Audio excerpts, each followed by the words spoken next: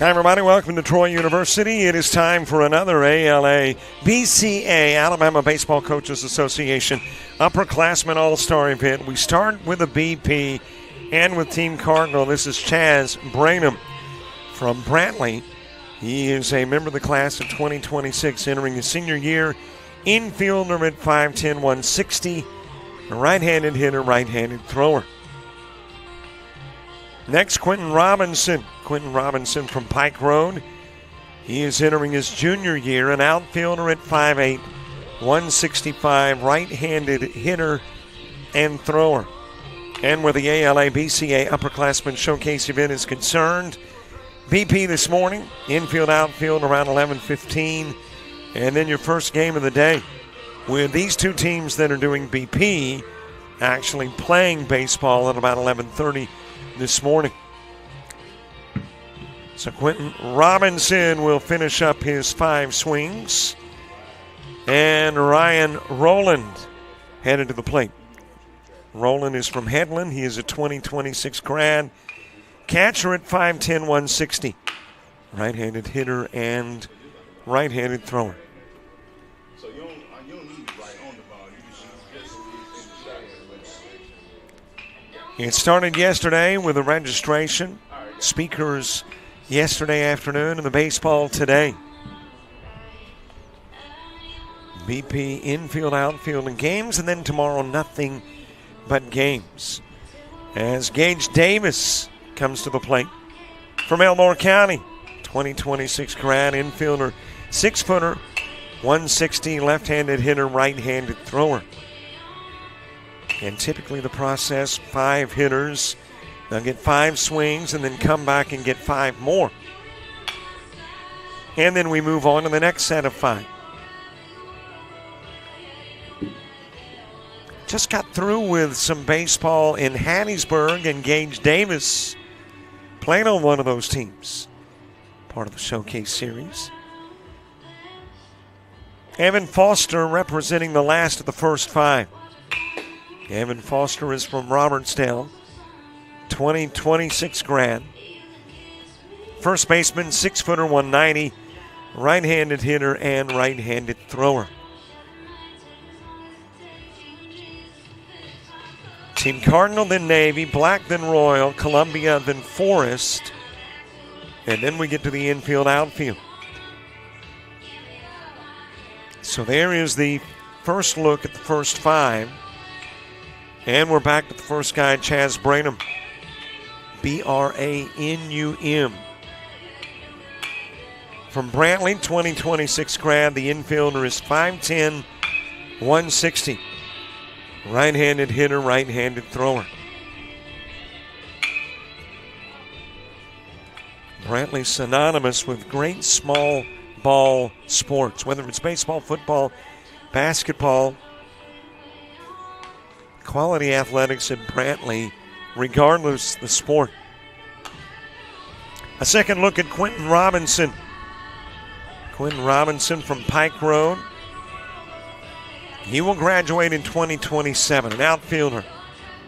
5'8", 165, right-handed hitter and right-handed thrower.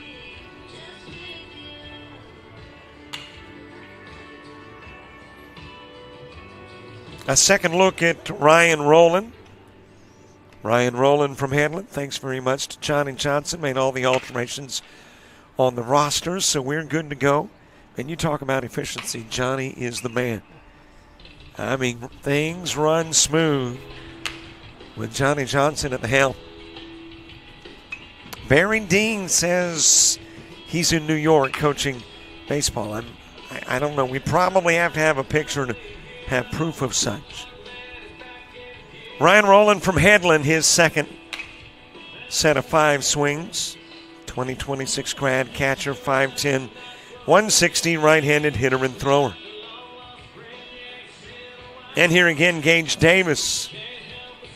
Gage Davis of Elmore County, 2026 grad, infielder, 6', 160 pounds, left-handed hitter, right-handed thrower. I mentioned seeing him in Hattiesburg. I think he was with the Gulf Coast Pelicans 18, which got to the championship game and then lost in that championship to Extreme 19.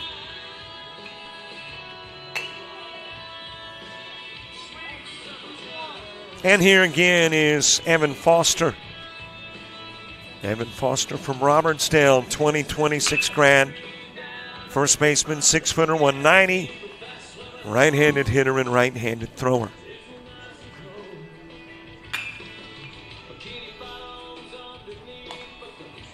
Upperclassmen this week. In 2 weeks, the underclassmen. A smaller agenda for the underclassmen, only 4 teams. Which means obviously a smaller BP and fewer overall games. Here is your second set of 5. Wells Gainey will start it. Gainey's from Arrington. He is entering his senior year. A catcher at 5'6", 170. Right-handed hitter, right-handed thrower.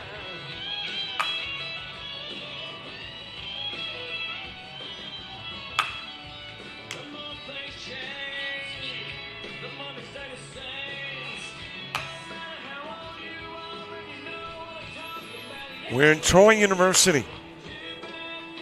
2-time national champs, 16-time conference champions, 22 NCAA regional appearances, part of the Sun Belt.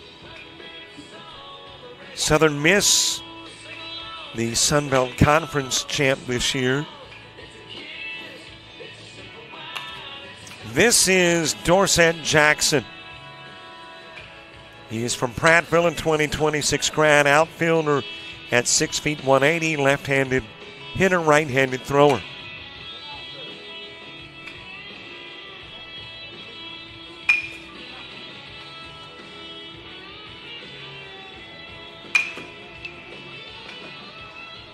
And next, Carter Judah.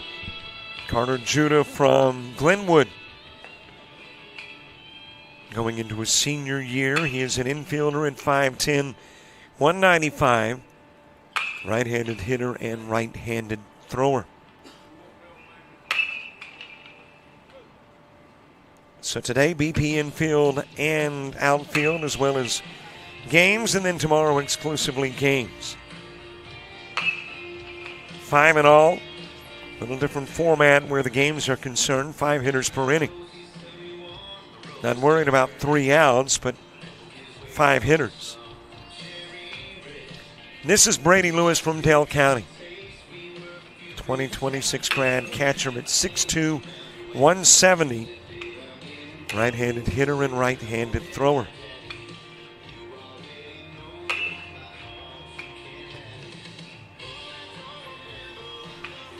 Had a little rain in the forecast earlier this morning. And we will see what the weather holds here. It's not uncommon to see some precip during the upper or underclassmen showcase event. Brady Lewis finishing up his 5. This is Porter Nelson. Porter Nelson is from Opp High School. They're in Covington County. And a Florella grad is their baseball coach, Mike Cassidy. 2027 grad, outfielder and right-handed pitcher. 6'2", 195, left-handed hitter and right-handed thrower.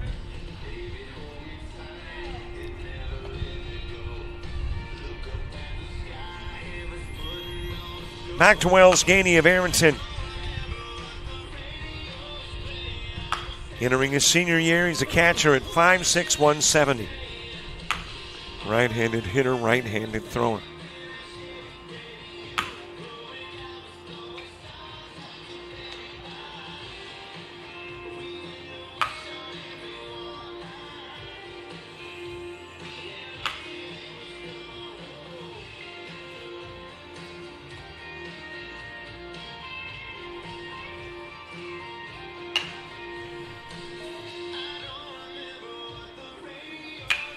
A second look at Dorset Jackson from Prattville.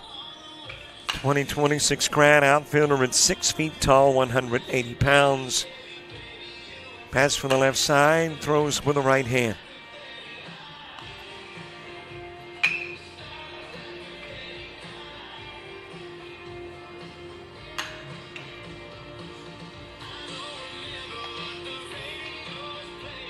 Carter Judah next. Carter Judah from Glenwood, 2026 grad infielder at 5'10", 195, right-handed hitter, right-handed thrower.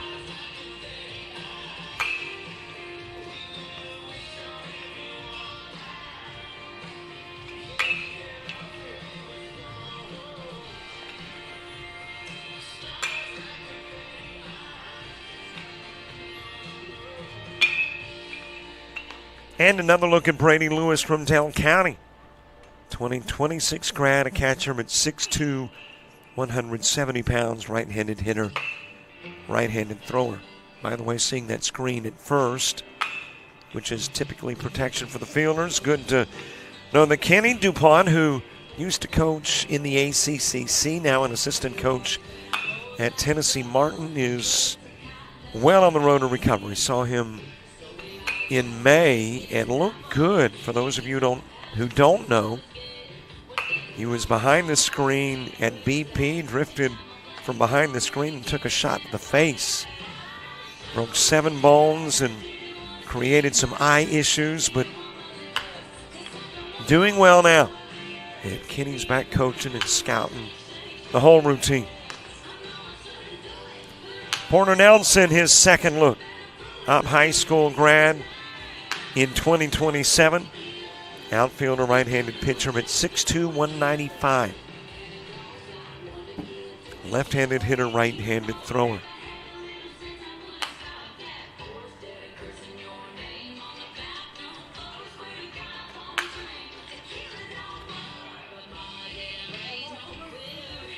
And that's the last of your second set of 5.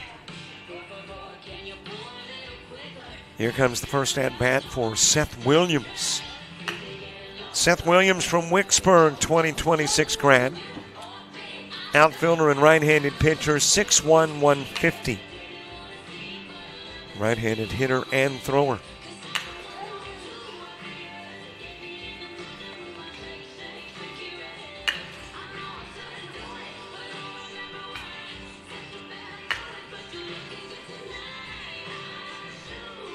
Next is Easton Kilpatrick. Kilpatrick is another Purple Cat from Aronson. Entering his senior year, infielder and right-handed pitcher. 5'10", 170, right-handed hitter, right-handed thrower.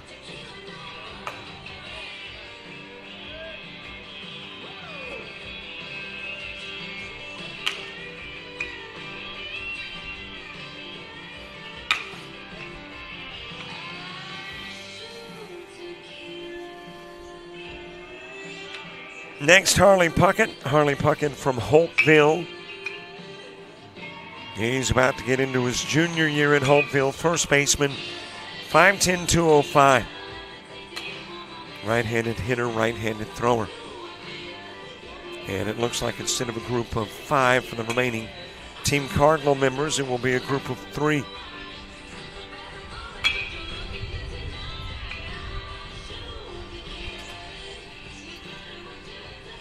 And we are back to Seth Williams. Seth Williams from Wicksburg, 2026 grad. Outfielder, right-handed pitcher, 6'1", 150. Bats from the right side, throws from the right side.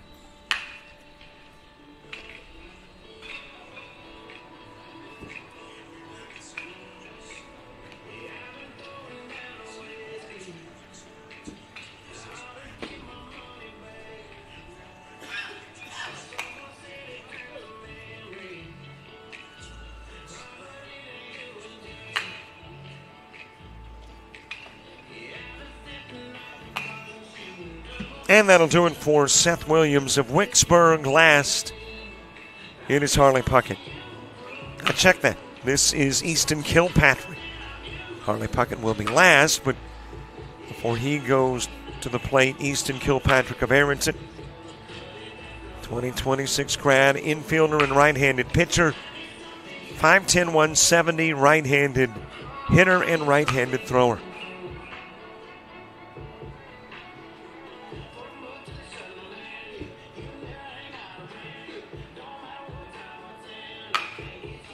And now the last of the Cardinals.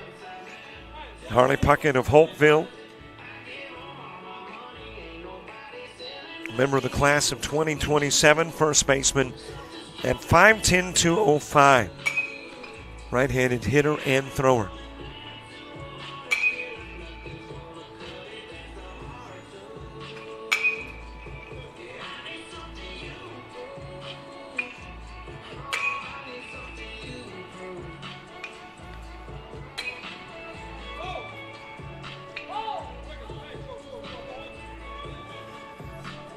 And that is it for Team Cardinal.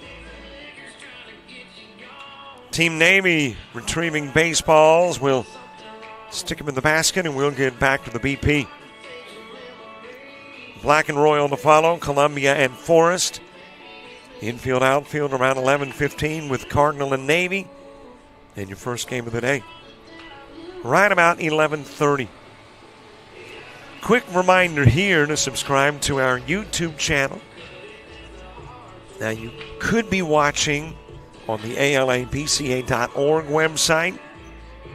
If you are, when you go to YouTube, put JockJive Sports in the search engine. If you are watching on JockJive.com, you're watching on the YouTube channel. So the process is simple. Just a mere click of the button. Nothing to fill out, no paperwork, no background checks. No credit card or debit card information. Just a mere click. And I think we are 2 away from 6,700. That's our new short-term goal. So subscribe if you don't mind. Cross Bowen starting off Team Navy. He is from Coleman. 2027 grad, outfielder, and right-handed pitcher. 5'10", 145. Left-handed hitter, right-handed thrower.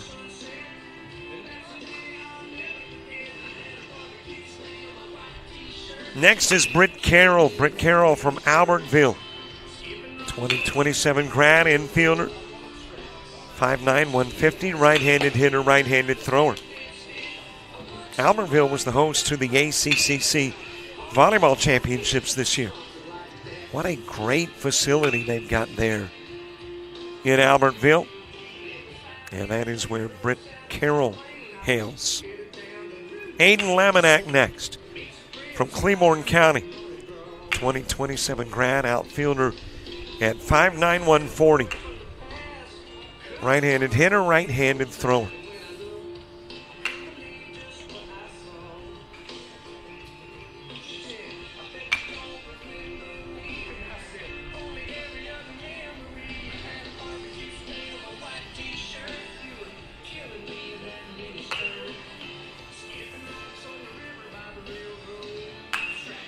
This is Eli Burns. Eli Burns from Fayetteville. 2027 grad, outfielder at 5'10", 165. Right-handed hitter and right-handed thrower.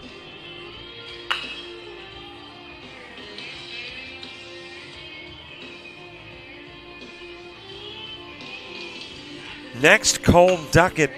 Cole Duckett from Hewitt-Trussville. Graduating next May, an outfielder at 6'1", 160. Right-handed hitter, right-handed thrower.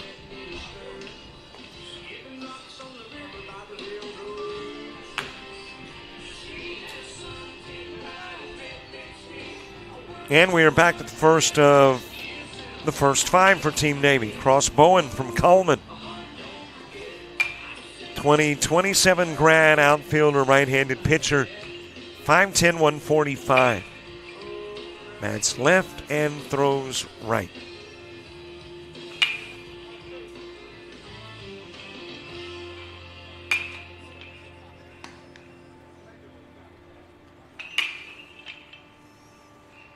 A second look at Britt Carroll. Britt Carroll from Albertville. 2027 grad, infielder at 5'9", 150. Right-handed hitter, right-handed thrower.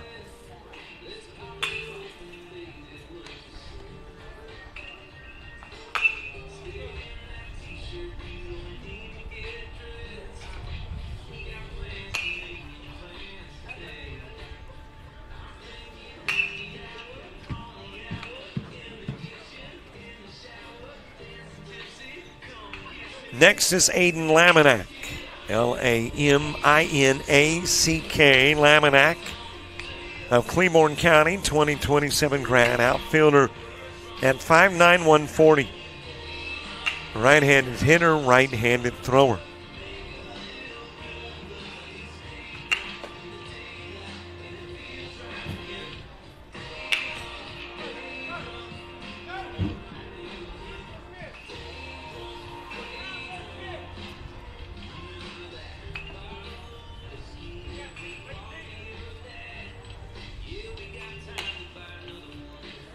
This is Eli Burns. Eli Burns from Fayetteville. 2027 grad, outfielder at 5'10", 165. Right-handed hitter, right-handed thrower.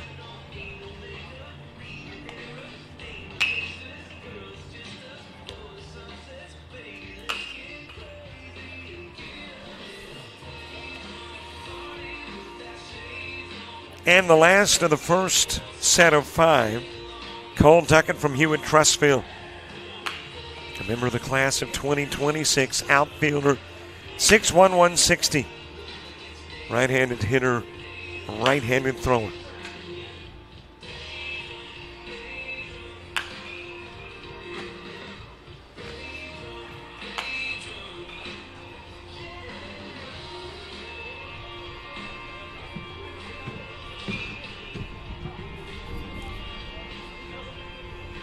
Your next group of 5 starts with Zane Edwards. Zane Edwards from Spring Garden. He'll be entering his senior year in the fall. Infielder and right-handed pitcher at 5'9", 175. Right-handed hitter and right-handed thrower.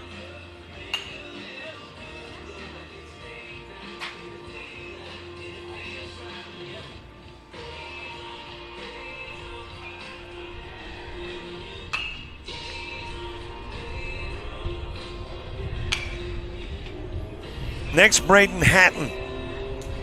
Braden is from Russellville, a 2026 grad, infielder. 5'8", 165, right-handed hitter, right-handed thrower.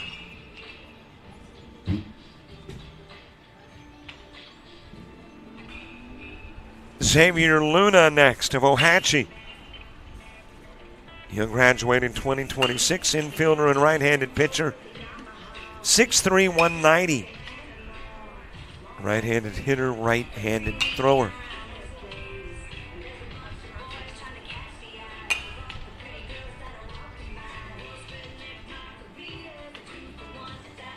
This is Jashawn Moten. Jashaun Jashawn Moten of Tuscaloosa County. Entering his senior year, an outfielder at 6'4", 190. He's a right-handed hitter and right-handed thrower.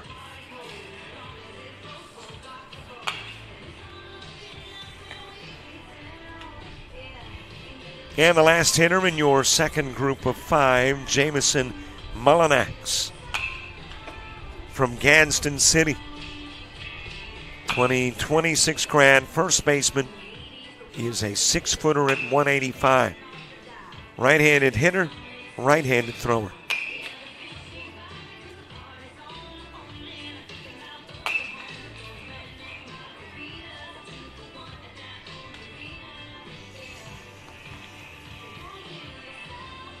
And we hit back to the first of the 5, Zane Edwards. From Spring Garden, 2026 grad, infielder and right-handed pitcher, 5'9", 175. Right-handed hitter and thrower.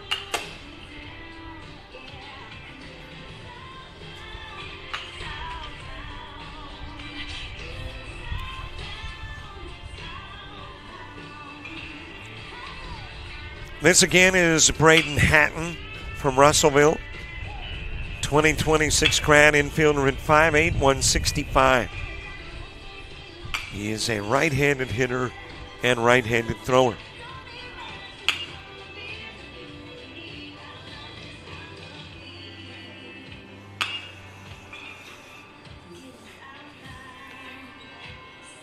Next, Xavier Luna.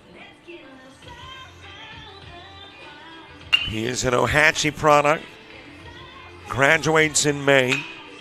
Infielder and right-handed pitcher, 6'3", 190. Left-handed hitter and right-handed thrower.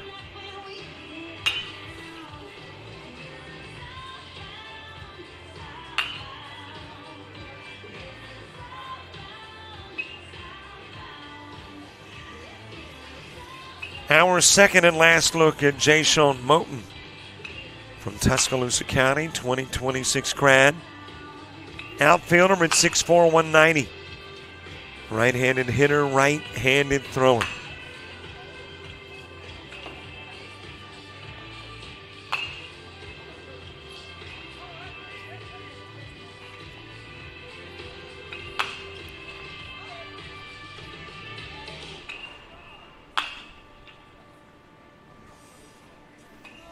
And last in your second group of five, Jamison Mullinax. He is a Gadsden City product, 2026 grad. First baseman at 6 feet, 185. Right-handed hitter and right-handed thrower.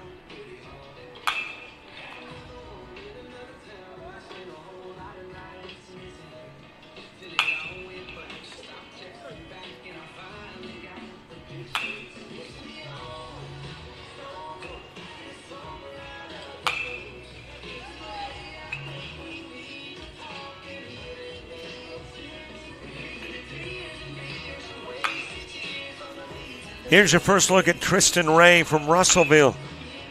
2027 grad, catcher at 5'10", 180. Right-handed hitter and right-handed thrower.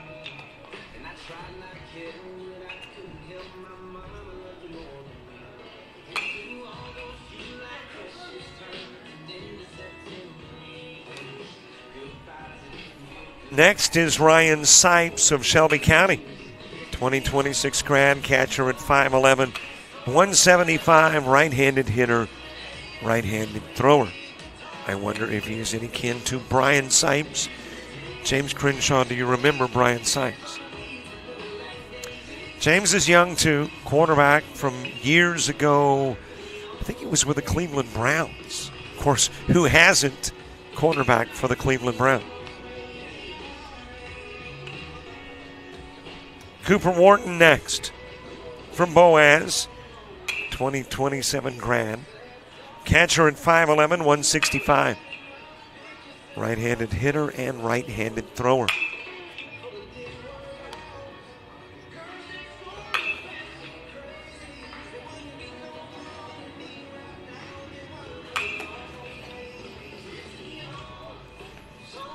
Next is Matthew Wilson. Matthew Wilson from Cleburne County, 2027 grad, a first baseman, 6'1", 180. Bats from the left side, but is a right-hander throwing.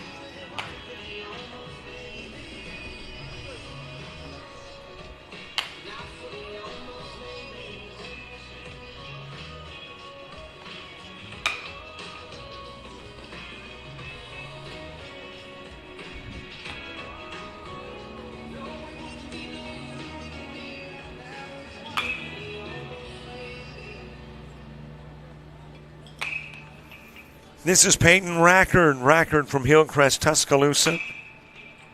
2027 grad, infielder at 5'11", 200 pounds. Right-handed hitter and right-handed thrower.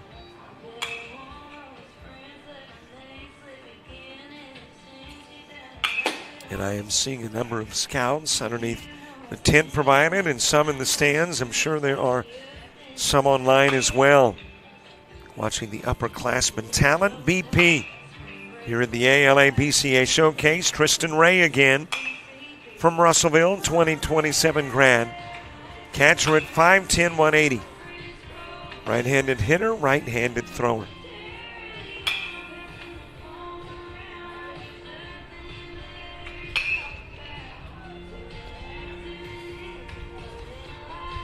A second look at Ryan Sipes from Shelby County. 2026 grad, catcher, 5'11", 175. He is a right-handed hitter and a right-handed thrower.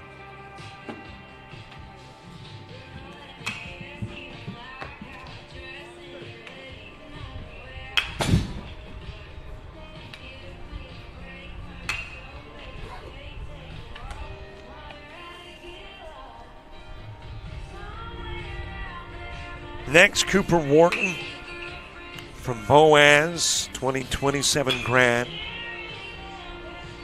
Catcher at 5'11", 165. He is a right-handed hitter and a right-handed thrower.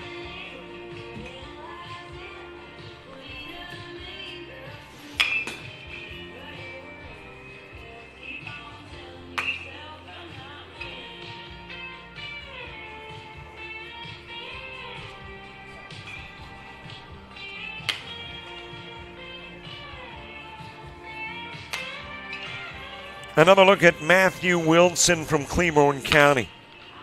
2027 grad, first baseman, 6'1", 180. Left-handed hitter, right-handed thrower.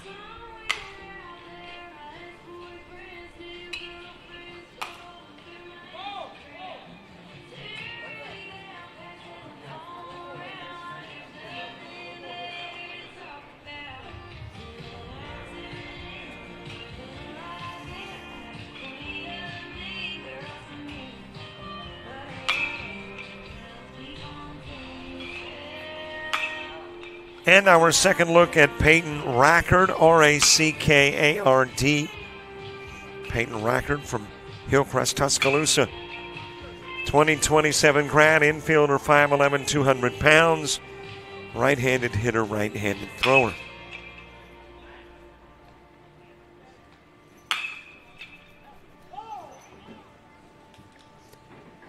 And that's it for Team Navy. So we got Team Cardinal, Team Navy, their BP in. And as anticipated, as I mentioned, the ALABCA showcases like a well-oiled machine. And our schedule says Team Black comes to the plate at 9:45. It looks like they're going to get to the plate a little bit early. As we have seen Cardinal and Navy next, it is Black and Royal. And it looks like maybe Royal will bat first, Black in the field.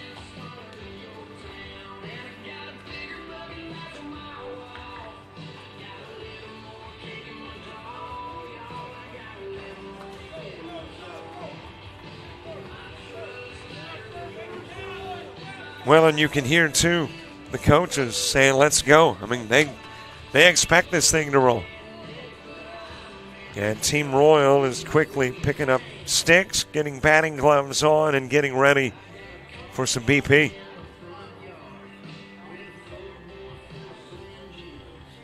So we've got Cardinal and Navy done. Still Black, Royal, Columbia, and Forest. We'll get some infield, outfield from Cardinal and Navy and get your first game underway right about 11:30. With Cardinal and Navy, then infield, outfield for Black and Royal, followed by the Black and Royal game, infield, outfield for Columbia and Forest. And then Columbia and Forest will play, and starting around 6 o'clock tonight, nothing but games through the remainder of the showcase. Camden Collins starting things off for Team Royal. From Fairview, member of the class of 2027, an outfielder, 6 feet tall, 160, right-handed hitter, right-handed thrower.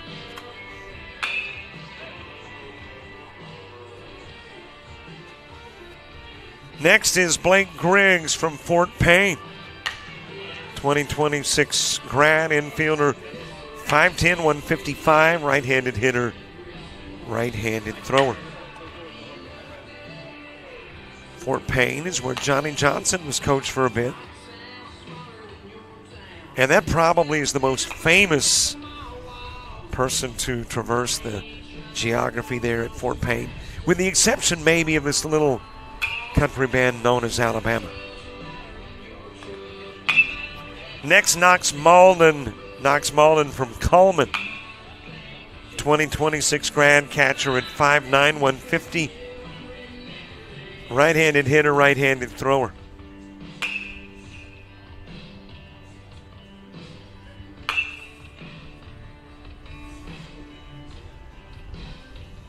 Next is Herbert Reyes. He's from Pike Road, 2026 grad infielder, 5'9", 165, right-handed hitter and right-handed thrower.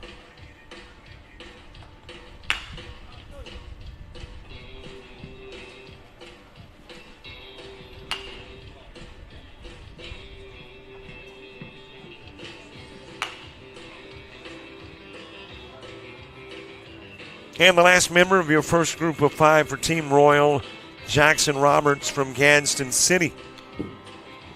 2027 grad, an outfielder. 5'10", 155, right-handed hitter, right-handed thrower.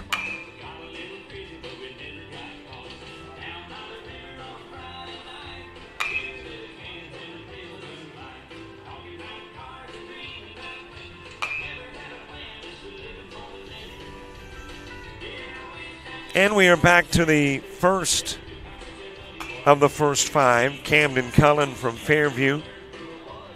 2027 grad outfielder, 6 feet tall, 160. Right-handed hitter and thrower.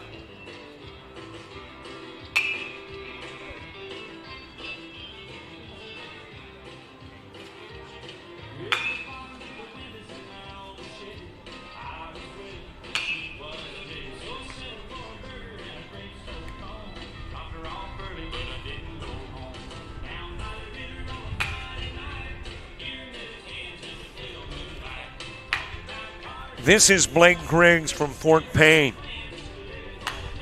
2026 graduate infielder, 5'10", 155. Right-handed hitter, right-handed thrower.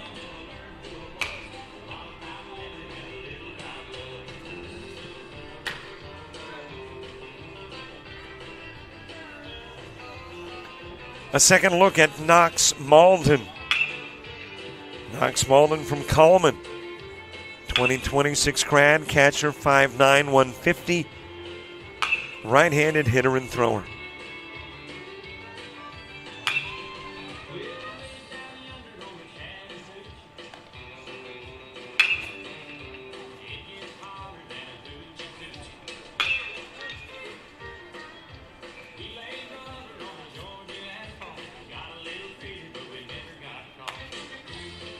Next, Herbert Reyes, R-E-Y-E-S. Herbert Reyes of Pike Road.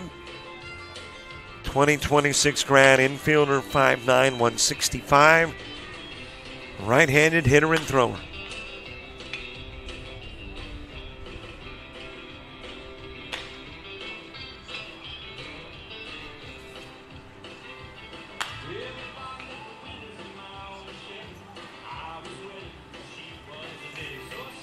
And the last of your first Team Royal 5, Jackson Roberts. He is from Gadsden City, 2027 grad outfielder, 5'10", 155. Right-handed hitter, right-handed thrower.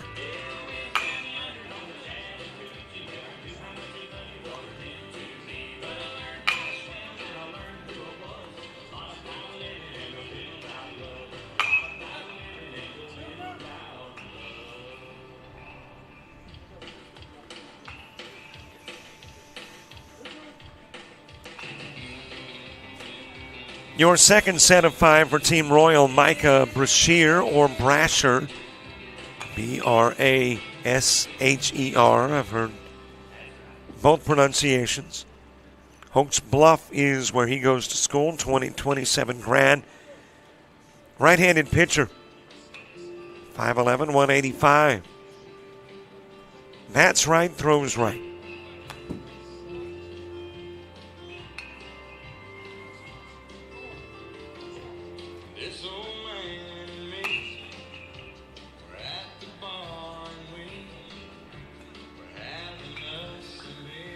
Next is Will Calhoun. Will Calhoun from Benjamin Russell. 2026 grad outfielder, 6'3", 180. Right-handed hitter, right-handed thrower.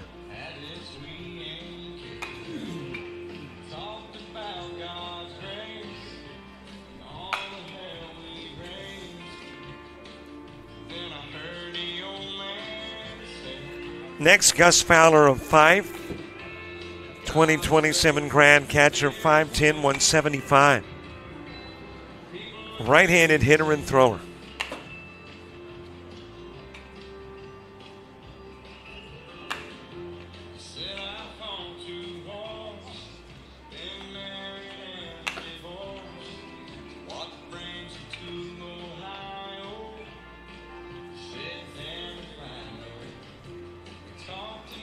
This is Ben Heath. Ben Heath from Oak Mountain. He will be a senior the upcoming year, first baseman at 5'11", 190. Right-handed hitter, right-handed thrower.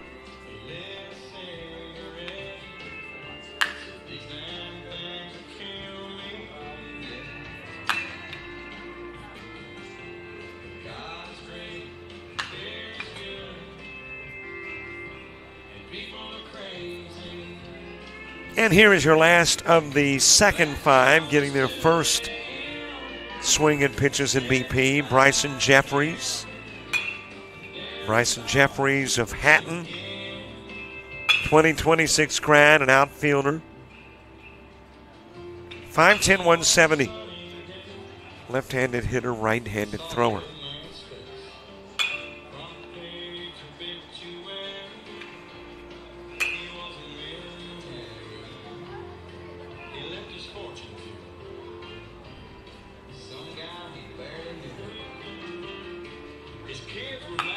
We are back to Micah Brasher from Hoax Bluff, 2027 grad, right-handed pitcher, 5'11", 185.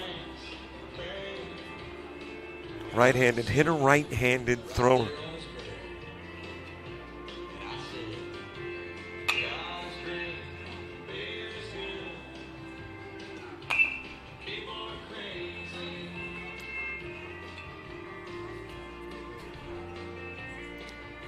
Will Calhoun next of Benjamin Russell.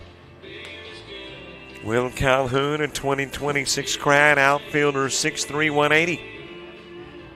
Right-handed hitter, right-handed thrower.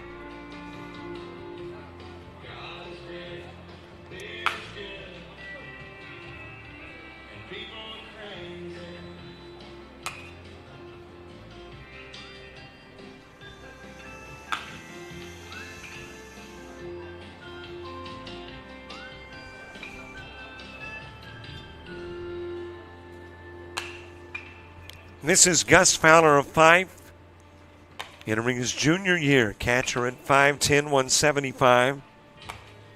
Right-handed hitter, right-handed thrower.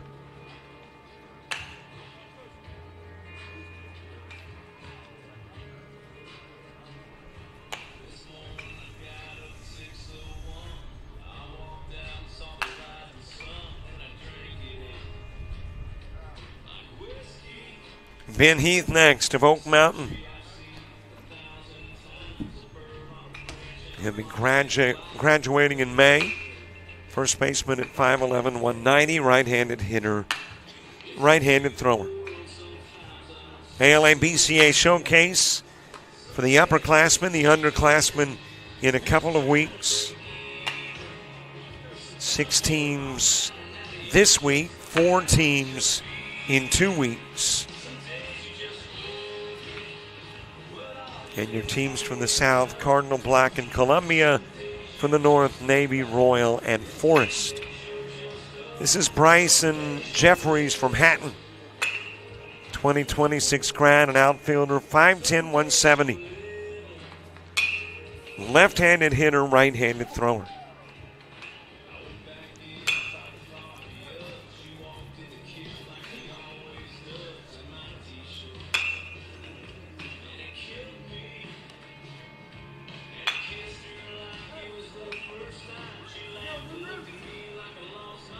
And that is your second group of 5 for Team Royal. And it looks like we've got a third set of 5 and maybe about 3 additional hitters for Royal. Cal Lawrence next of Glenwood. 2026 Grand catcher at 6'1", 190. Right-handed hitter and right-handed thrower.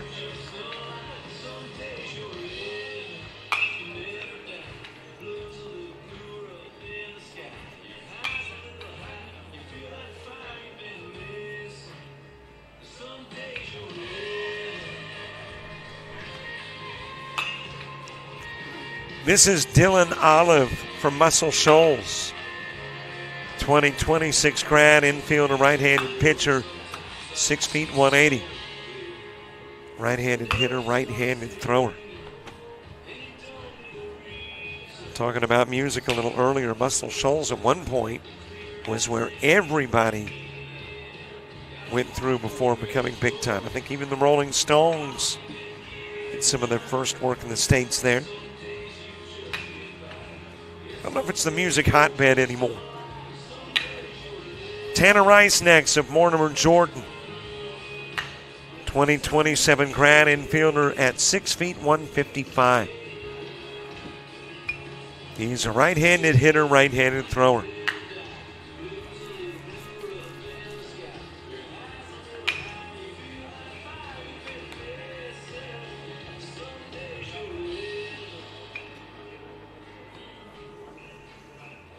Next is Devin Scott. Devin Scott of Shades Valley. 2026 grad infielder, 5'8", 185. Right-handed hitter, right-handed thrower.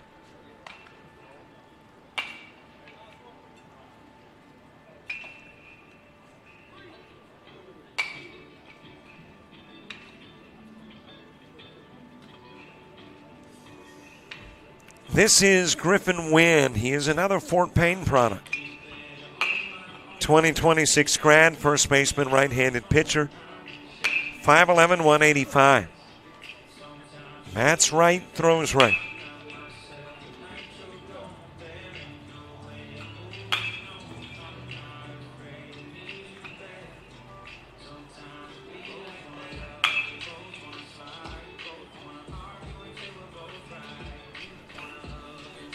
We're back to Cal Lawrence. Cal Lawrence from Glenwood. 2026 grad catcher at 6'1", 190. Right-handed hitter and thrower.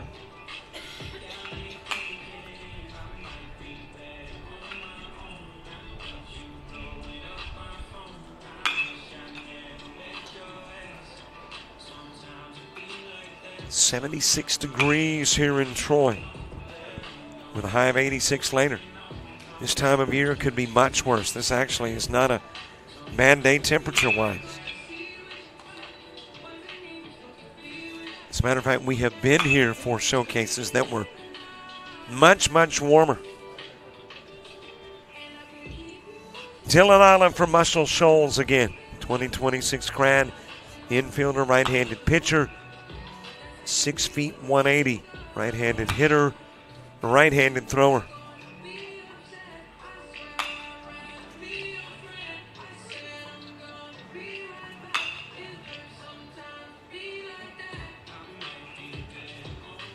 I think it was about 3 years ago, maybe 4, when temperatures were around 100.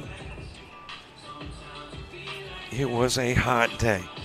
And 2, at that particular time, they were doing renovations to the press box. Yeah, we were behind center field, just trying to find a little shade.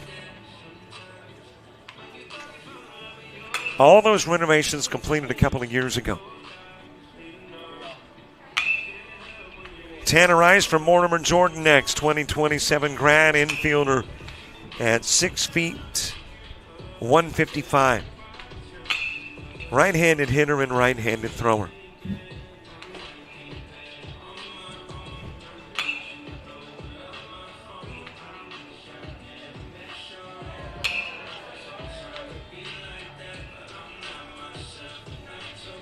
This is Devin Scott. Devin Scott of Shades Valley. 2026 grad infielder at 5'8", 185. right-handed hitter and thrower.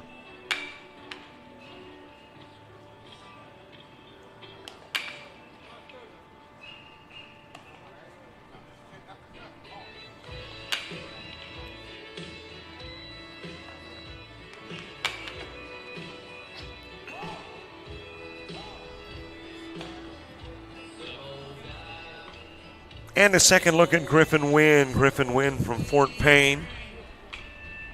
2026 grad, first baseman and right-handed pitcher. 5'11", 185. Bats right, throws right.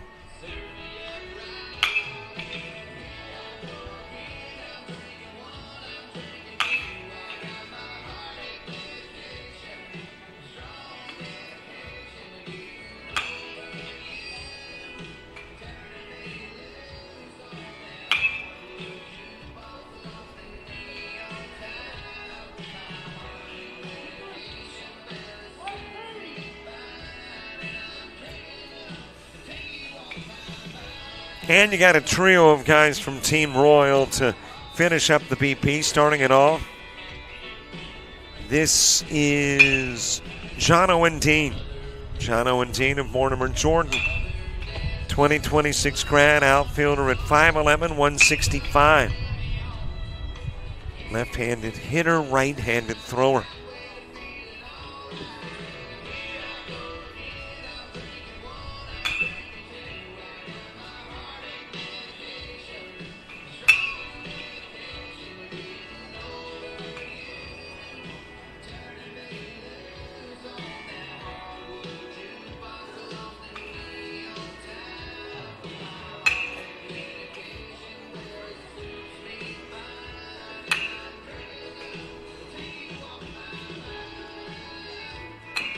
Your first look at Walker Dean from Coleman, 2027 grad. Right-handed pitcher. He is the tallest of hitters thus far. 6'6", 245. Right-handed hitter and right-handed thrower.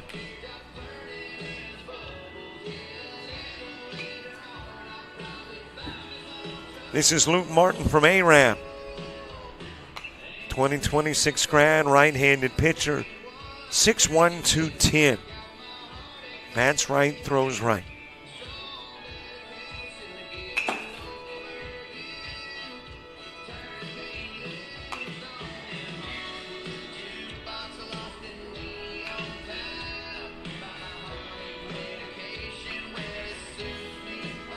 And back to Jono and Dean. A Mortimer Jordan product, 2026 grad, outfielder at 5'11", 165. He is a left-handed hitter and throws right-handed.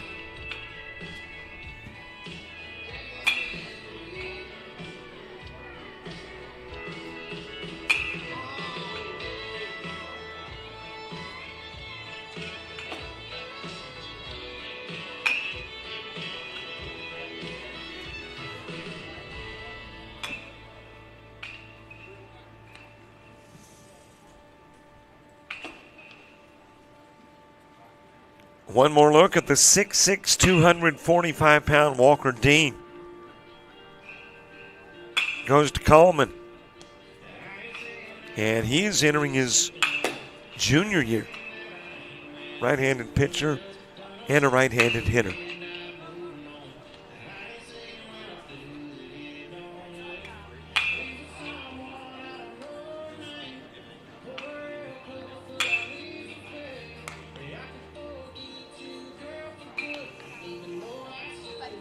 And the last of the hitters for Team Royal, this is Luke Martin.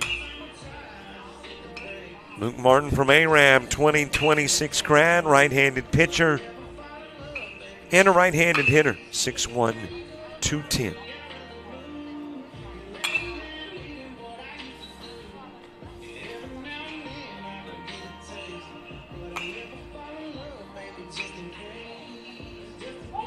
And there you have it, all of Team Royal. So we've seen Team Cardinal and Navy. We've seen Royal. We will now see Black.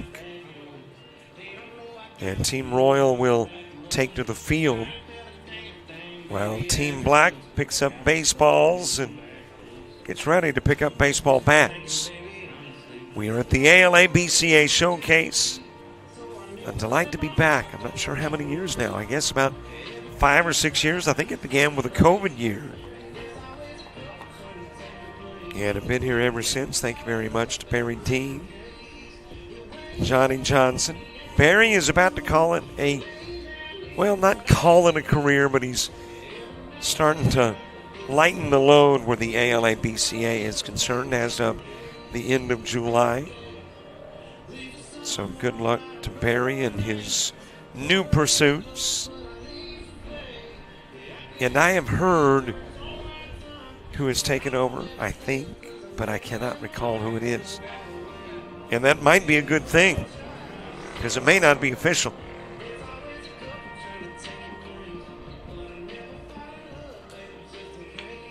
But a delight to again be working with the ALABCA. This is Aiden Story starting things off for Team Black from Paul Bryant. He is an outfielder and right-handed pitcher, 6'2", 180. Right-handed hitter, right-handed thrower. And a member of the class of 2026.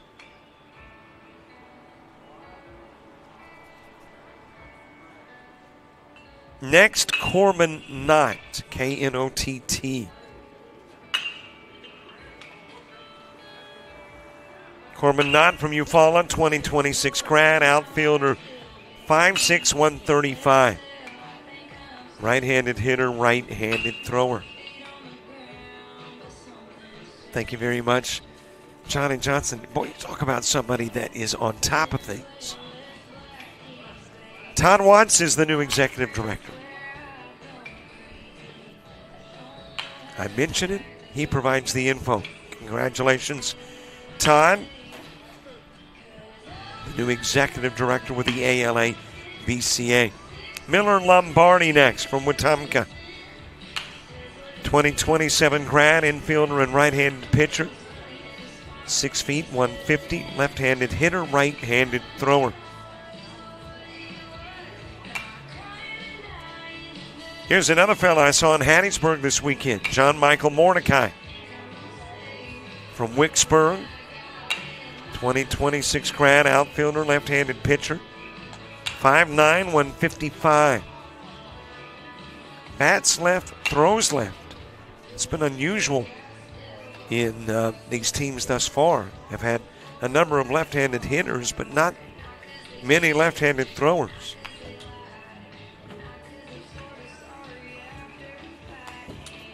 This is Bryce Brooks from Alberta. 2026 grad, infielder, 5'11", 170. Right-handed hitter, right-handed thrower.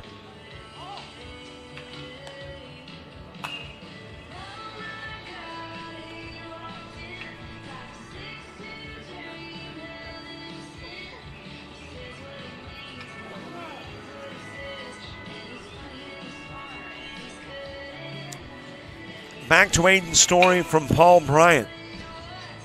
Entering his senior year, outfielder and right-handed pitcher. 6'2", 180. He is batting from the left side and is a right-handed thrower.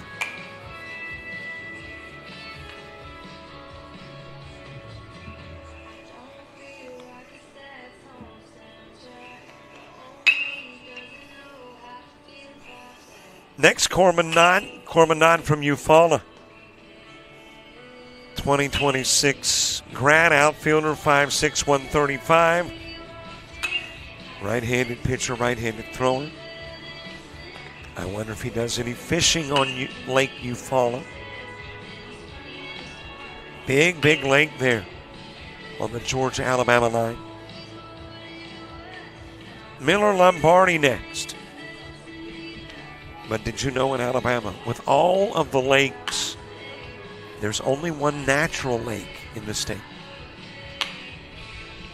I'll let you take a ponder at which one that might be. Miller Lombardi from Wetumpka, 2027 grad. Infielder, right-handed pitcher, 6 feet 150. Left-handed hitter and a right-handed thrower.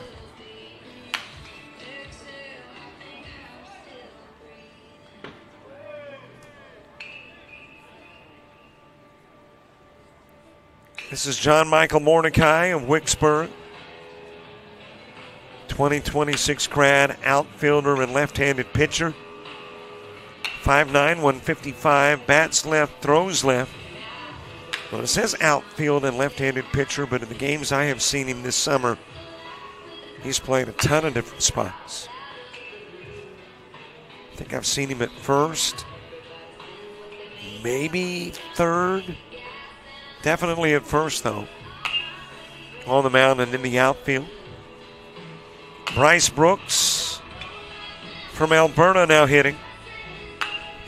2026 grad, infielder, 5'11", 170. Right-handed hitter, right-handed thrower.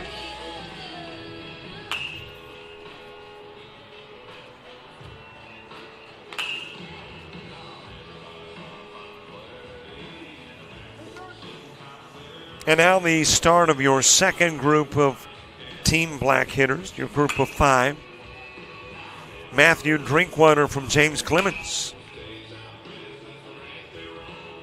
2026 grad, infielder, right-handed pitcher. 6'1", 190. Right-handed hitter, right-handed thrower.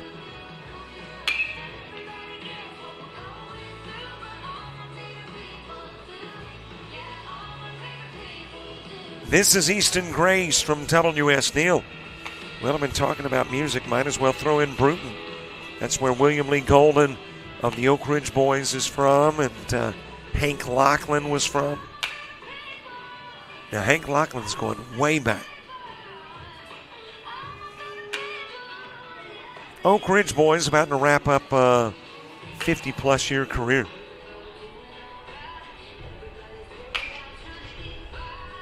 '26 grad, catcher, 6'3", 180. Right-handed hitter and thrower. Another product of Eufaula, this is Mac Hayes. Hayes entering his junior year. He's a first baseman at 6 feet, 185. Right-handed hitter, right-handed thrower.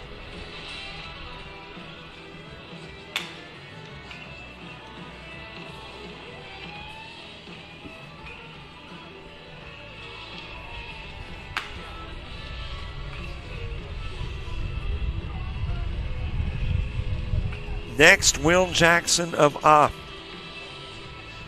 2026 grad, first baseman, 5'10", 160. Right-handed hitter and thrower.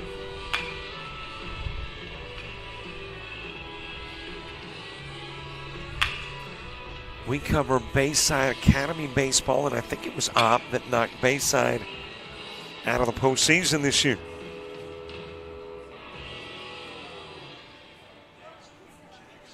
Braden Murray next from University Charter. 2026 grad, outfielder, right-handed pitcher, 6'1", 185. Right-handed hitter and right-handed thrower.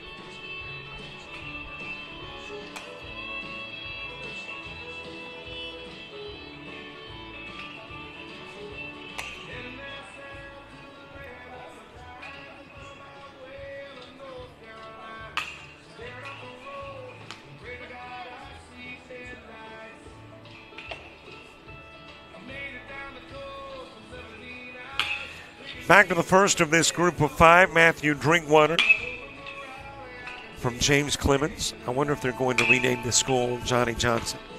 Well, okay, probably not, but Johnny, the coach there, great job for James Clemens. 2026 grad is Drinkwater, infielder, right-handed pitcher, 6'1", 190. Right-handed hitter and thrower. Easton Grace of W.S. Neal. Entering his senior year, catcher at 6'3", 180. right-handed hitter and right-handed thrower.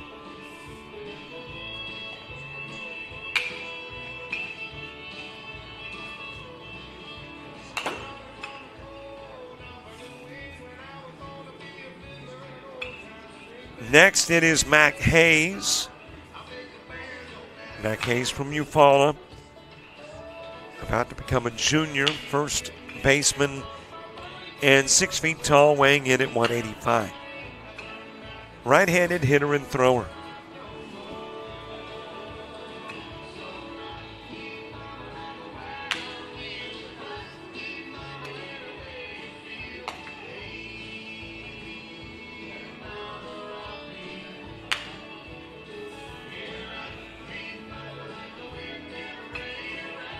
Will Jackson next from Up. 2026 grad, first baseman, 5'10", 160. Right-handed hitter and right-handed thrower.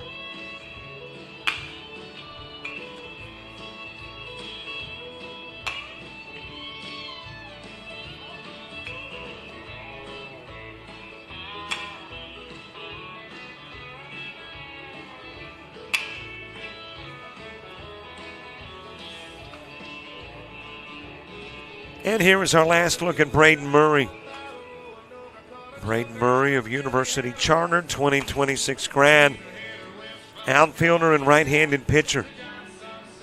6'1", 185. He is a right-handed hitter.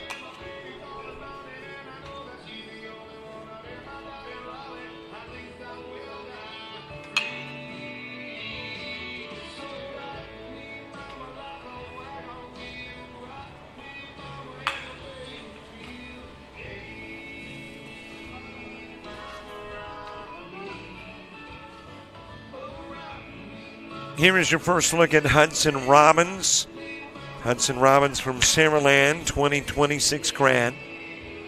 Catcher at 5'11", 190. Right-handed hitter, right-handed thrower.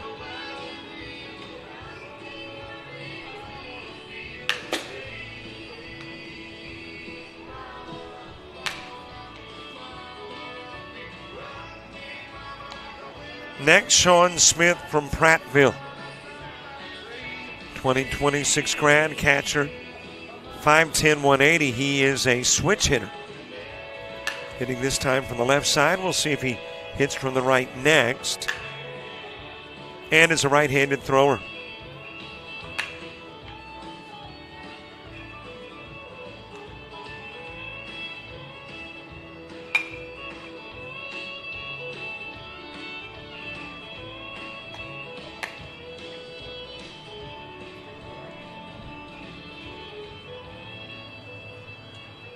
Next, Ashton Trammell from Headland. 2026 grad, infielder, 5'10", 180. Right-handed hitter and right-handed thrower.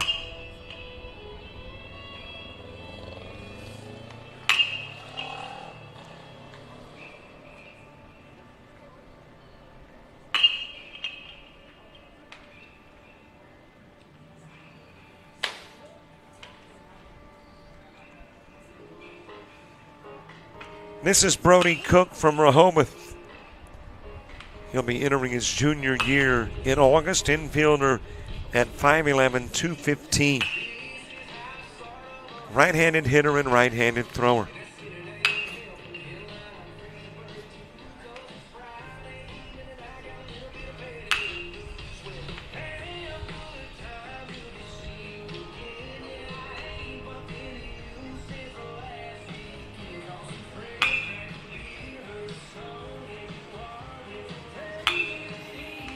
Luke Hudson from ARAB swinging the stick. 2026 grad, outfielder, 5'11", 205. He's a right-handed hitter and a right-handed thrower.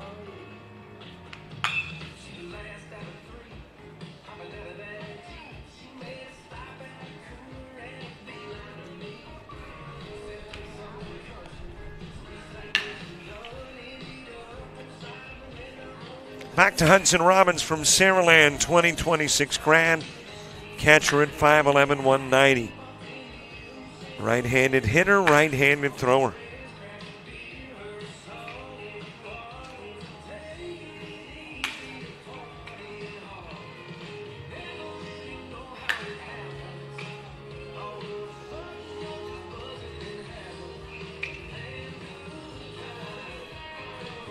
Sean Smith next from Prattville. 2026 grad catcher, 5'10", 180, and he hit from the left side. His last 5, the right side his next 5. Switch hitter. And a right-handed thrower.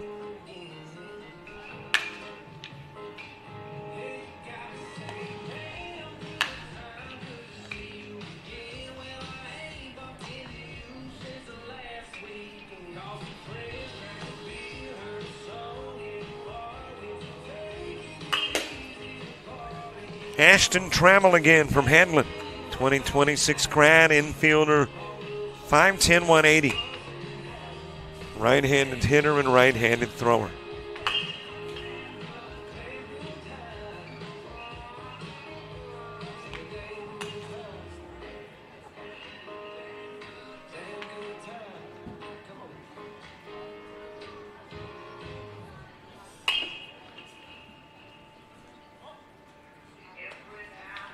This is Brody Cook of Rehoboth. His second repertoire there at the plate. 2027 grad infielder at 5'11", 215. Right-handed hitter and right-handed thrower.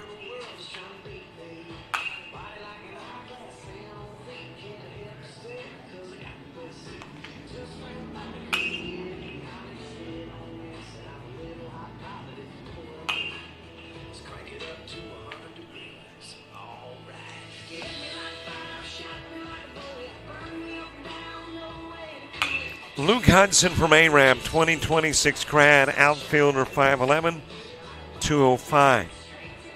Right-handed hitter and thrower.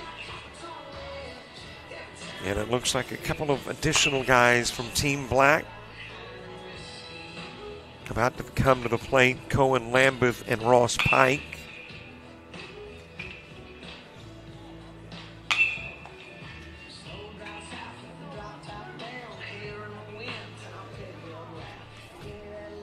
This is Cohen Lambeth. He is a Baldwin County product, 2026 grad. Right-handed pitcher at 6'3", 235. And a right-handed hitter as well.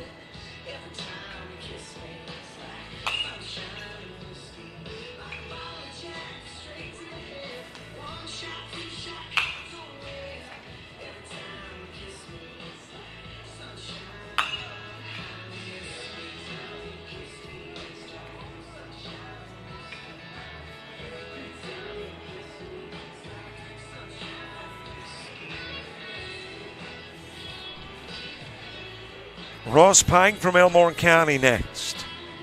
2027 grad, right-handed pitcher. 6'3", 190. Right-handed hitter as well.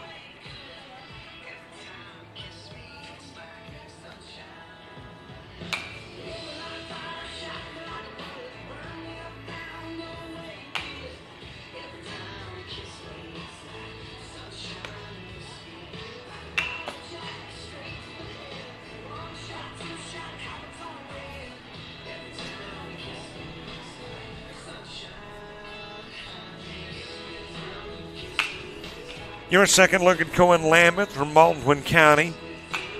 2026 grad, right-handed pitcher, 6'3", 235. Right-handed hitter as well.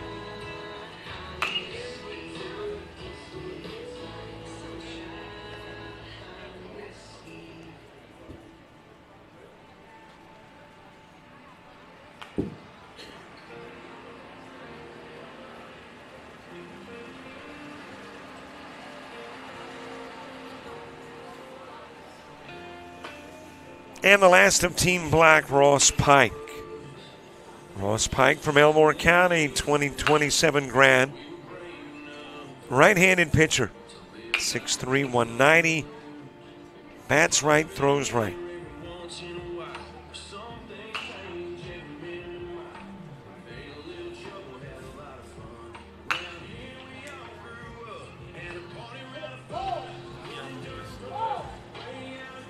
And that is it for Team Black.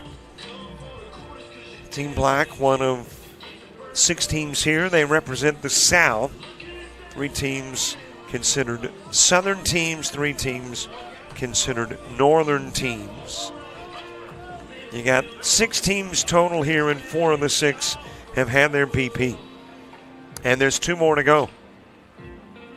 Columbia and Forest. It looks like Forest is going to take to the field, and Columbia will come to the plate to begin with. Still running about 15 minutes ahead of schedule. And no complaining there. We like getting ahead, not behind.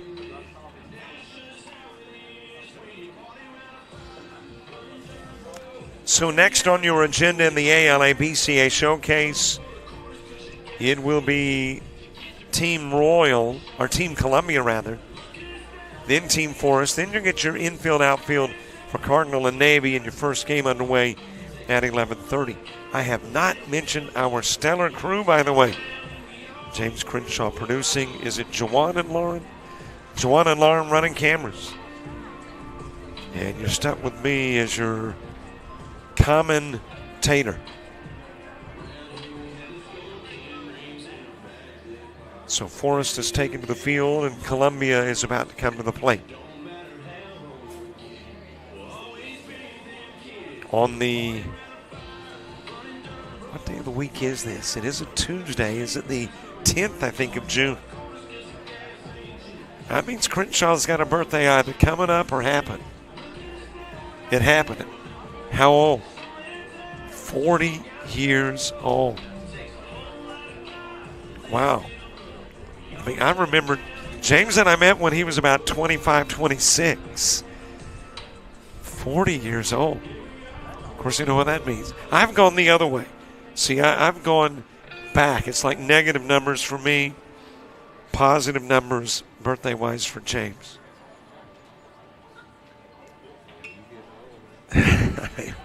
I am getting up there, but happy belated birthday to James. Columbia and Forest. And Columbia gathering around the coaches, the 3 coaches for Columbia. J.D. Pruitt of Coastal Alabama South, Jeremy Patterson of Huffman, and Corey Hamrick of Shelby County. I'm not sure which, if that is a coach of the team or maybe one of the officials just kind of directing traffic. And saying, okay, you guys head on over to the Turtle. Let's get the BP underway. And Tucker Doswell apparently is going to be the first to take some swings for Columbia in BP.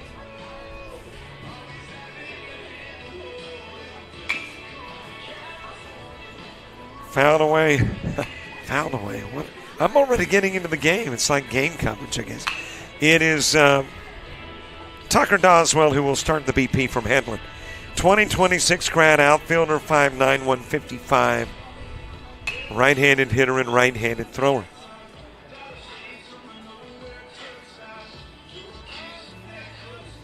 Next, Brody Lowry of Aronson. 2026 grad infielder, 5'10", 145. Bats left and throws right.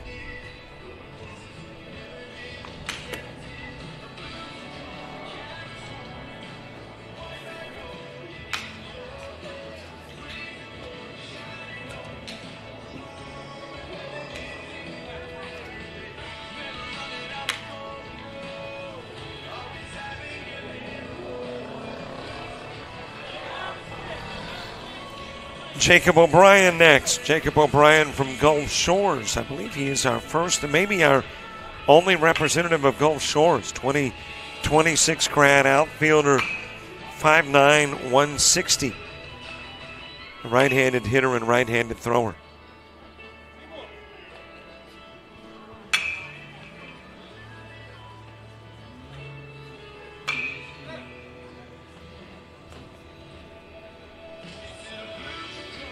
Next, Landon Rudd. Landon Rudd from Opelika.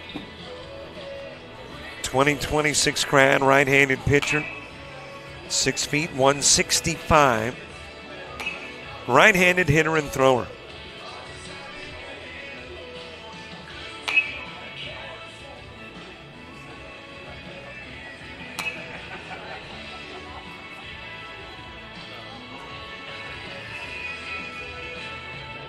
And apparently there are, I'm assuming, either 13 or 18 members of Team Columbia, because this group is comprised of 3. And we're back to Tucker Doswell. Doswell from Headland, 2026 grad. Outfielder, 5'9", 155, right-handed hitter and right-handed thrower.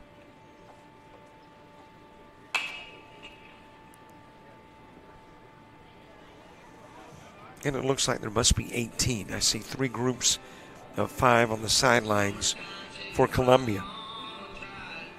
So this group is 3. The next 3 groups will be of 5. Brody Lowry of Arrington,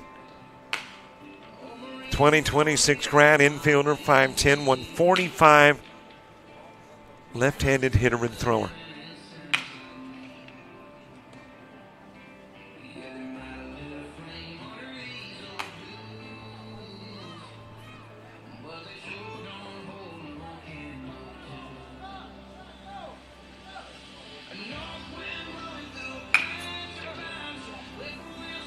And here is your last look at Jacob O'Brien.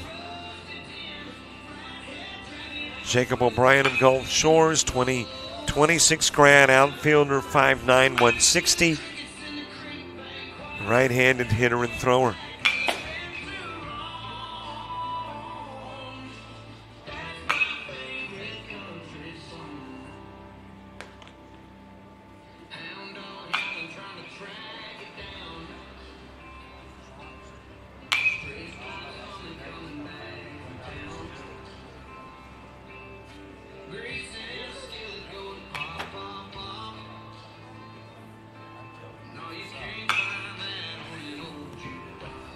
This is Landon Rudd. Landon Rudd of Opelika, 2026 grad. Right-handed pitcher, 6-footer, 165-pounder. Right-handed hitter as well.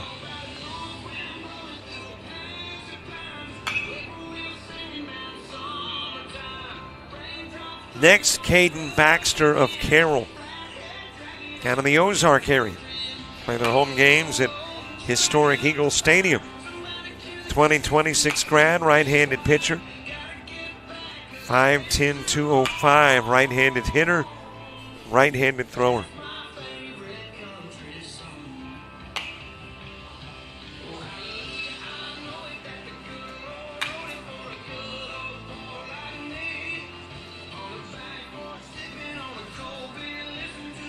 This is Tyler Booth from Rehoboth, 2026 grad, first baseman and right-handed pitcher, 6'1", 180. Bats right, throws right.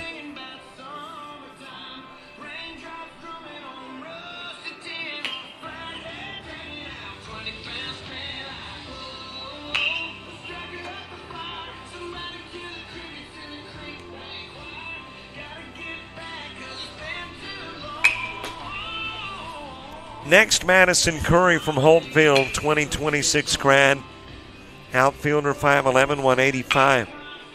Right-handed hitter and right-handed thrower.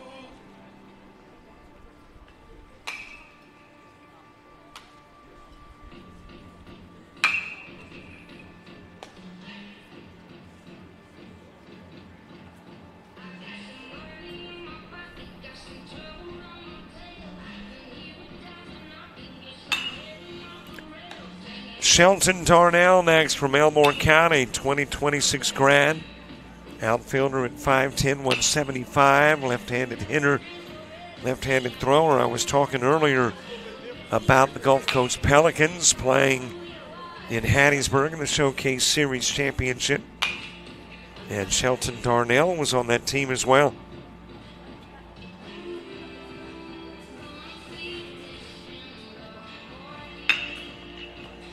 Carson Davis from Beauregard, entering his junior year, infielder and right-handed pitcher.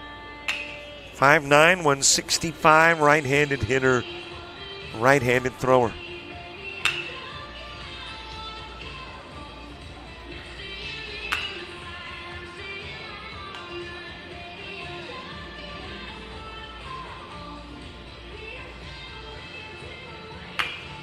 Well, this is Caden Baxter. Landon Rudd, I think, only got 5 swings, but Baxter to the plate, the Carroll product, 2026 grad. Right-handed pitcher, 5'10", 205.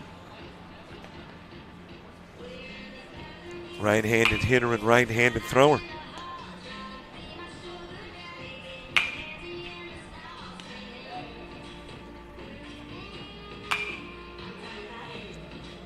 Good chance that Landon Rudd got 10 swings, and I only saw 5 of them. But we are into the second 5 and the second trip through the second 5. Tyler Booth, Rehoboth, 2026 grad, first baseman and right-handed pitcher. 6'1", 180. Right-handed hitter, right-handed thrower.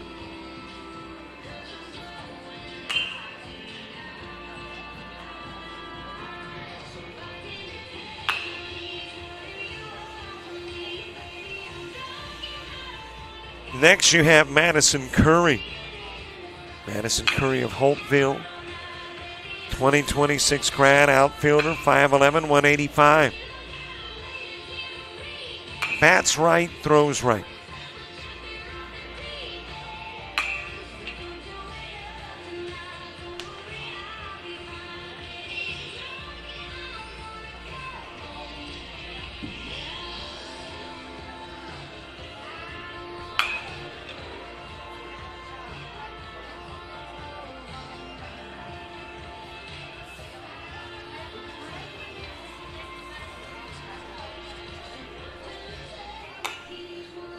This is Shelton Darnell again from Elmore County. Entering his senior year, an outfielder, 5'10", 175. Left-handed hitter, left-handed thrower. And another in a long line of Darnell baseball players from Elmore County.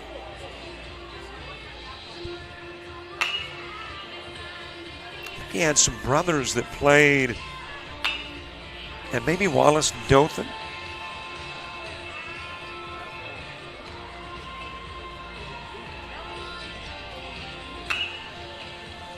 Carson Davis next to Beauregard, 2027 grad. Infielder and right-handed pitcher, 5'9", 165. Throws right, bats right.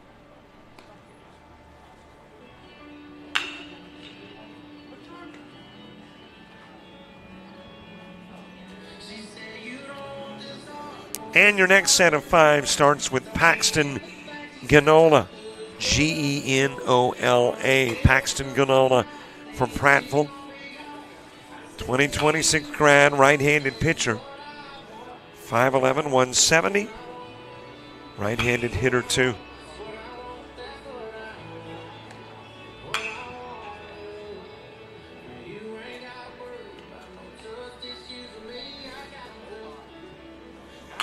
Alex Harrington from Fairhope next. 2026 grad, infielder, right-handed pitcher.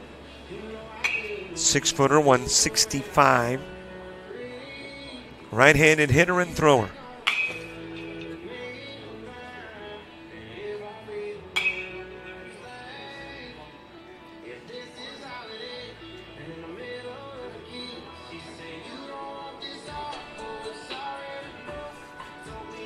Reed Hinton from Eufaula next. He is about to become a junior, a shortstop. 5'9", 175. He's a switch hitter too. Hitting from the right side this time. And a right-handed thrower.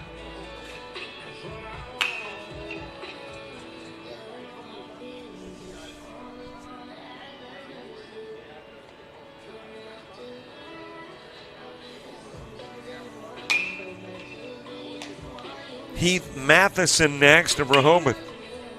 2026 grad infielder, 5'11", 175. Left-handed hitter and right-handed thrower.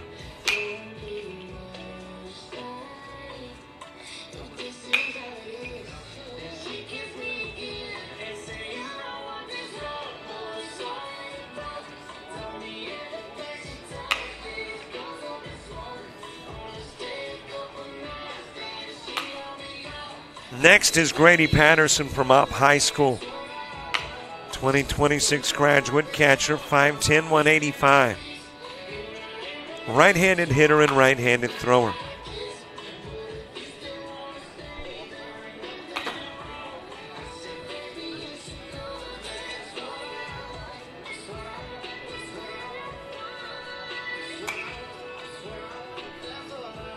Back to Paxton Ganola of Prattville. 2026 graduate. Right-handed pitcher, 5'11", 170. Right-handed hitter and thrower.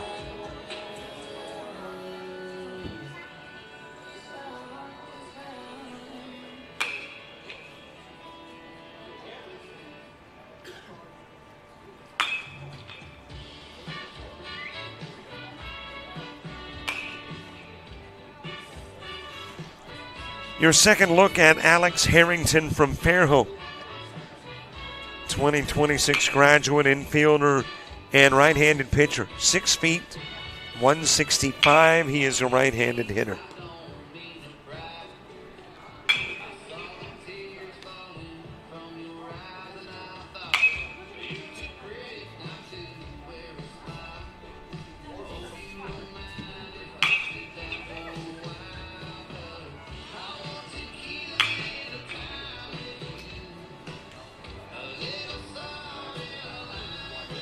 Next is Reed Hinton from Eufaula.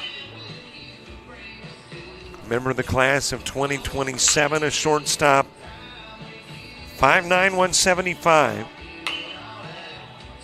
Switch hitter, but I think both times he's hit from the right side.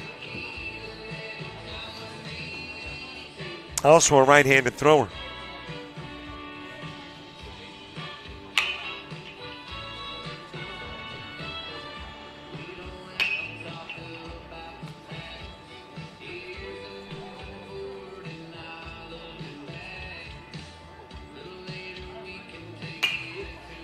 Heath Matheson next of Rehoboth, 2026 grad infielder, 5'11", 175.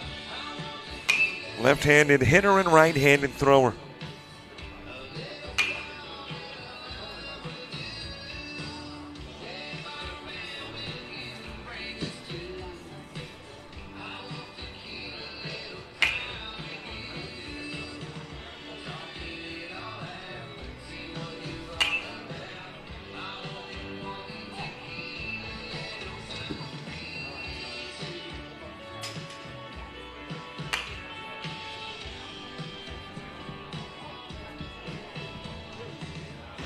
And your second look at Grady Patterson from Up High School.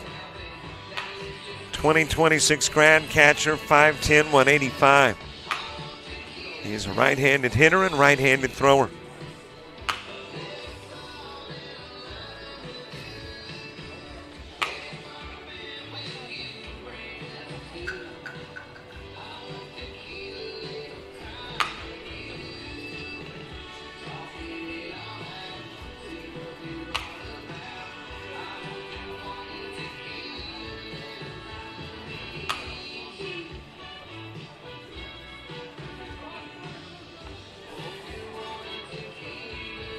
And here is your last group of 5. And it looks like it actually might be a group of 6. Ben Pugh of Orange Beach, 2027 grad infielder at 5'10", 170. Right-handed hitter and right-handed thrower.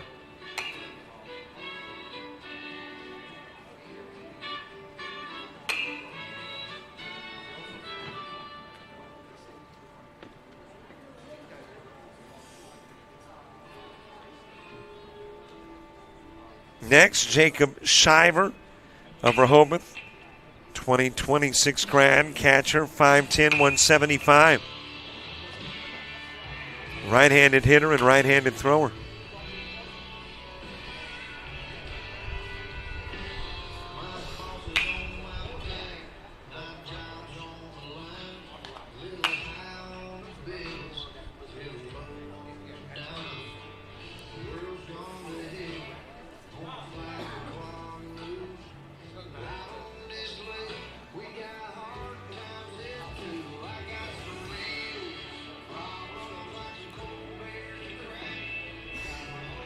Next hit is Davis Foshee. Davis Foshee of Stanhope Elmore, 2027 grad. He is a catcher. 5'10", 185, right-handed hitter and right-handed thrower.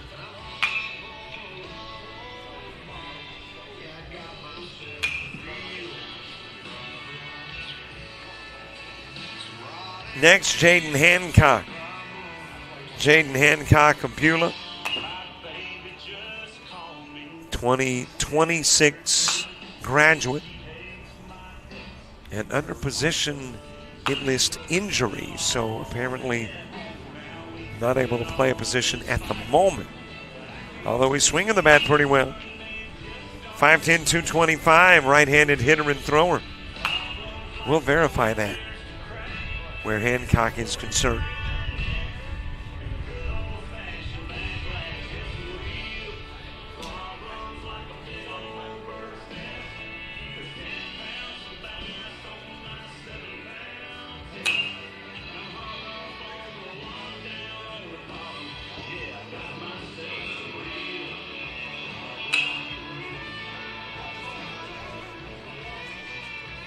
This is Evan Spence of Elmore County. 2026 grad, left-handed pitcher. 5'10", and 210 pounds. And also is a left-handed hitter.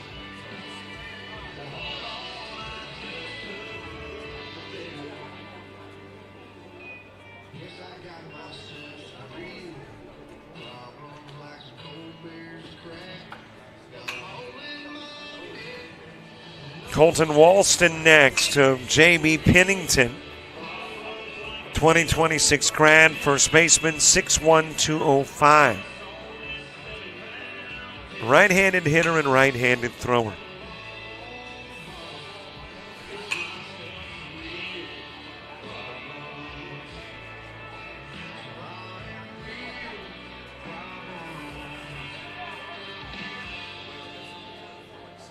Back to the Mako, Ben Pugh, a member of the Orange Beach Makos, 2027 grad infielder at 5'10", 170. Right-handed hitter and thrower.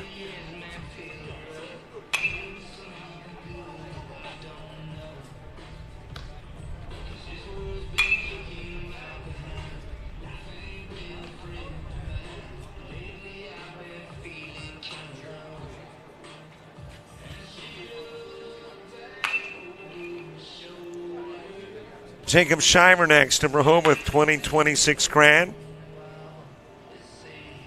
Catcher at 5'10", 175.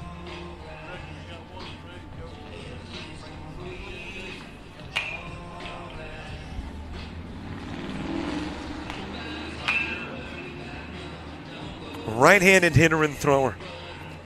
Davis Foshee next of Stanhope Elmore. 2027 graduate catcher, standing 5'10" and weighing in at 185. Right-handed pitcher, right-handed hitter. Actually, right-handed thrower and right-handed hitter. He's a catcher by trade.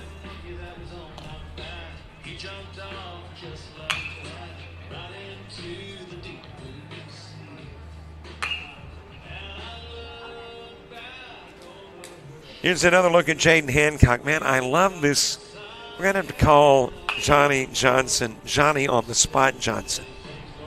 Texted and asked about the injury. This is a gentleman who was invited, had an injury, but still wanted to participate. So he's up here taking cuts. Jaden Hancock, Beulah. 2026 grad, 5'10", 225. Right-handed hitter and thrower. Well, that speaks volumes, though, to the want-to of one Jaden Hancock.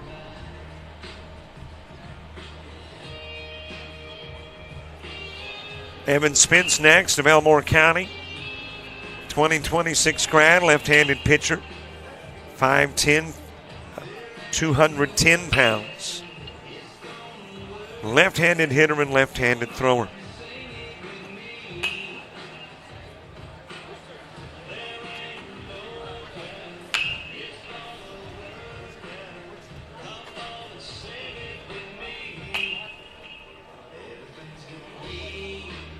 And your last Team Columbia hitter, Colton Walston of Jamie Pennington. 2026 grad, a first baseman. 6'1", 205. He is a right-handed hitter, and he is a right-handed thrower.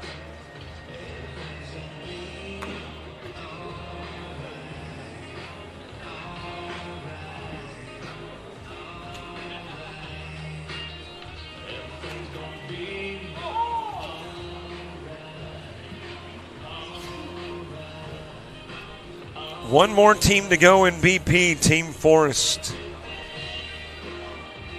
And then we will get to infield, outfield. Hey, thanks, by the way, to the folks that have subscribed to our YouTube channel this morning. We're now over 6,700. So, heck, might as well head to the next goal of 68. And when you subscribe, you get access to games, shows, interviews, clips, and more. Got a little clip from the JUCO Rush in the fall, which featured Hunter Deckers, who is now one of the 4 QBs with the Saints, trying to get a job replacing Derek Carr. As we get the last of your BP underway, Team Forest. This is Landon Gallagher. Landon from Munford, 2027 graduate, right-handed pitcher. 5'10", 150. And a right-handed hitter as well.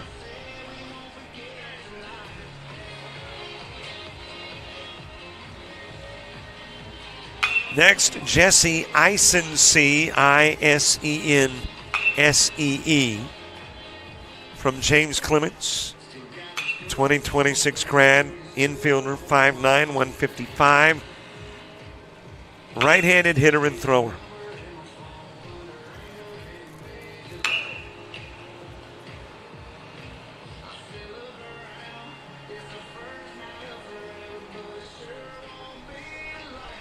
Calvin Johnson next of Vincent, 2026 grad, right-handed pitcher, 5'10", 145.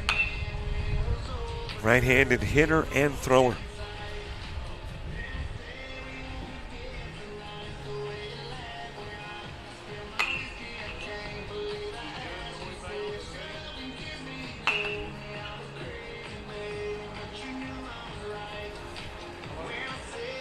Next is Connor Scott. Connor Scott of Fairview, 2027 grad, infielder, and right-handed pitcher, 5'10", 150. Left-handed hitter, right-handed thrower. Well, I see Coach James Hattenstein of Bishop State here, looking for talent. Bishop State had never been to postseason until James Hattenstein. And now I think it's 3 years in a row they've been to the conference tournament. So he's here looking for some talent. Riker Shankles next to Fort Payne. 2026 grad, infielder, right-handed pitcher. 5'10", 150. Right-handed hitter and thrower.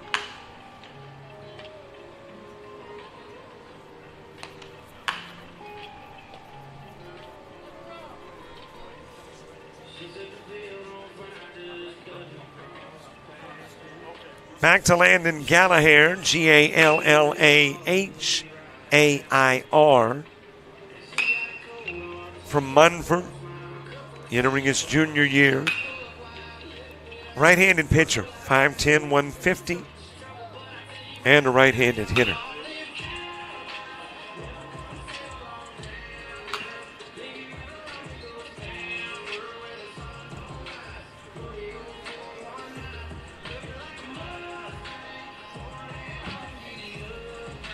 Jesse Eisensee next, getting his second BP trip. James Clements is where he plays baseball, 2026 grad. Infielder, 5'9", 155. Right-handed hitter, right-handed thrower.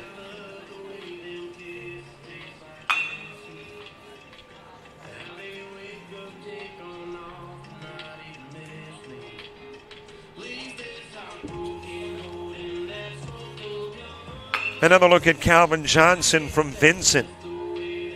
2026 grad, right-handed pitcher, 5'10", 145. Right-handed hitter and thrower.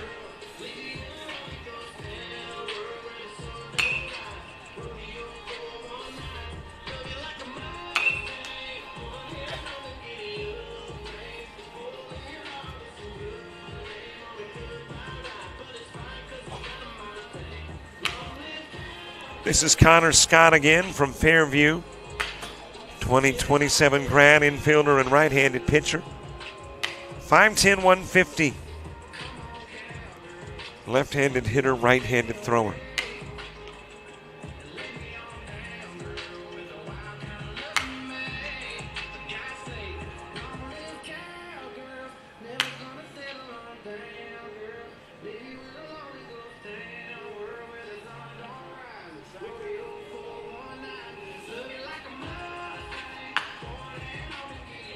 Riker Shankles getting his second set of 5 from Fort Payne. 2026 grad, infielder and right-handed pitcher. 5'10", 150. Right-handed hitter, right-handed thrower.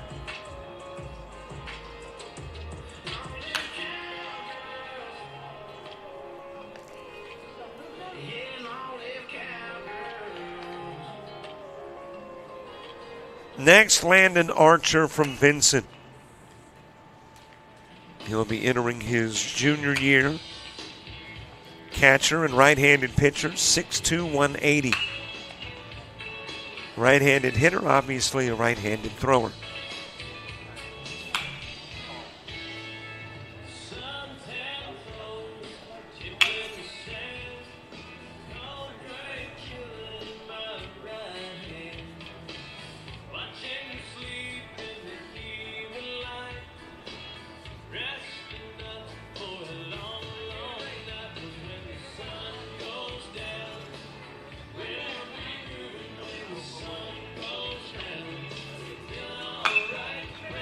This is Braylon Ball from Albertville.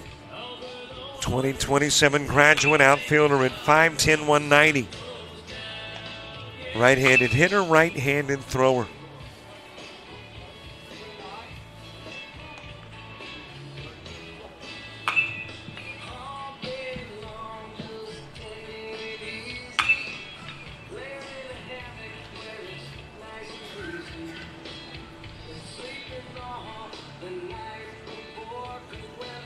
Here's your first look at Judson Bryant from Brookwood. 2026 grad, outfielder at 5'10", 185. Right-handed hitter and right-handed thrower.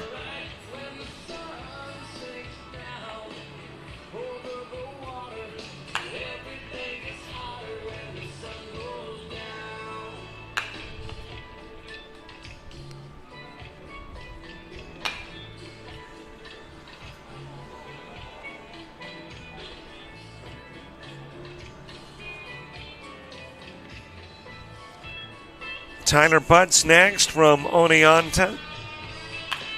2026 graduate infielder at 6 feet, 175. He's a right-handed hitter and a right-handed thrower.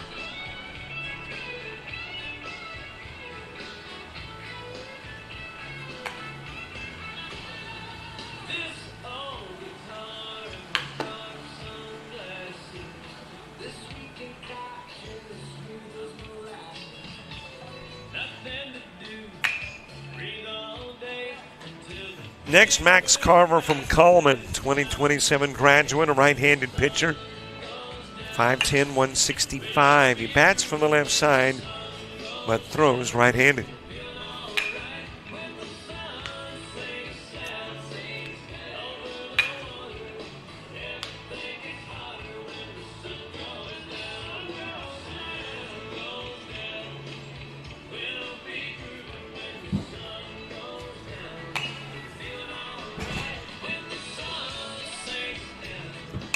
Back to the Vincent product, Landon Archer.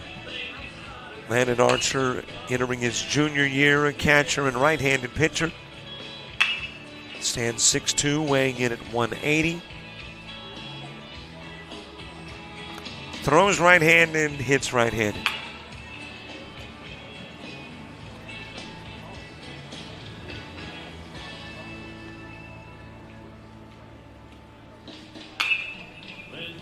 Braylon Paul next from Albertville, 2027 grad.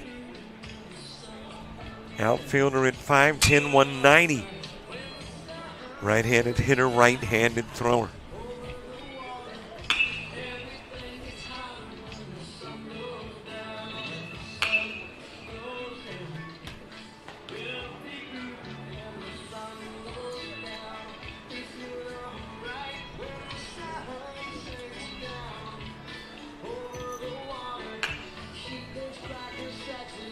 Judson Bryant getting his second set of 5 from Brookwood. He'll be a senior this year, outfielder at 5'10", 185. Right-handed hitter, right-handed thrower.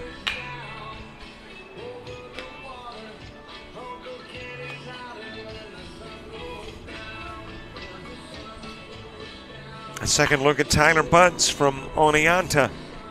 2026 grad infielder, 6 feet 175.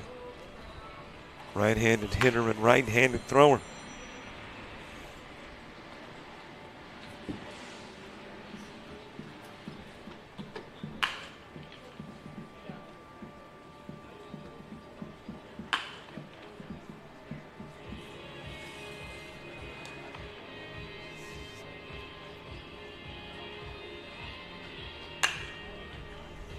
Max Carver, his second set of swings.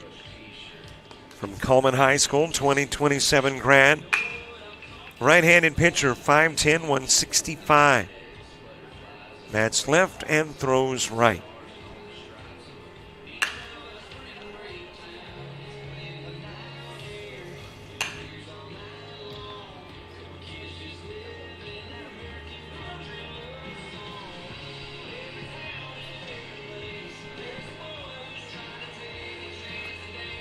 Here's your first look at Caleb Chapman from Hueytown. He'll graduate in May, outfielder at 5'9", 165. Right-handed hitter, right-handed thrower.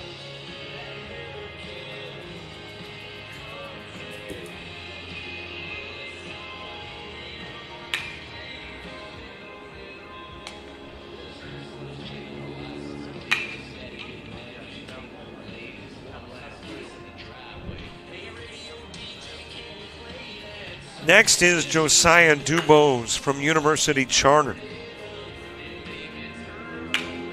2027 grad infielder, 5'10", 165, right-handed hitter and right-handed thrower.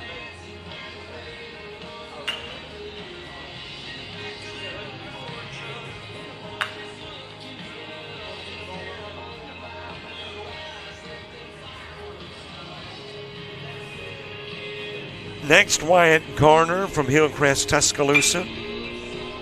Entering his senior year, a first baseman. Standing 6 feet, weighing in at 210. Left-handed hitter and left-handed thrower.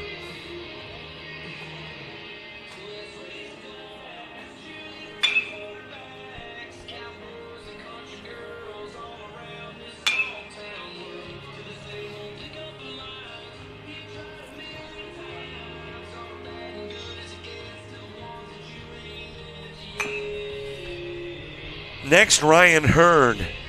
Ryan Hearn from Pelham. 2026 graduate, a first baseman, 6'1", 190. Left-handed hitter and left-handed thrower.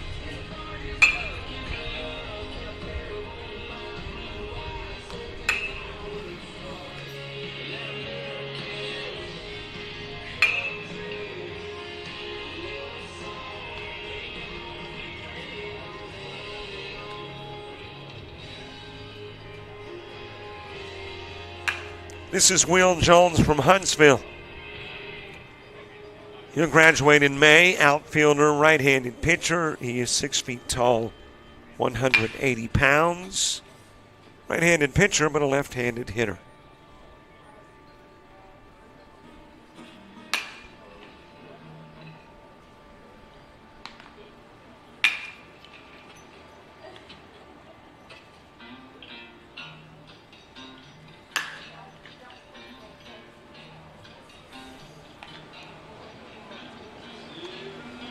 Back to Caleb Chapman of Hueytown. The 2026 graduate, the outfielder, standing 5'9", 165. Right-handed hitter and thrower.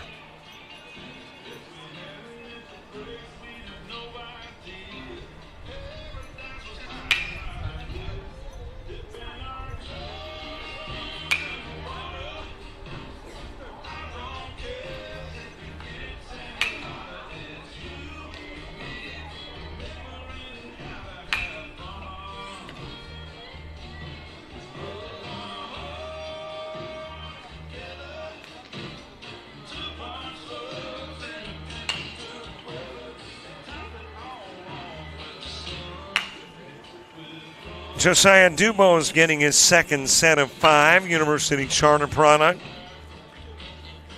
2027 grad infielder at 5'10", 165. Right-handed hitter, right-handed thrower.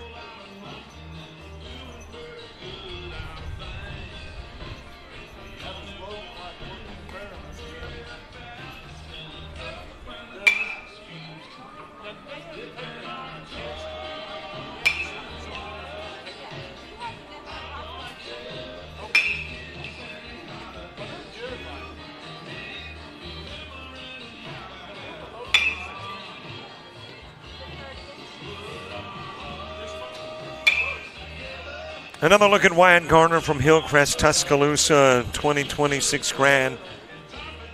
First baseman, 210, 6 feet tall. And a left-handed hitter and thrower, as is the guy at the plate currently. Underneath the turtle, Ryan Hurd from Pelham. 2026 grad. He's first baseman, too, and a lot of similarities between he and Ryan Hurd. I make that he and Wyatt Garner. Hurd is 6'1", 190, and a left-handed hitter and thrower.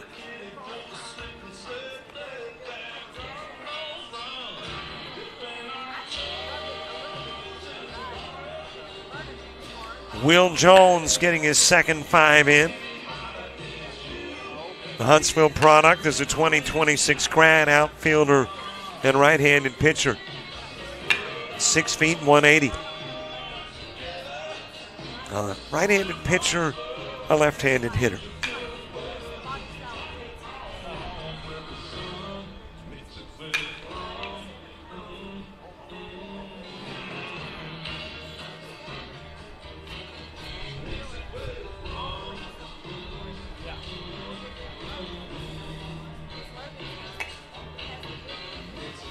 Tayshawn Love next. He is from Hatton. A 2026 grad outfielder, 5'9", 180. Right-handed hitter, right-handed thrower.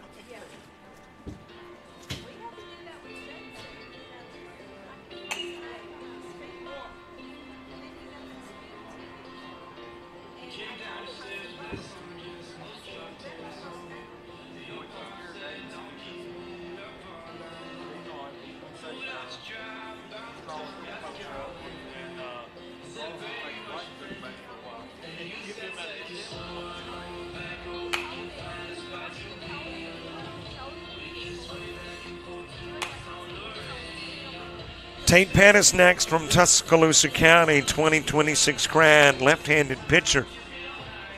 5'11", 160. Left-handed hitter as well as pitcher.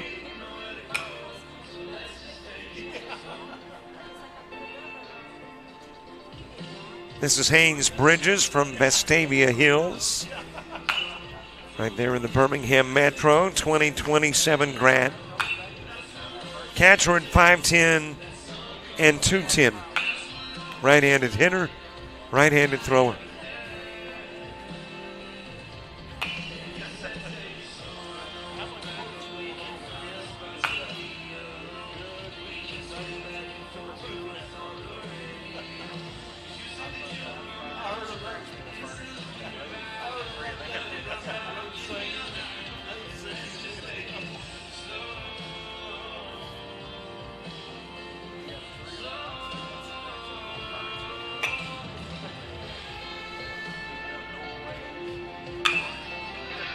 This is Carson Harvey from North Sand Mountain. He'll be a senior this year, right-handed pitcher, 6'3", 225, and he's also a right-handed hitter.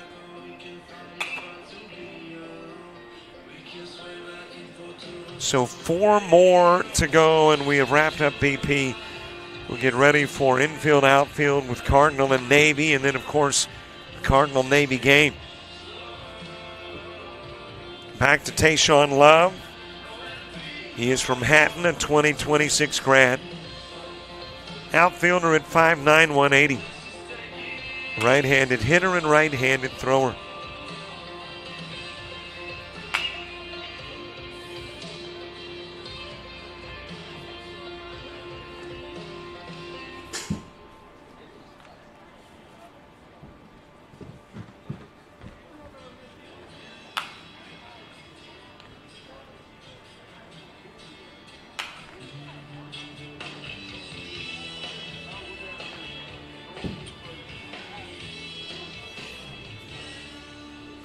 Tate Pettis of Tuscaloosa County getting his second cut at 5 tosses. 2026 grad, left-handed pitcher, 5'11", 160, and a left-handed hitter.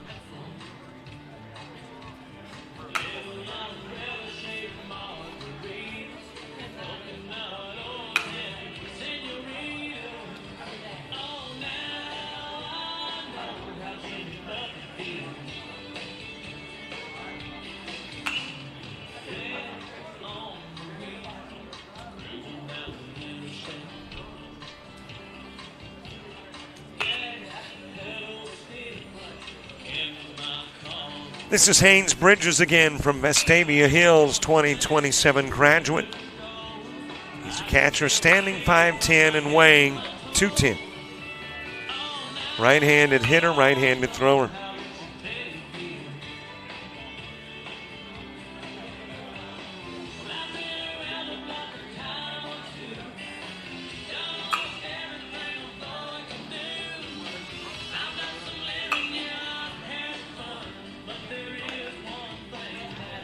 And then your last hitter, Carson Harvey of North Sand Mountain. 2026 graduate, right-handed pitcher, 6'3", 225. In addition to throwing right, he bats right. And that's it. That's got all the BP in. And we've been through 6 teams in their batting practice: Cardinal, Navy, Black Royal, Columbia, and Forest. And now we're only about 15, 20 minutes away from your first game of the day. Got infield, outfield for Cardinal and Navy. And that will be followed by the Cardinal-Navy game. Here in Troy University, Troy, Alabama, the ALABCA All-Star event for the upperclassmen.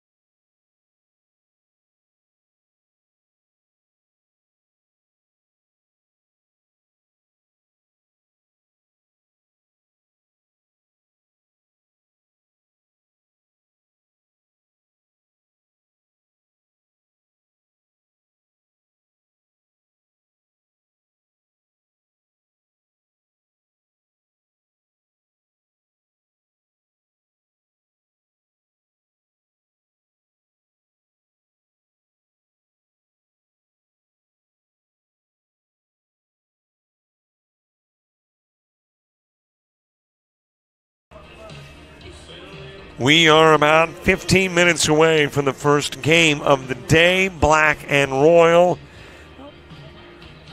I actually checked that. It is Cardinal and Navy.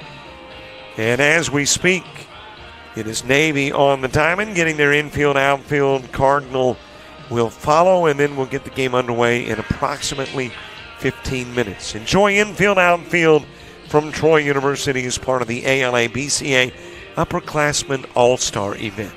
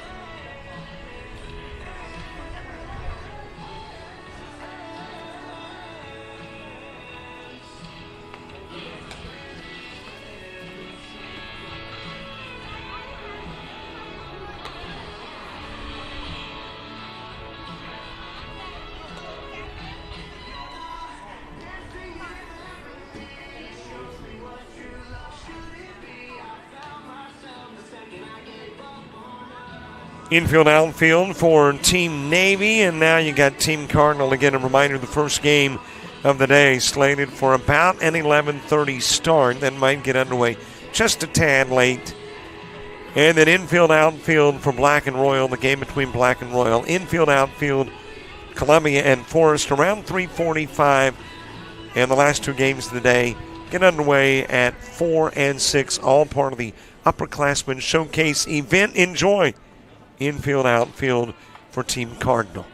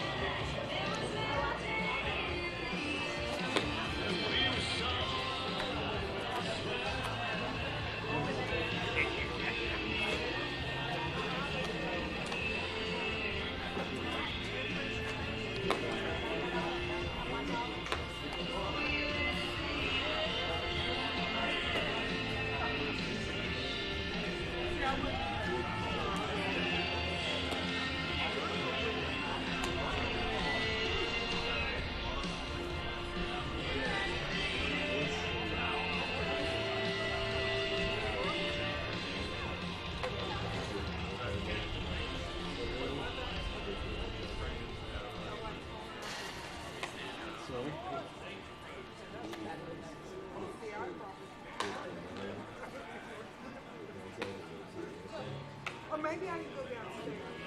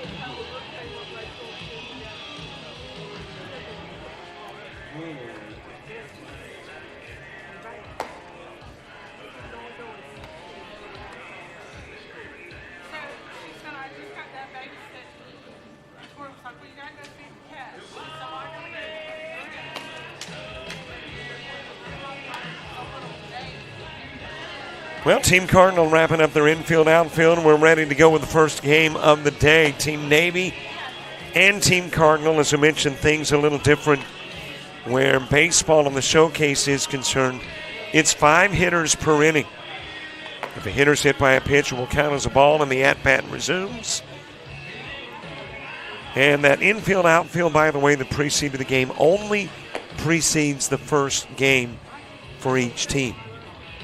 So when you've got Black and Royal, we'll have infield, outfield. When you have Columbia and Forest, infield, outfield. But by the 6 p.m. game, Cardinals and Royal, everybody will have had their infield, outfield, and we'll play nothing but games. Typically, there is no rhyme or reason to the lineup. It's just start at the top of the roster or the bottom of the roster and go. And it looks like that's what Team Cardinal will do as Chaz Branham comes to the plate.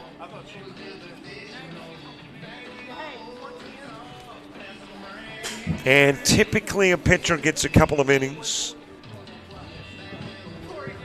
In some instances, maybe one, but I don't think we ever see a pitcher pitch twice. Make that 3 innings. And your ball game underway with the pitch to Chaz Branham. And it is Ty Inglehaler who is on the hill. And I hope I am pronouncing that correctly. It's a good possibility I am not. But he's a Russellville product, 2026 grad, right-handed pitcher, 6-footer, 150. Right-handed hitter and thrower is your pitcher, Ty Inglehaler. Chaz Branham fouling it away. So we'll see 5 hitters, no matter what, here in the top part of the first. Team Cardinal, Team Navy. And Team Cardinal under the direction of Xavier Phillips from LBW.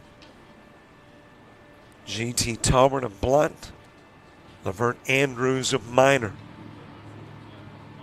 Meanwhile, Team Navy has Josh Jennings from Gadsden State as a coach, Rob Coleman from Ramsey, and Mike Mordecai of Northside Methodist.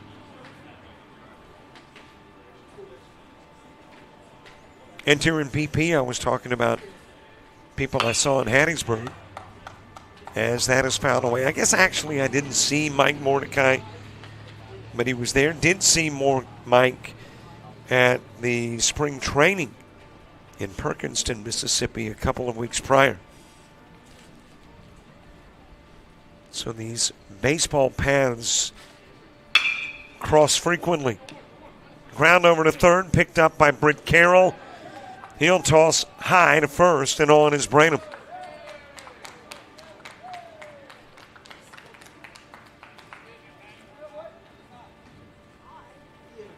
So a base runner aboard for Quentin Robinson.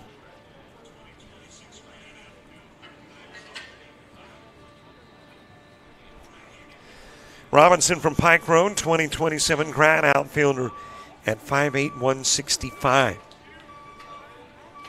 Right-handed hitter, right-handed thrower. Looking to the outfield wall to see if the speed gun is working today. Don't see it yet. Often do see the speed of the pitches. Got a runner aboard for Robinson. That runner is Branham over at first. High inside pitch. Maybe just a smidge behind schedule. At 11:30 start time scheduled and about an 11:35 actual start time. On the inside part of the plate to Robinson.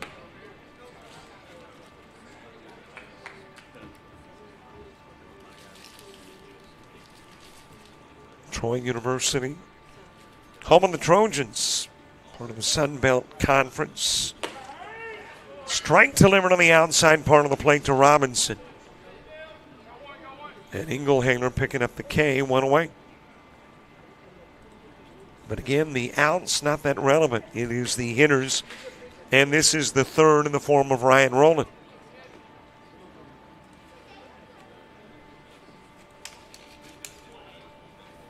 Ryan Rowland from Headland. 2026 graduate, a catcher. 5'10", 160. Right-handed pitcher and right-handed thrower.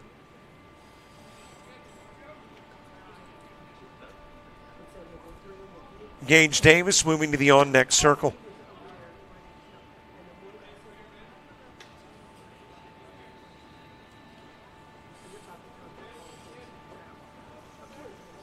Count even at 1. A ball, a strike, and out, a runner.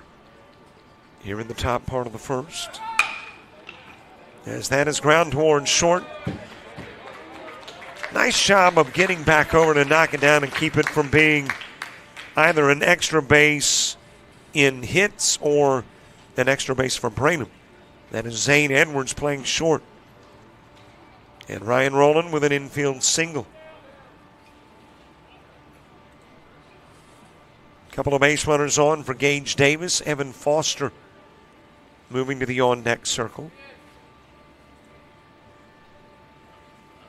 We will play 6-inning games.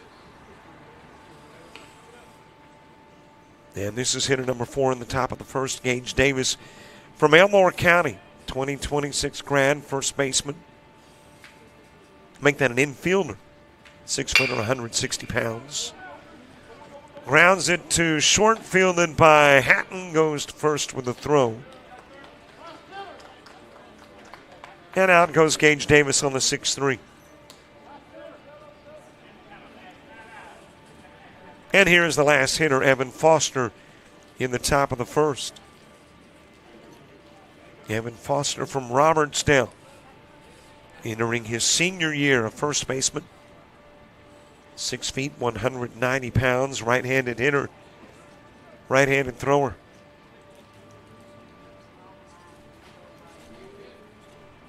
Infield, outfield for Black and Royal coming up after Cardinal and Navy meet.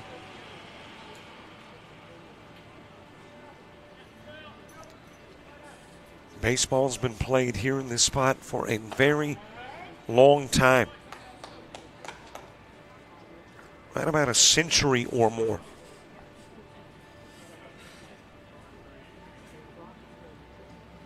Now we've got some data up on the scoreboard as that one is fouled away.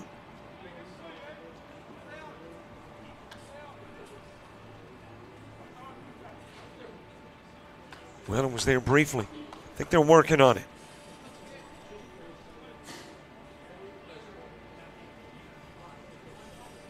Evan Foster with a couple of base runners on.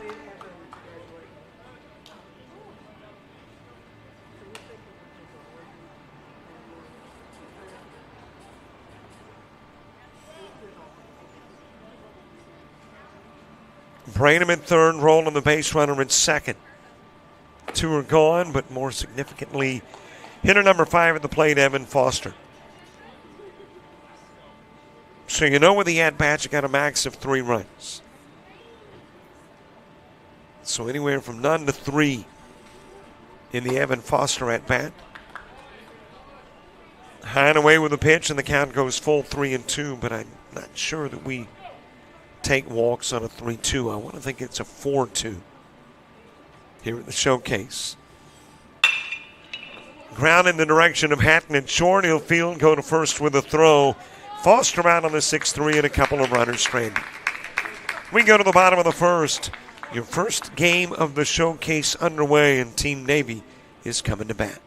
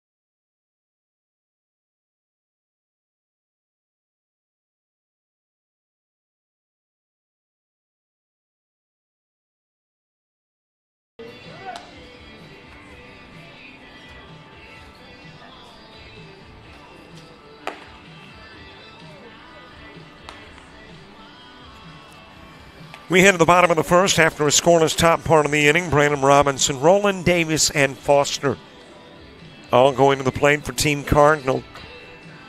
Brandon reaches on an error. Robinson strikes out. Roland singles. Davis and Foster ground into 6-3s. And we get the bottom of the first underway. Cross Bowen to the plate.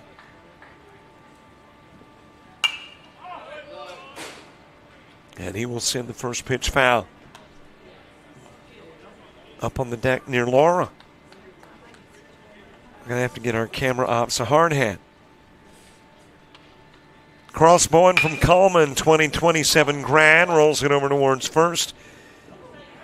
Safe is Bowen. Got there just a step ahead of Luke Reed, covering the bag on what he hoped was a 3-1. But instead, Bowen on with a single. And it's Evan Foster over at first, trying to get it to Luke Reed covering.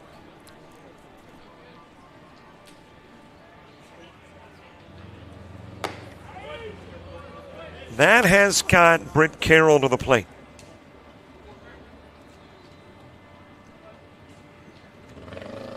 Britt Carroll from Albertville entering his junior year. Infielder at 5'9", 150. Luke Reed is a North Sand Mountain product. Left-handed pitcher who will be a senior this year. 5'9", 145, 75-mile-an-hour pitch to Britt Carroll.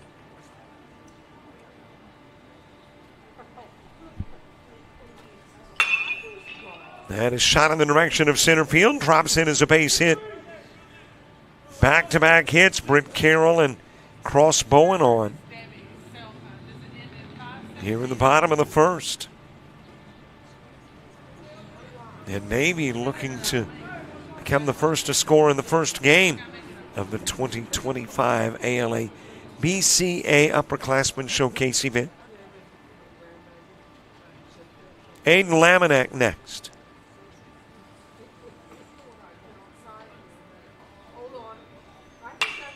Laminack from Cleburne County.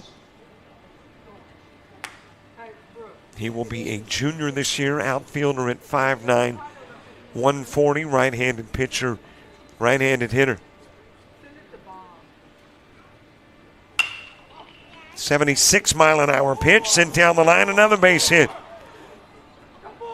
Rounding third, Bowen comes in, he'll score. To third goes Carroll. Laminack's got an RBI single at first.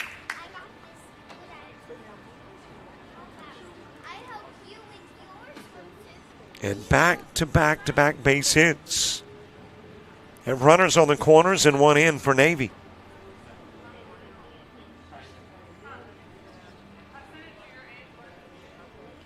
Eli Burns next from Fayetteville.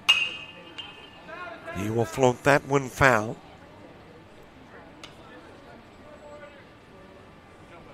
2027 grad outfielder, 5'10", 165, right-handed hitter, right-handed thrower. That is sent in the direction of left field, and that will drop in as a base hit. Brings in Carroll to make it a 2-zip lead.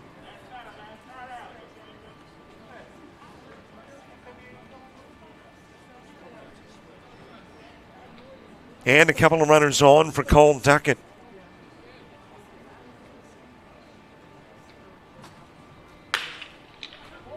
Duckett a base hit into left.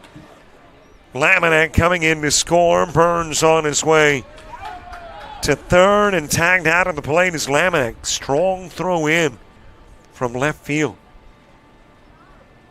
And Laminack trying to become the third run in the first inning. Gunned down at the plate.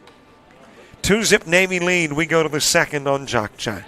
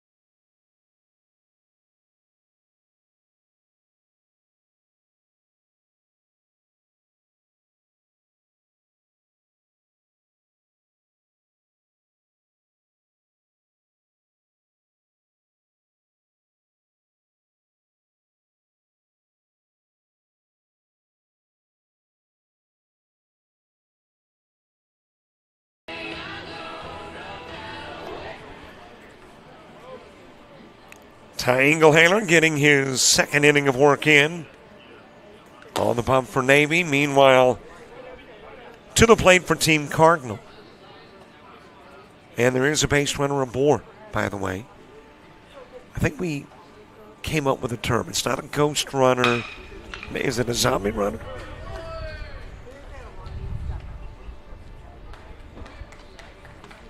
Got Wells Gainey on from Arrington.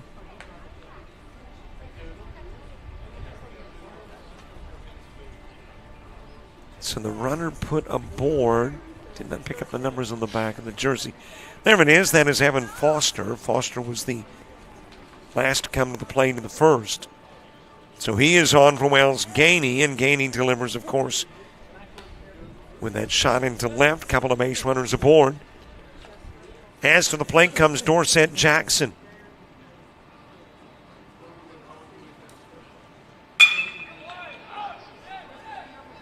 Well hit towards left, but in front of the warning track.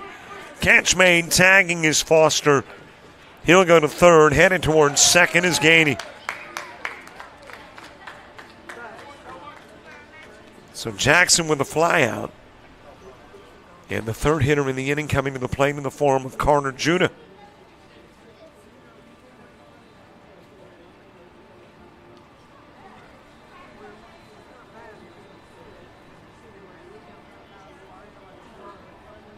Judah with a couple of base runners on. A base hit would tie the game. Inside with the pitch to Judah from Glenwood. Entering his senior year, an infielder at 5'10", 195. A right-handed hitter and thrower. Well, that'll hit him. He will have the opportunity to recover if needed. But he's given a thumbs up to the guys underneath the tent, the officials, to say, hey, nah, don't need the time, I'm good. And if he needed the time to recover, the next hitter would come to the plate, and then Judah would go back. Inside to Carter Judah. And that on-deck hitter is Brady Lewis.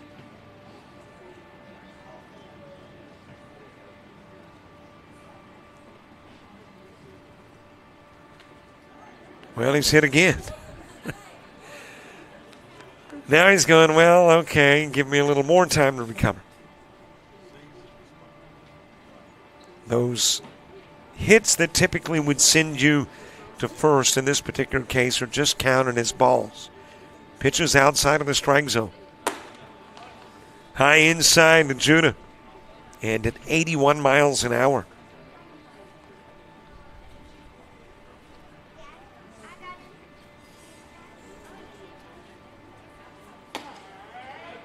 On the inside part of the plate with a pitch to Judah. Brady Lewis moving to the on-deck circle. Top of the second, 6-inning game, 5 at-bats per inning. That is a nice stop at second, but thrown away over at first. Foster's in, Gainey's in too. And you got a tie game at 2.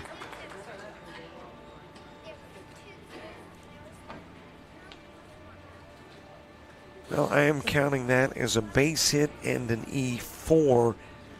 The E4 did not move Judah over, but it did bring in an additional run. Popped up by Brady Lewis. And calling for it at first is Jamison Mullinax.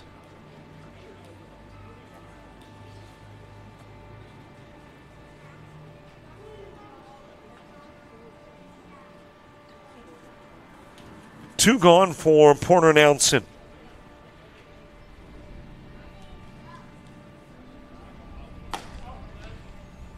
Nelson from Opp High School, a Bobcat, 2027 grad outfielder, right-handed pitcher.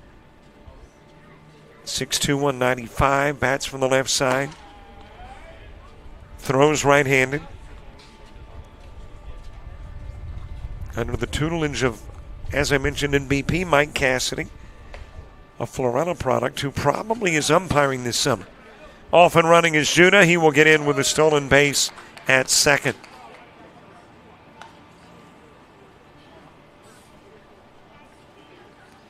I mentioned paths cross frequently in the world of baseball, and I think the last time I ran into Mike Cassidy, it was in Mississippi umpiring. Fouled away by Porter Nelson.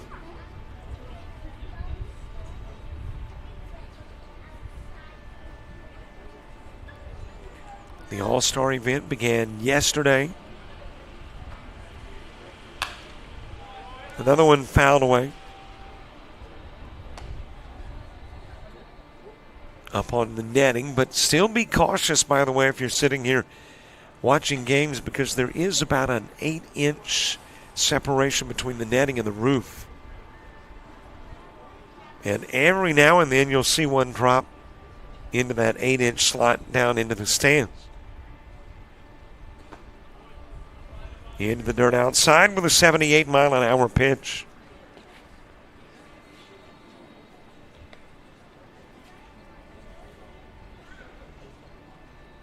Last hitter in the top of the second. That is floated in the direction of left field, but it will go foul.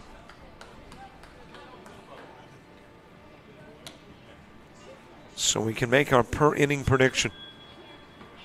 It'll either be a 2-2, a 3-2, or a 4-2 game going into the bottom of the second.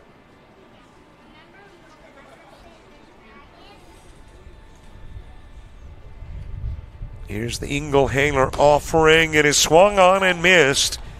And out goes Nelson. That puts it into the top of the second. Puts it in to tie Inglehaler's time on the bump. And we go to the bottom part of the second in a 2-2 game.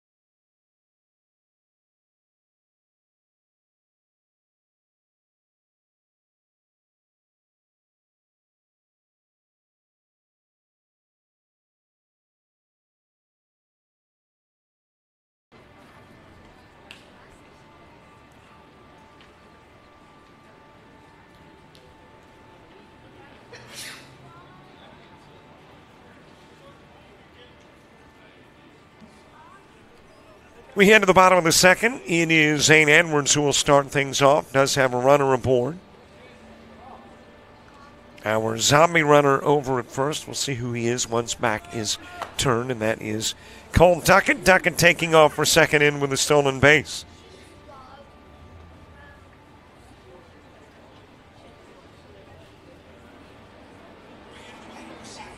Zane Edwards from Spring Garden, 2026 grad infielder and right-handed pitcher, 5'9", 175. Pops that one up on the infield. And the catch made at first for out number one. And if our first baseman turns his back, I'll see who we've got. That is Evan Foster making the catch.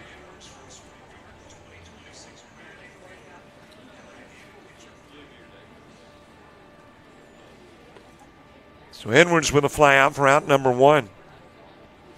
And he was hitter number one as well. This is Braden Hatton.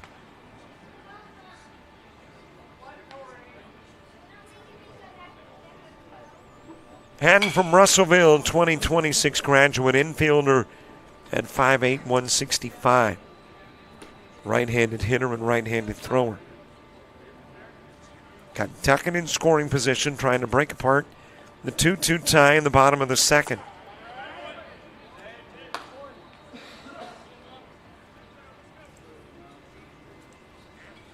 And I'm trying to remember from a year ago how we came up with zombie runner for the guy that is put aboard to begin the inning.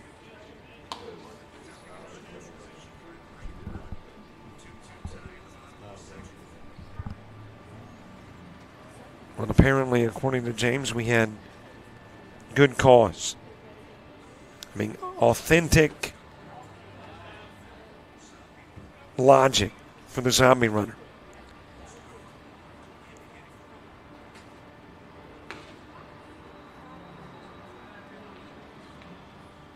Which, by the way, has become official in MLB play. Zombie runner, in which each half inning and extras during the regular season begins with a runner on second, and will remain in the rule book moving forward.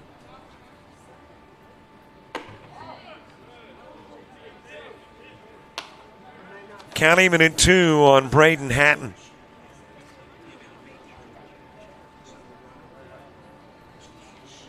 Got a base runner in second and ducking. Here's the pitch. It is fouled away.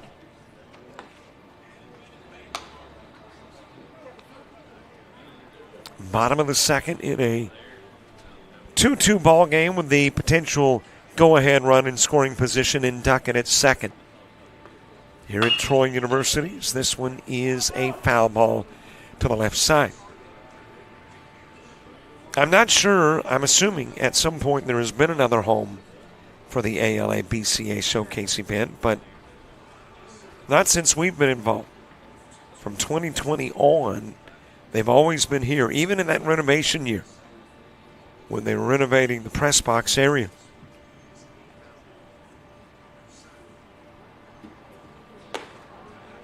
Just a little bit outside with the pitch. Of course, there's the possibility it's never been anywhere else. Always been here at Troy.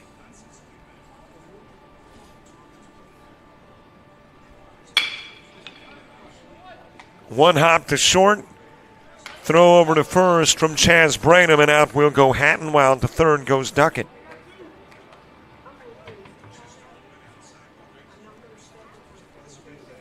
And there is 2 gone. Xavier Luna into the plate. Luna for Mohatchee, a 2026 grad infielder and right-handed pitcher. 6'3", 190, bats from the left side, throws right-handed.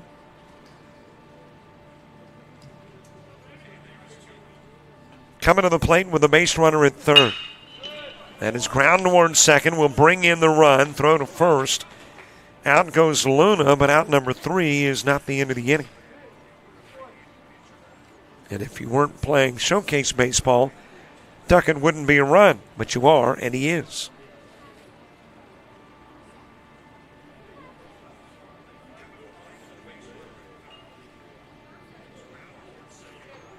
So 3 gone, but still 2 hitters to come. As the pitch is outside to Hudson Marks.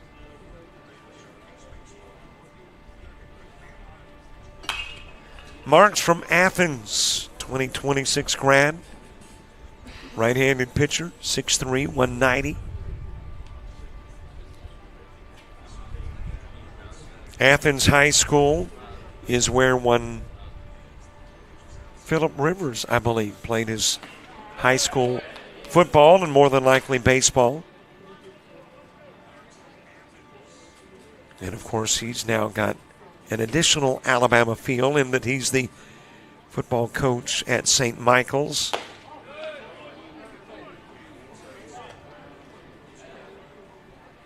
I'd say he had a decent career, 60,000 plus yards in the NFL.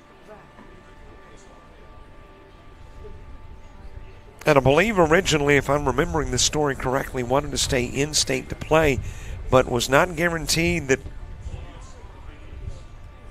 or not even, I think, going to be given an opportunity to start his freshman year. He wanted to start his freshman year.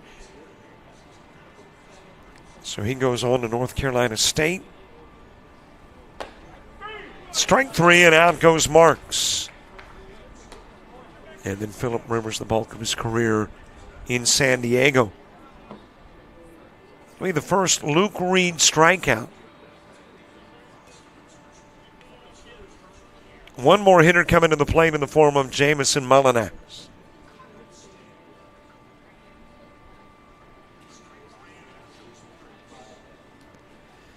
Mullinax from Gadsden City, a 2026 grad. First baseman, 6 feet 185, right-handed hitter and right-handed thrower. Popped up left side. Let's see if somebody can get to it. I think a spectacular catch was made. Indeed it was by Dorsett Jackson. And Luke Reed, who gave up a hit in each bat in the first, didn't give up any in the second. And we will go to the third in a 2-2 game.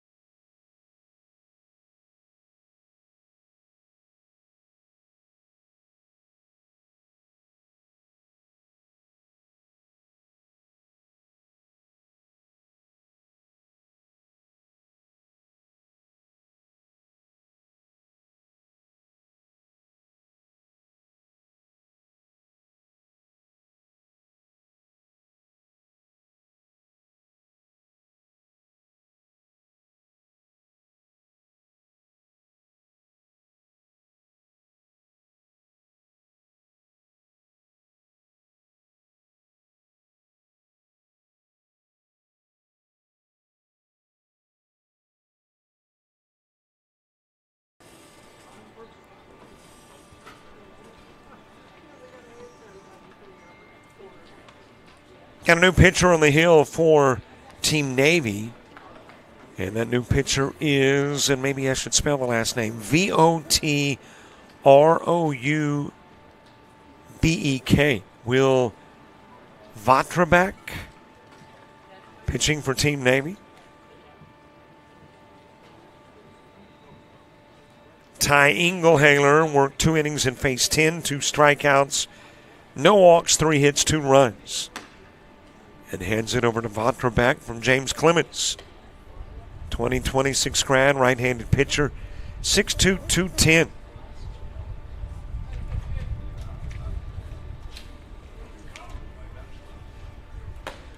Starting things off for Team Cardinal is Seth Williams.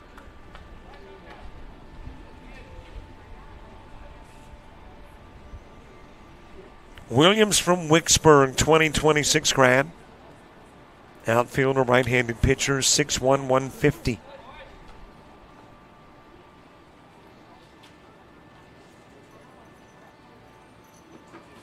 No zombie runner to begin the third. So nobody aboard over at first. Hit by the pitch is Williams, but he'll stay put. Again, your rules, if you are just joining us, if a hitter is hit by a pitch, it counts as a ball and the at-bat resumes. Now, the little caveat, as I mentioned earlier, is that if the pain is enough, then you can get an opportunity to go over to the dugout and the next hitter comes up and then you come back to the plate following that hitter. So there is some recovery time if needed.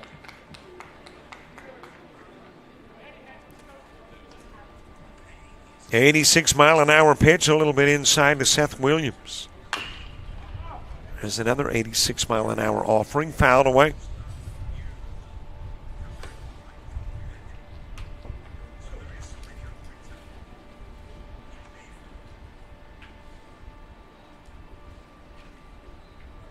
On deck is Easton Kilpatrick.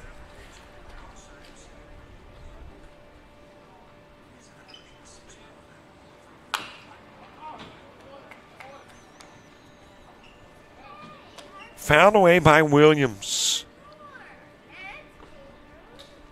So Luke Reed has gotten his couple of innings of work in. There will be a new Cardinal pitcher when we go to the bottom of the third. Will Votroubek getting his first inning of work in. That is fouled off by Williams. Hoping for a smooth, rain-free day. And then we'll start it all over tomorrow morning at 9 a.m., but no BP and no infield, outfield. Nothing but games tomorrow. That is ball 5, which is a walk for Williams. And Easton Kilpatrick will come to the plate. And Will Vatrabak apparently has checked himself out of the game. So there may be some form of an injury, I would assume, and Vatrabak is coming off the mound having faced one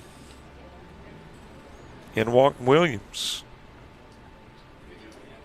And it is sheer speculation, but apparently he felt something that knew it wasn't quite right and decided don't aggravate it, which was an excellent decision. And I'm trying to recall in all of the games that we have done over the 5 or 6 years whether we've had this in the middle of an inning. We have got a pitching change due to an apparent injury. So the new pitcher right after we return to Troy University.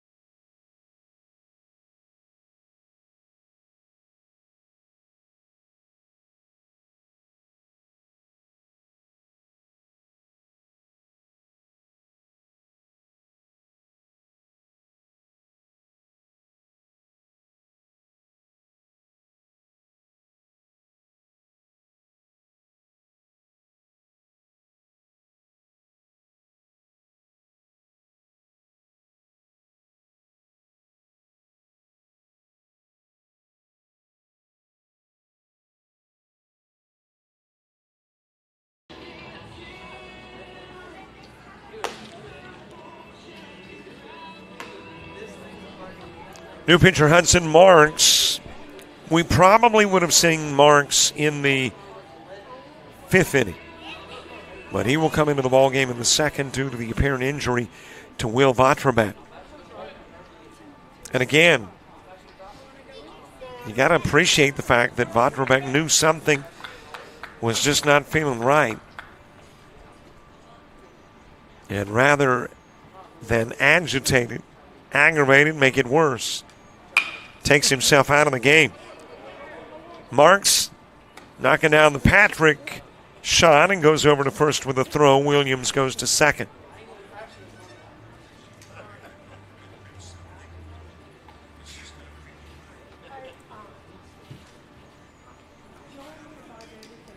Hudson Marks from Athens, a right-handed pitcher, 6'3", 190. And the third hitter in the inning, the second he will face, is Harley Puckett.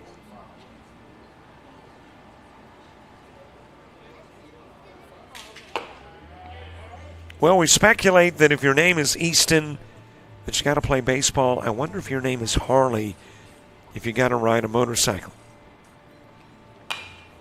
He might, but he's playing baseball on your Tuesday. Takes a 73-mile-an-hour pitch and sends it 162 feet, but out of play.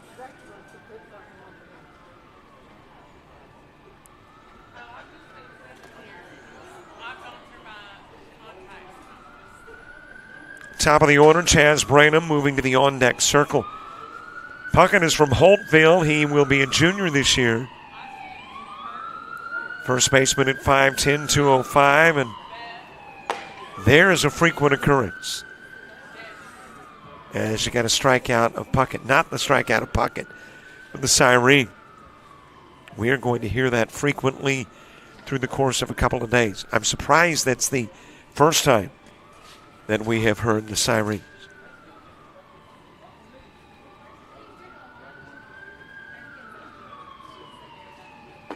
Back to the top of the order, Chaz Branham. Well, I wonder if with the injury to Will Vautrevac, and I'm making the speculation it was an injury that got him out of the game, I would assume that Hudson Marks will face 9 and not 10.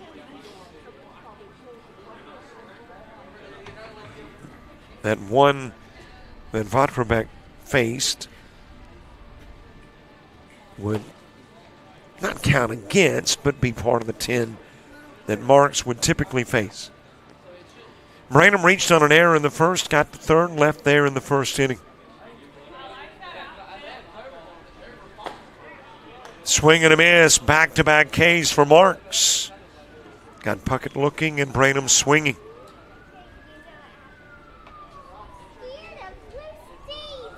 And here is hitter number 5 in the inning, Quentin Robinson. Robinson struck out looking. Ryan Rowland moving to the on-deck circle. Just a little bit inside with a pitch to Robinson.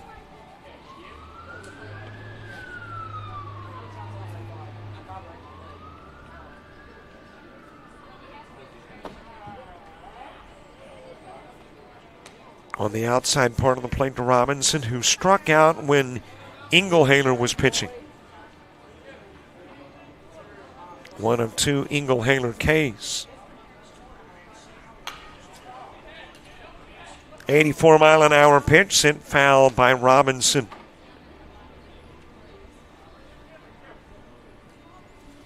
Ryan Rowland, by the way, next, but we'll see him in the 4th. As Robinson is our 5th hitter here in the 3rd.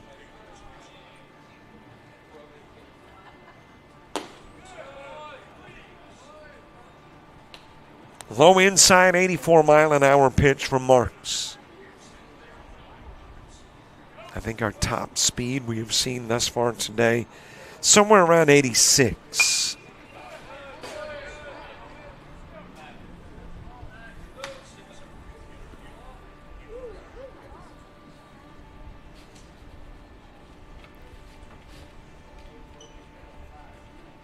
Black and Royal coming up. Columbia and Forest, Cardinal and Royal. All due up. That one sent foul.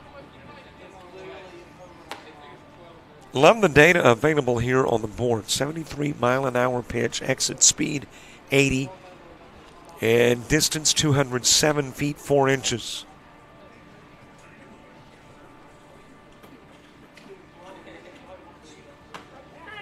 On the inside part of the play at 84-mile-an-hour toss gets Robinson, and 5 have gone to the plate. 3 go down as strikeout victims. Nobody scores. We go to the bottom of the 3rd, still tied at 2.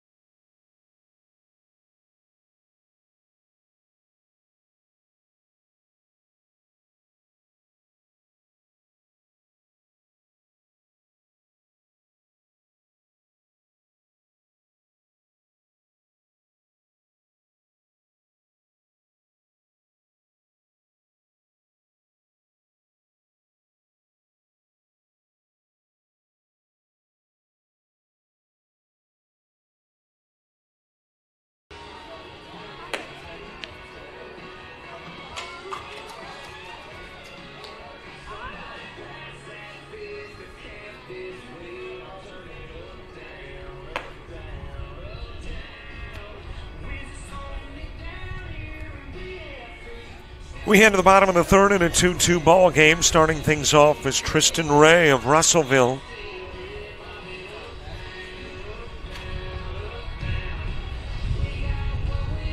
'27 grad, catcher at 5'10", 180. Right-handed hitter and a right-handed thrower. I think we're waiting on the PA.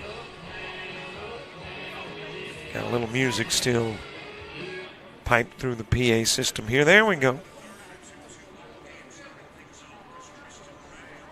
And now we're ready for the at-bat for Ray, facing L.J. Weaver.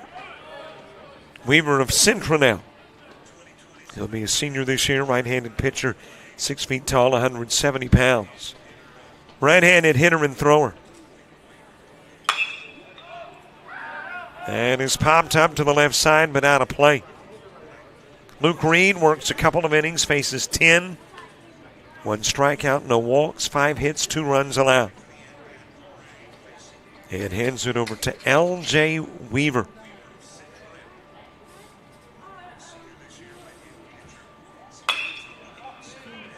Fouled away by Ray. Trying to think what the L might stand for. The J is Joshua. L. Joshua Weaver. Maybe Leland. On the inside part of the plate, and out goes Ray looking.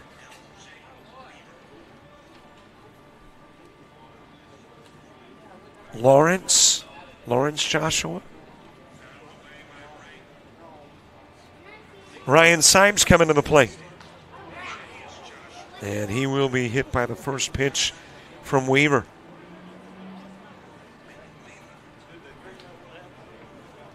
Ryan Symes of Shelby County, 2026 grad, catcher, 5'11", 175, right-handed pitcher, right-handed hitter.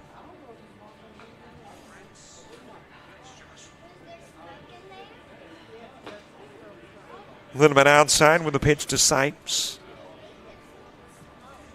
I know I mentioned Sipes in the BP, but James, you never even have heard the name Brian Sipes, quarterback for the Cleveland Browns. I mean, he had 2 or 3 good years. I don't know if there's any kinsmanship between Ryan and Brian. Sipes and Sipes, but could be.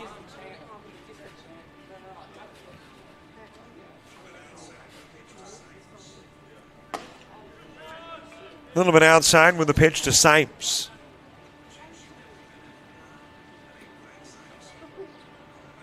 I want to think he had like almost a 4,000-yard year.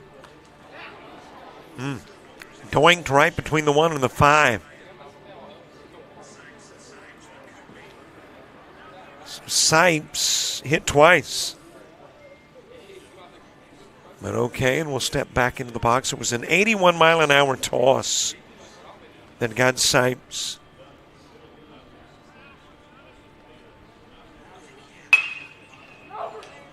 Nice stop over at first by Foster, and he'll go to the bag before the arrival of Sipes. 2 up and 2 gone. That has got Cooper Wharton coming to the plate.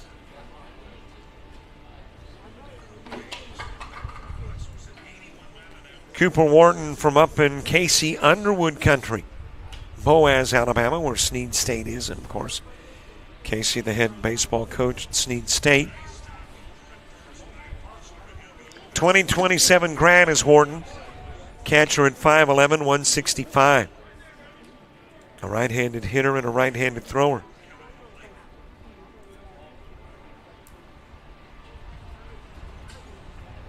First Weaver pitch, 70 miles an hour and into the zone.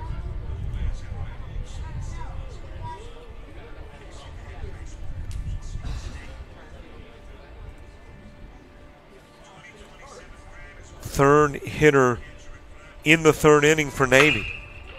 And that is delivered by Wharton into left field. That is hit number 6 against Cardinal pitching. And Wharton is on.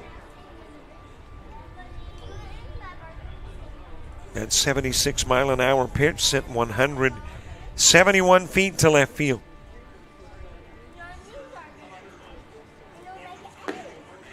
Matthew Wilson taking a 78-mile-an-hour toss, low and inside.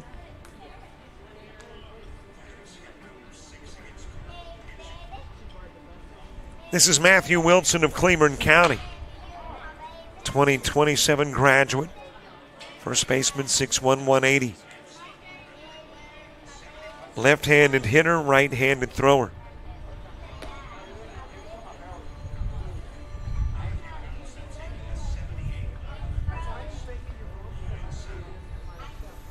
1 ball, 1 strike. Inside 2-1.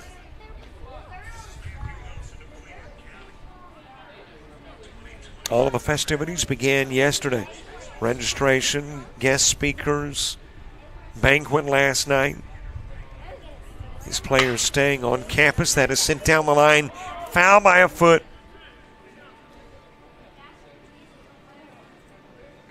And Wilson will come back to the plate.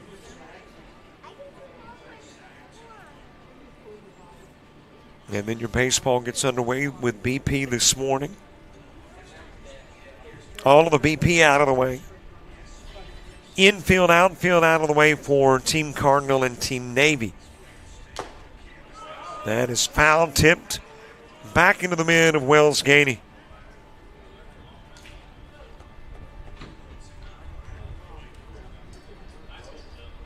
Next, Peyton Rackard.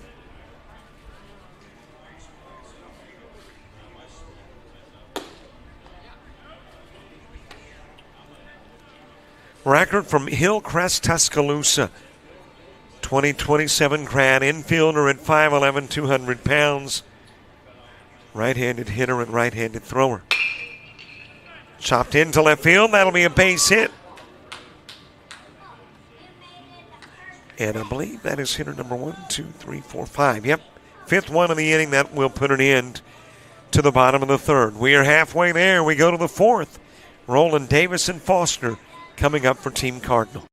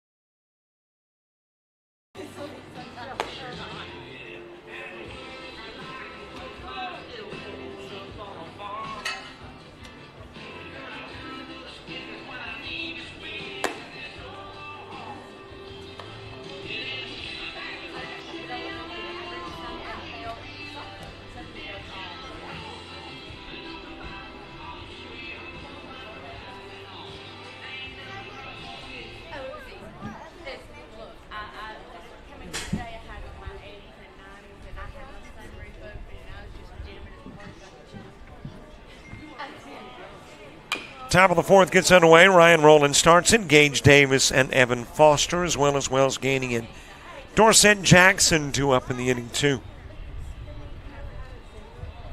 9 and up at 2.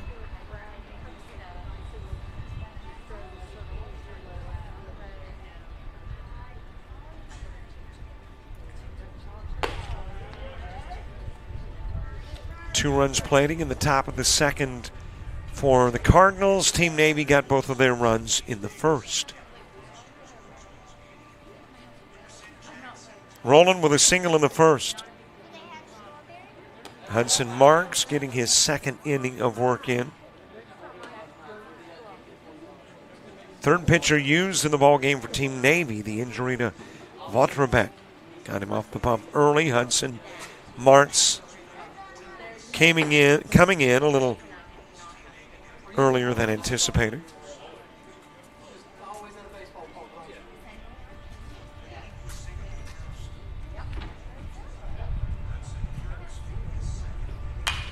That one lifted foul and out of play.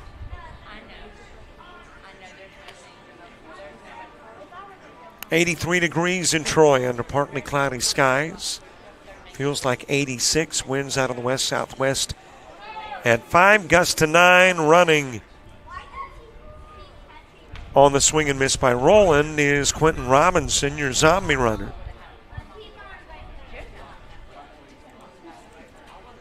He'll get into scoring position at second for Gage Davis.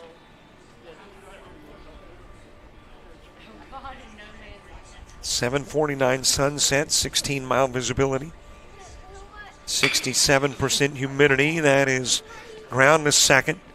4-3 will go to the putout as Robinson goes to third. That is Peyton Rackard at second currently, and Matthew Wilson handling first for Navy.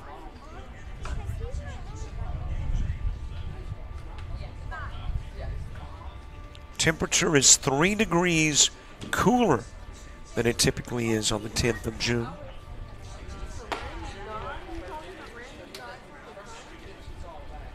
Moon is at 99% illumination. The next full moon is a day away, and just in the event you're interested, the moon is 249,059 miles away.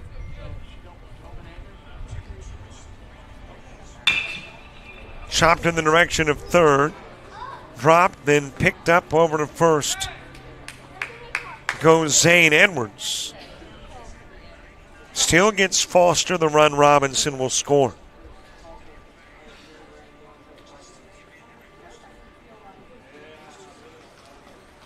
And Team Cardinal takes a 3-2 lead. Wells Gainey to the plate.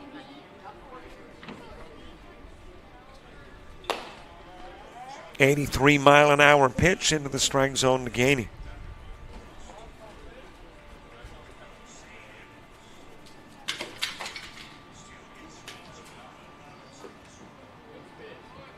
.75-mile-an-hour pitch to Gainey, who had a single and scored one of the now 3 runs back in the second inning.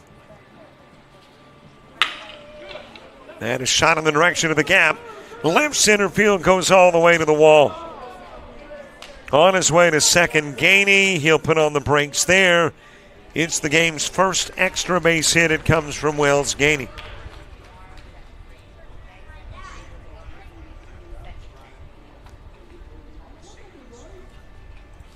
And a runner at second for Dorset Jackson. And I think we've got Dorset. Is that on YouTube?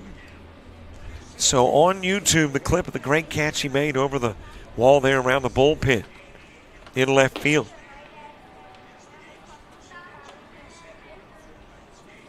And he's at the plate, having popped out in the second. Has a base runner in second. 3 outs, 5th hitter in the top of the 4th.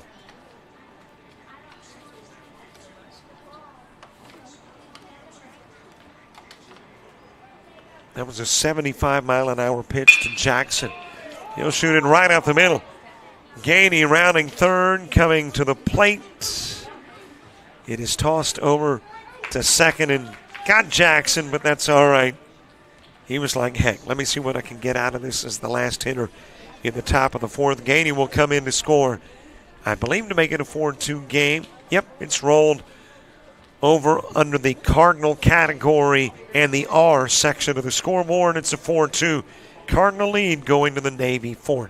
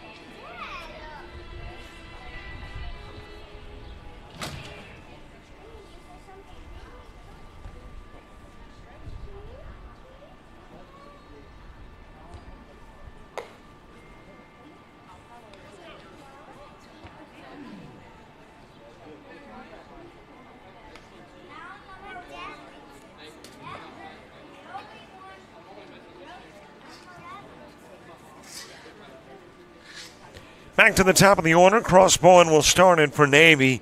Britt Carroll, Aiden Laminack, Eli Burns, and Cole Duckett anticipated to come to the plate in the bottom of the fourth. 2 runs off 2 hits in the top part of the inning. And L.J. Weaver will get his second inning of work in on the bump for the Cardinals. Still working on what the L would stand for. We know J is Joshua. You want to chip in? L names? I mean, I went with Leland and Lawrence.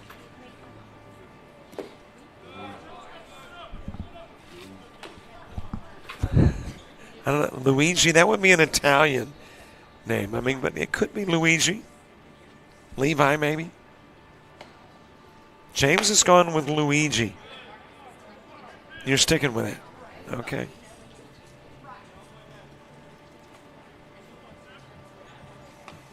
Crossbowing with a single and a run scored in the first. Do have a zombie runner. As you got a swing and a miss by Bowen. And let's see, that doesn't look like Peyton Rackard, though. Typically, it's the last guy that came to the plate in the previous inning. That was Rackard. But I don't think that's who's on it first. When he turns his back, I'll pick up a number. That will go to the screen. And it's Xavier Luna. So Luna, your runner, goes to second on the wild pitch.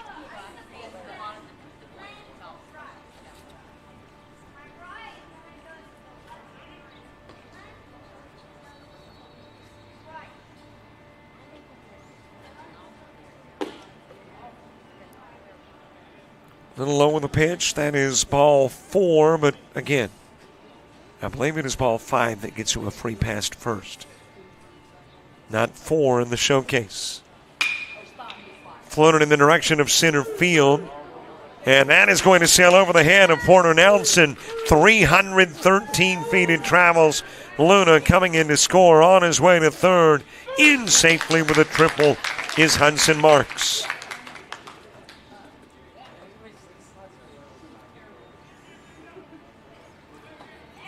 So an RBI triple and now a 1-run game.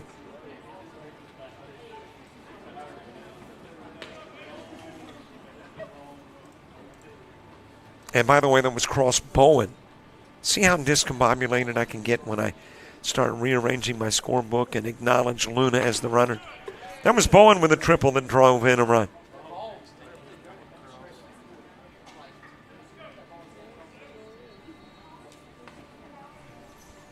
Britt Carroll coming to the plate.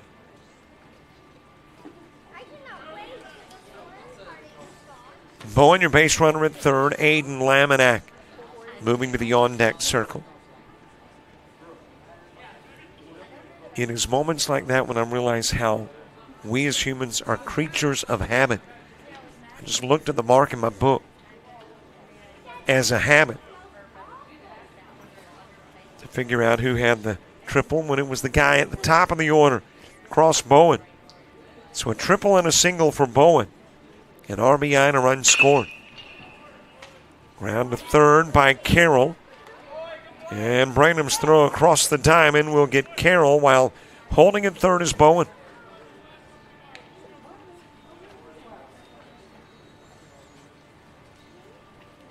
Aiden Laminack coming to the plate.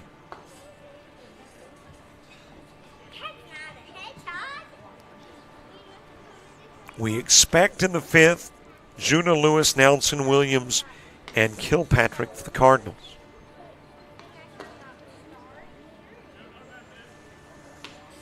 And I would assume we still get 5 hitters coming to the plate every inning, despite the fact where the Cardinals are concerned they only have 13 hitters.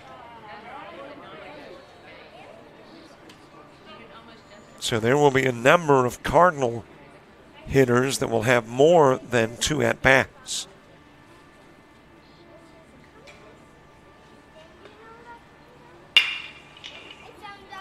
Right up the middle with a base hit from Laminack. That will bring in Bowen. And we've got a tie game at 4. Second Laminack base hit of the game and second RBI for Laminack.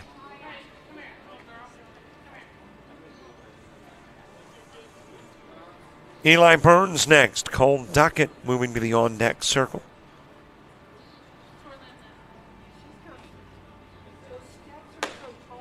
High inside pitch to Burns from Fayetteville. In August, he will be a junior.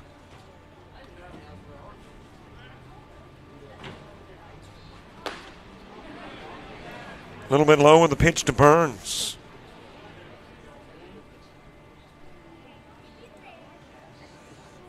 Burns with an RBI single in the first.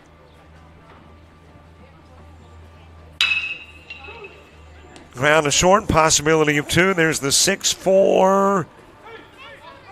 And the 3 won't happen because it will pull Harley Puckett off the bag at first. So Burns wrapping into the 6-4 that gets the lead runner.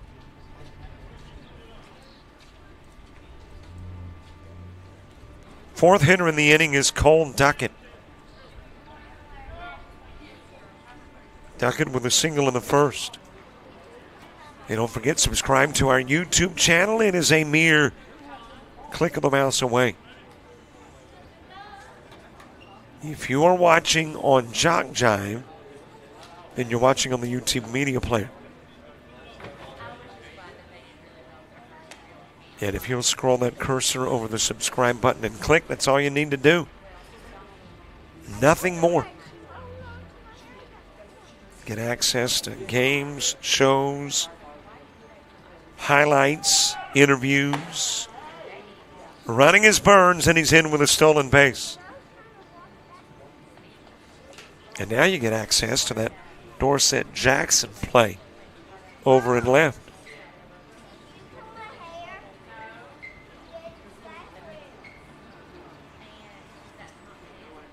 Cole Duckett with a base hit in the first. High with the pitch to Duckett, Zane Edwards on deck. But he will come to the plate in the 5th inning. This is our 5th hitter, Cole Duckett.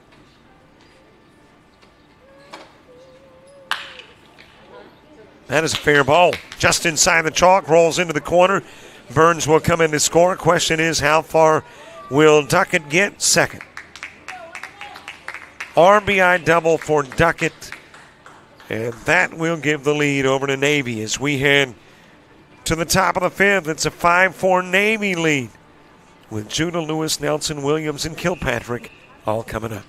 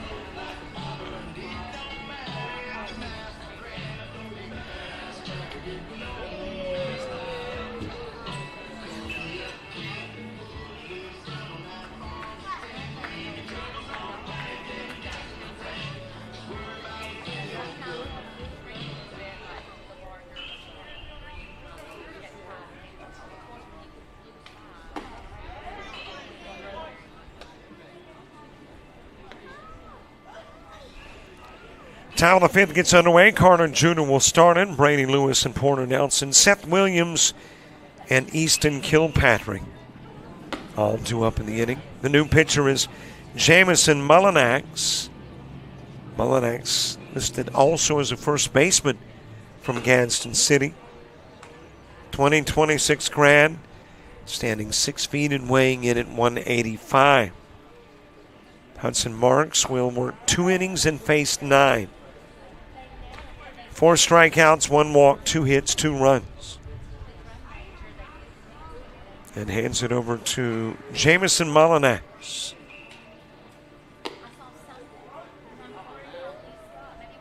And you got the strikeout of Carter Judah. Judah, who had a single in the second, strikes out in the fifth. And there's one away from Brady Lewis. And I may have just answered my question in regards to Cardinals having fewer than 15 hitters. Would some of the hitters get 3 at-bats? And the answer would be yes, because it's about the pitcher too, and the pitcher getting his reps in.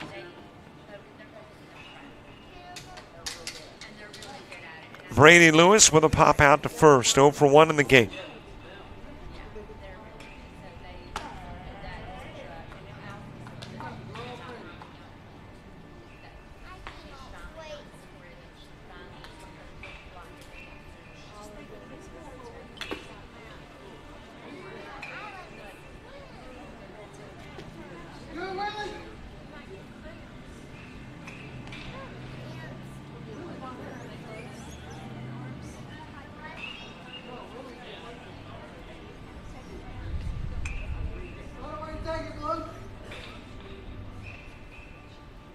Brady Lewis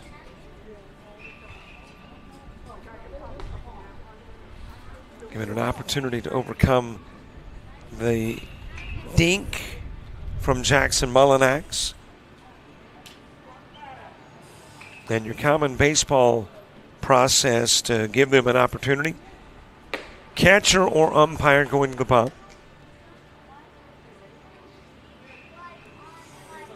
Brady Lewis flew out to first. He was the second out in the second inning. Sends that one foul. And I think our zombie runners are every other inning and not every inning. Fouled off by Lewis. Porter Nelson next. Bottom of the fifth should feature Edward, Hatton, Luna, Marks, and Mullinax.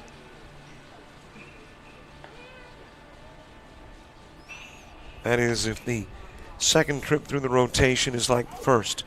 There's a strikeout of Lewis, back-to-back Mullinax K's. Gets Judah looking and Lewis swinging.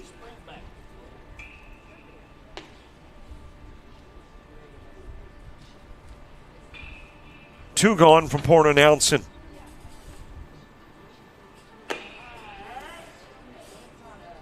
We are back here on Friday. Showcase Series coming to Troy University. Tim Altork will bring you the coverage. I'll head to Nicholls State for the Showcase Series there.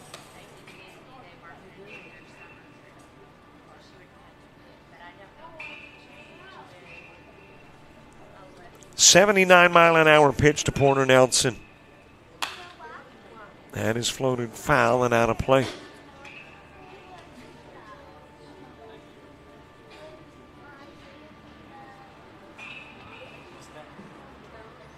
Seth Williams moving to the on-deck circle.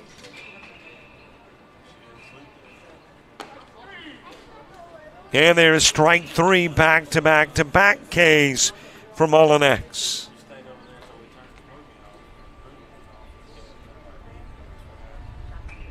So an impressive start for Jamison Mullinax. The interesting thing about Mullinax is when you look at the roster, it doesn't even list him as a pitcher.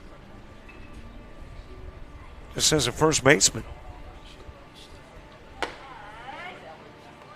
On the inside part of the plate to Seth Williams.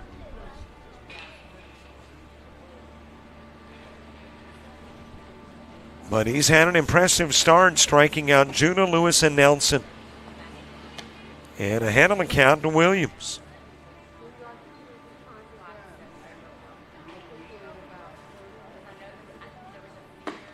Strike three on the outside part of the plate.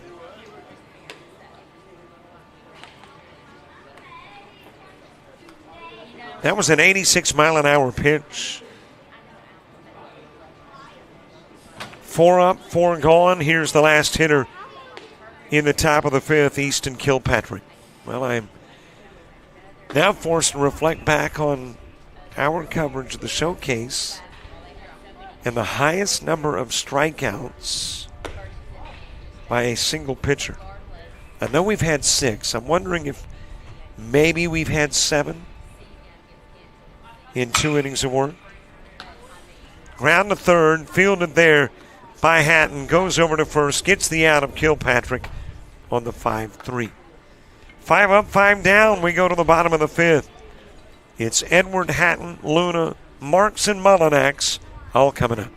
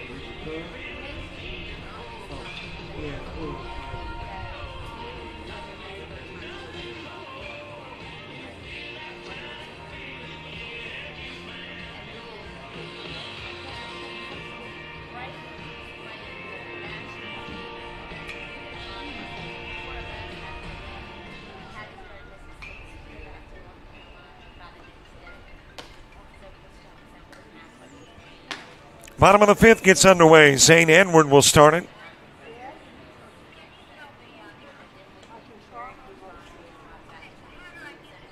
Braden Hatton, Xavier Luna, Hudson Marks, and Jamison Mullinax. All 2 up in the inning. Facing a new guy on the hill. That new guy is Davis McIsaac. L.J. Weaver will work a couple of innings, face 10. 2 strikeouts, no walks, 5 hits, and allows 3 runs.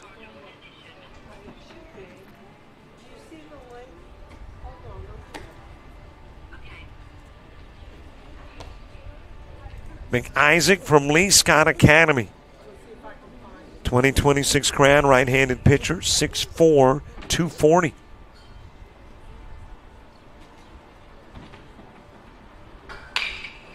That is fouled off to the left side, a 75-mile-an-hour pitch. Sent 209 feet in the direction of left. Edwards popped out to first in the second. 0 for 1 in the game.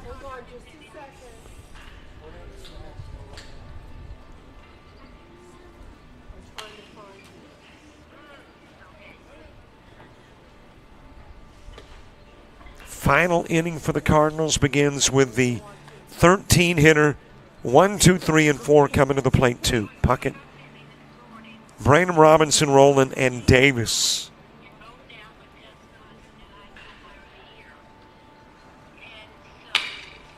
Ground to third, and over to first goes the throw, 5-3. The put out. Numbers only on the back of the jersey, but if third baseman will turn a tad more, I think that was an 18, which would be Seth Williams making the play over at third.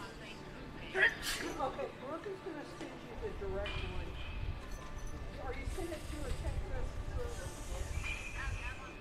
message? Braden Hatton next. Let Brooke send you the link. Hatton ground into a 6-3. Hold on. Have you sent it, Brooke? Xavier Luna moving to the on-deck circle. Little check swing sent over towards first. And that will be dropped by McIsaac. Kind of reached back trying to bring in the toss. And Hatton will be safe at first.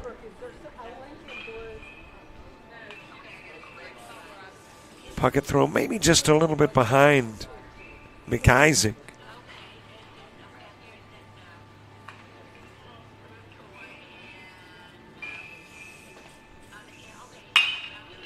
And a shot over towards left field. And Luna with a fly out for out number 2, hitter number 3. Yeah, that's it. Now, can you scroll down and find his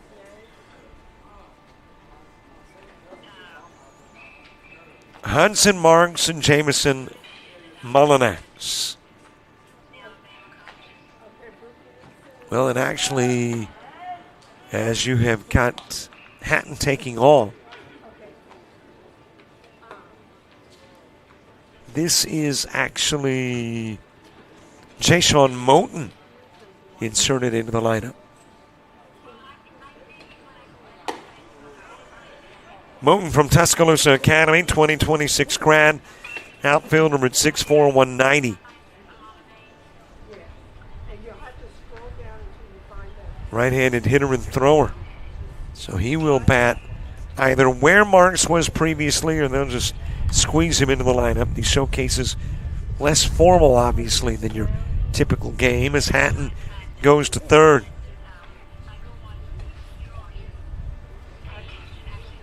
I don't think it's on my page. I think it's it on your page? And that may mean Mullinax is not coming to the plate. He's pitching too. So we may not see Mullinax next. It is wrapped short. And over to first goes Braden with a throw to get Moten. But nope, this is Mullinax.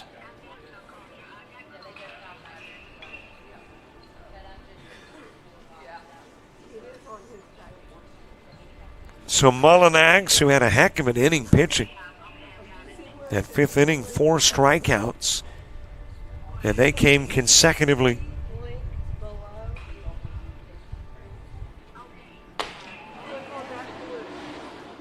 On the outside part of the plate to Mullinax. Click on that. And once you click on that, you'll have to scroll down and find his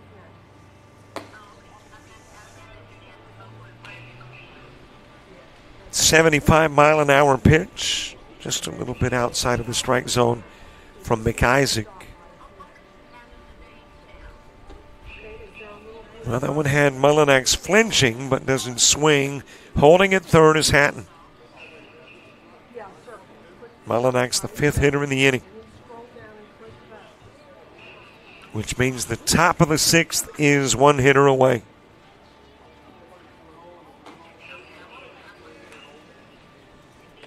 Couple of strikes on Mullinax.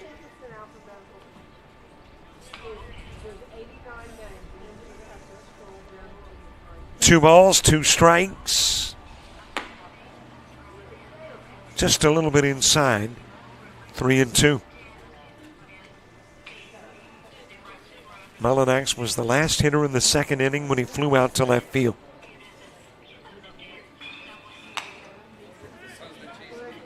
.61-mile-an-hour McIsaac pitched. Hit foul by Mullinax over towards the dugout at first. down and click on vote. Vote. VOTE should be at the bottom. Is that for all the names? Yeah. Okay, well, good. Yes. Okay, all right. That's a base hit into left field. Mullinax driving in Hatton. And Mullinax will put on the brakes at first with an RBI single. 11th Navy hit of the game. Drives in the 6th run. And they will take a 2-run lead into the 6th.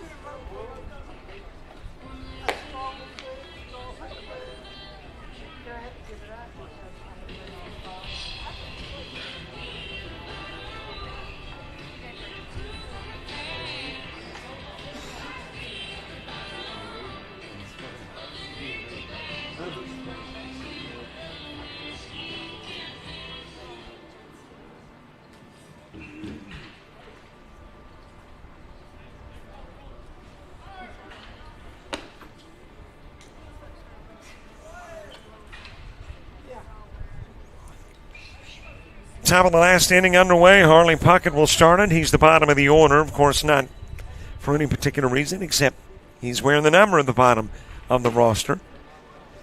Next Cardinal game, he'll probably be at the top of the order.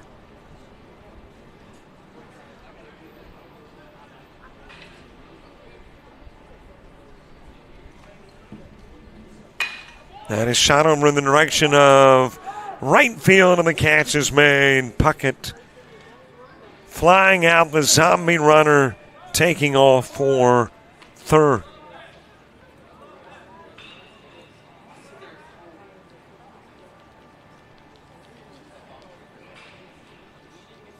And let's see who that zombie runner is as we get back to the top of the order. Chaz Branham. Quentin Robinson moving to the on-deck circle. That is Easton Kilpatrick. Cardinals trying to cut into the lead with the eventual plan of tying it and taking the advantage. Branham reached on an error and struck out. He's 0 for 2 in the game. That'll go to the screen, and the lead will be won as the wild pitch brings in Kilpatrick.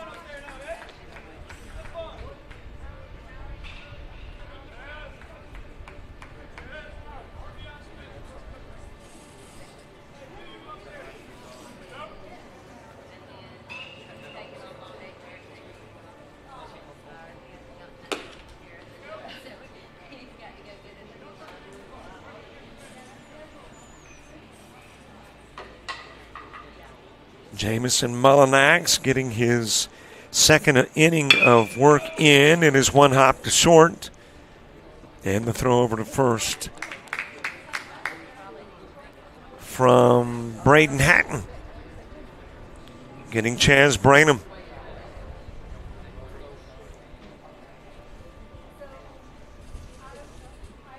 Well, for Mullinax, that first inning of work is a hard act to follow. Got all 5 hitters and struck out 4 of the 5.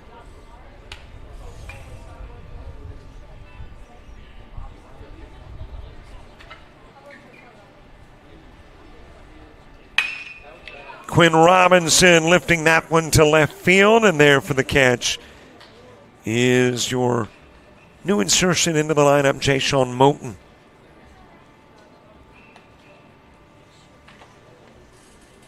And the Cardinals are now down to 2 hitters. Ryan Rowland and Gage Davis. And down by 1. One of the two's got to come in to tie it. Both have got to score to give the Cards the lead going to the bottom of the 6th.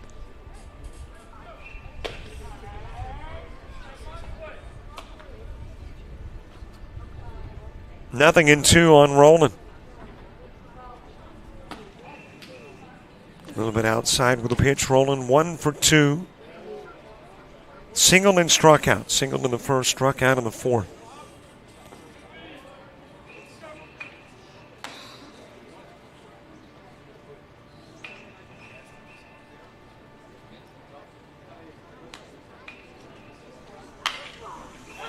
Popped up on the infield, foul territory.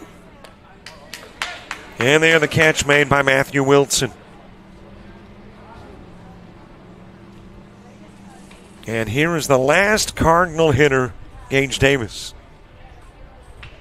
Davis 0 for 2 in the game, ground outs to short and second.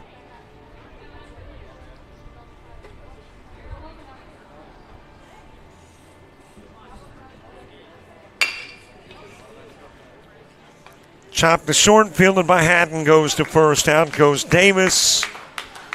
Well, Navy's won it, but we'll see by how much when we go to the bottom of the 6th with Ray, Sipes, Wharton, Wilson, and Rackard coming up.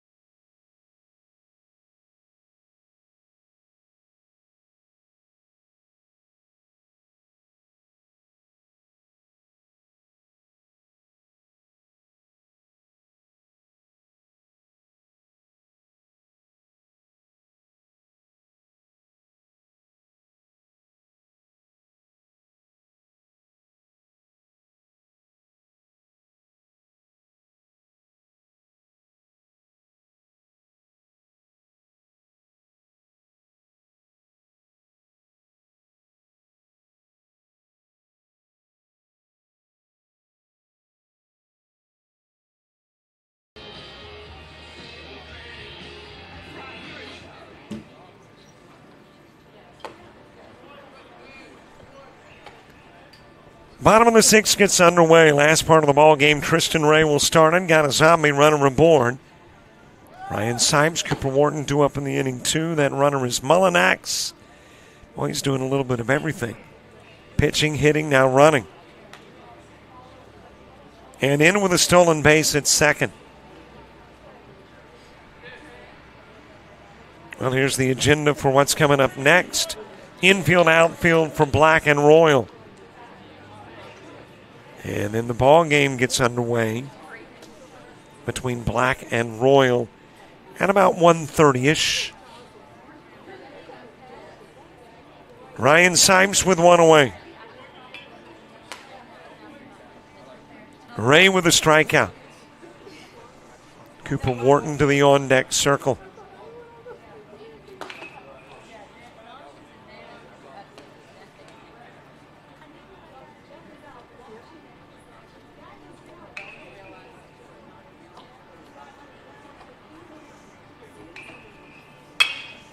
That is popped up right side. There for the catch. Is that Dorset Jackson? No, that is Seth Williams. Had Jackson over and left, he's still there. And Williams will catch the Sipes fly out for out number 2. Cooper Wharton next.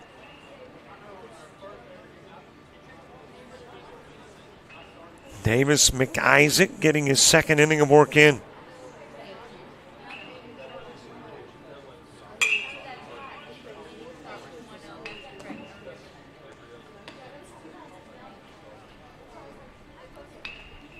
Jamison Mullinax will work 2 innings for the Card team.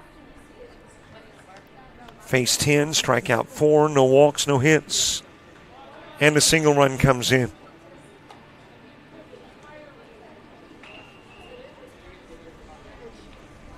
Cooper Wharton with a base hit in the 3rd. Back to the plate in the 6th.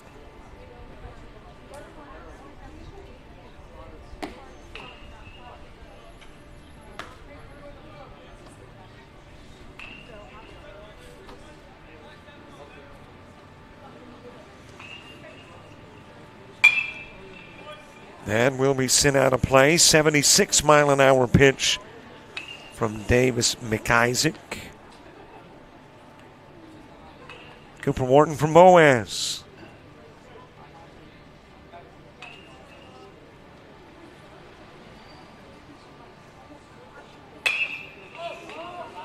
High into the air on the infield.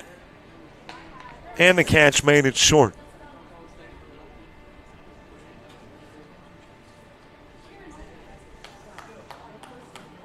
And they swap spots currently at short. Ryan Rowland. Matthew Wilson next.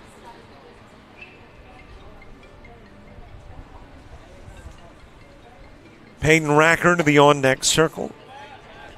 A little bit outside with the pitch. Well, we are running just a hair behind. Actually, no, just a hair ahead. Looks like the schedule says a 1:30 infield outfield for Black and Royal with a 1:45 game time. So we are actually just a few minutes ahead of schedule. On the inside part of the plate to Wilson.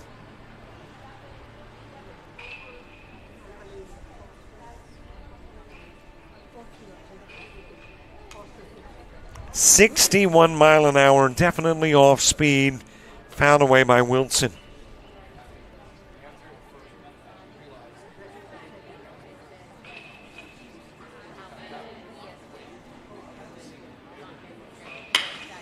And a shot in the direction of center field. And there the catch will be made. Having Mullinax trot back to second. And that is Quentin Robinson out in center field.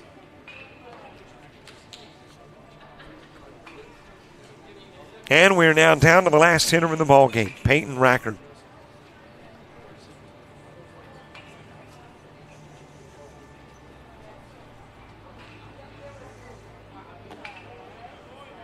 On the outside part of the plate with a 61-mile-an-hour pitch from McIsaac.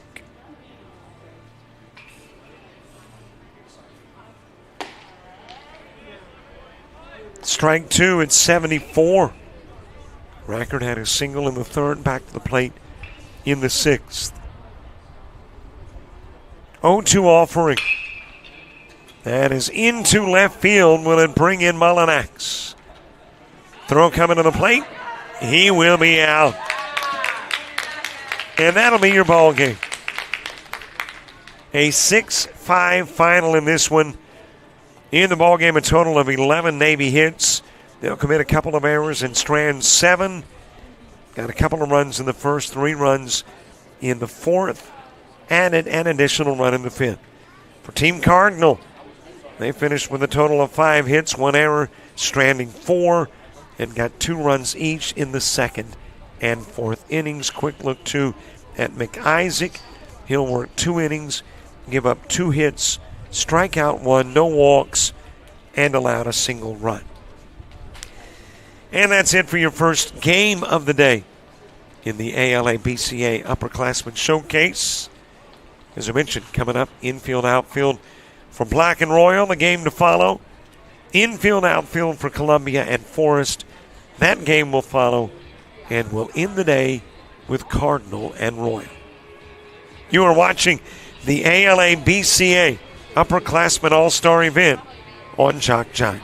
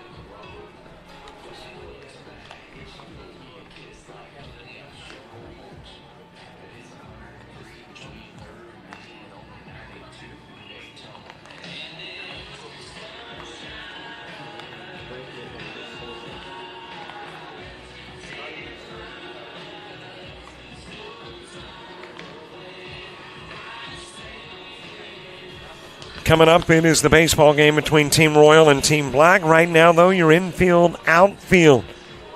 Team Royal first, Team Black to follow.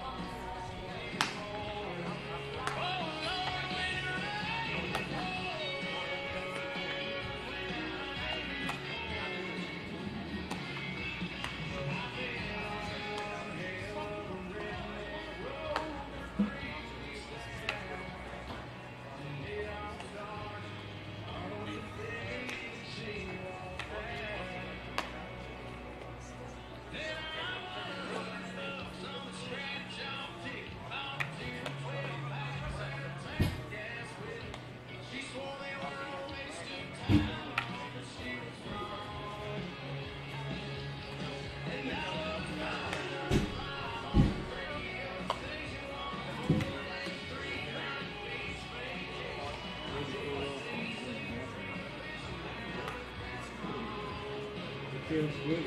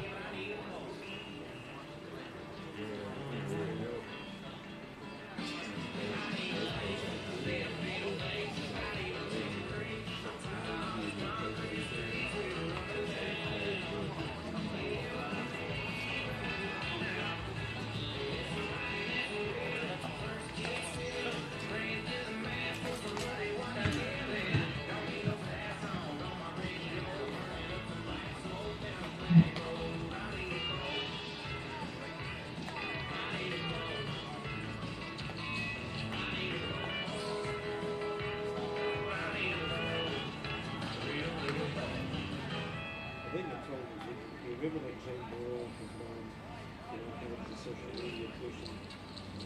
We gotta start something.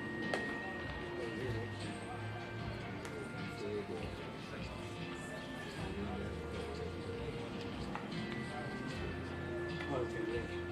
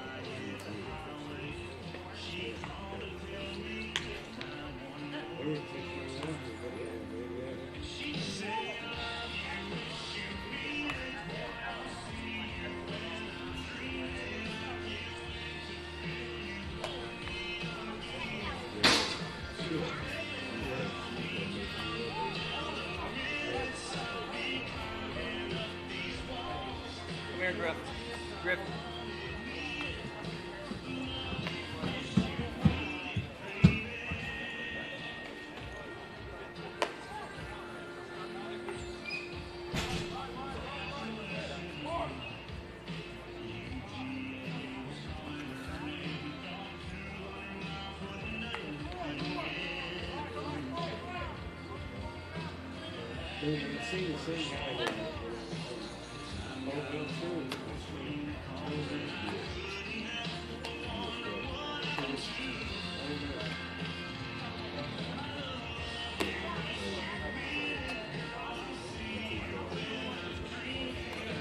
Yeah.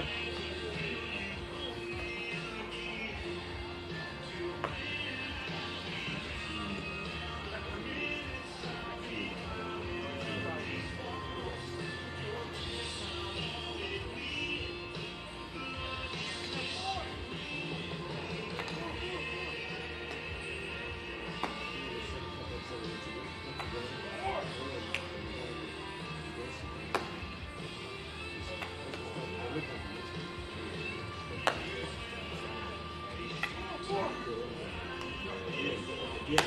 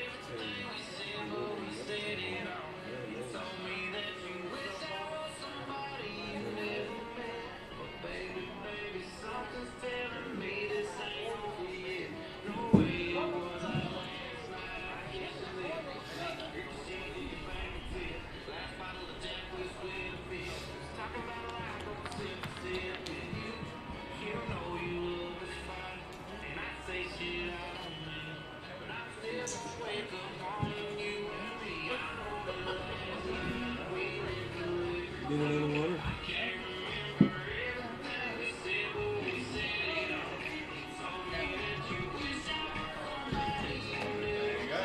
Right there.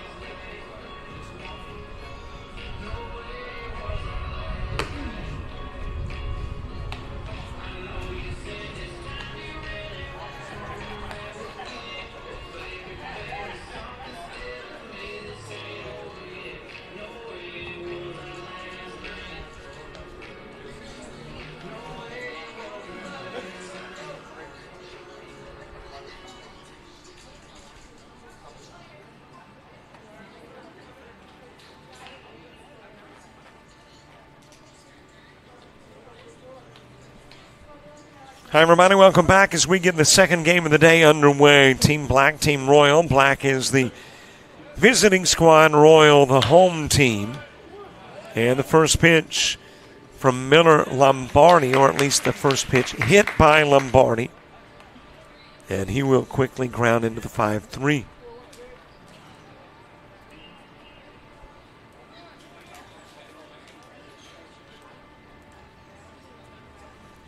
So on away and head into the plate, Matthew Drinkwater.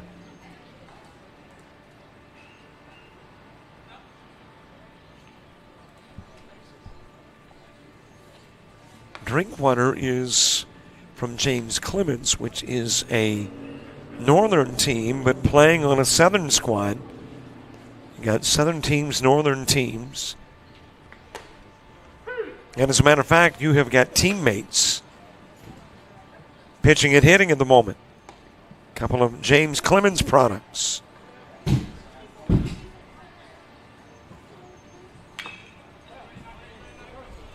Matthew Drinkwater is a 2026 grad infielder, right-handed pitcher, 6'1", 190, and he's facing the Royal pitcher, Lewis Tyler.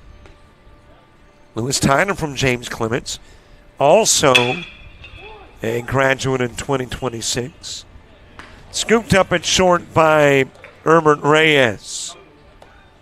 And out will go Drinkwater on the 6-3. 2 gone with John Michael Mordecai next.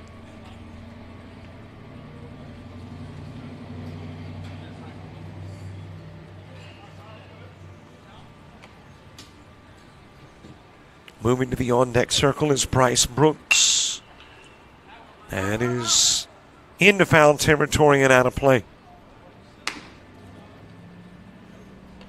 I am not going to question the fact that the school is listed as Wicksburg beside the name of John Michael Mordecai.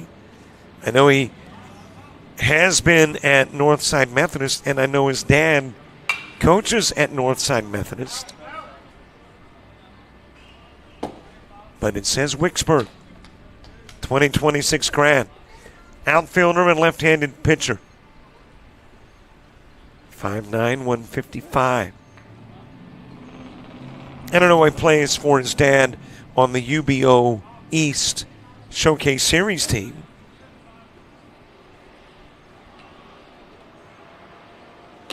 Swing and a miss by Mordecai, and he'll go down a strikeout victim.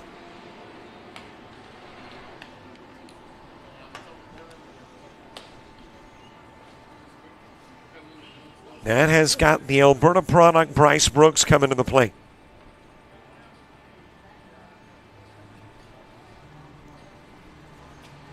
Brooks, a senior this year. Infielder at 5'11", 170. Right-handed hitter and thrower. All our data on the scoreboard is missing at the moment. The release speed, the exit velocity, and the footage of baseball from stick to wherever.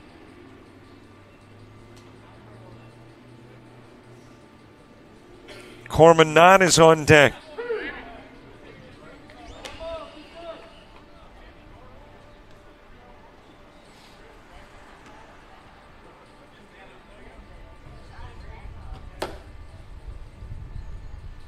One ball, couple of strikes. Fourth hitter in the inning. And again, if you are just joining us, 5 hitters per inning. We don't do the normal 3 outs. We do the normal Showcase Series 5 hitters. And there is out number 4, the strikeout of Brooks.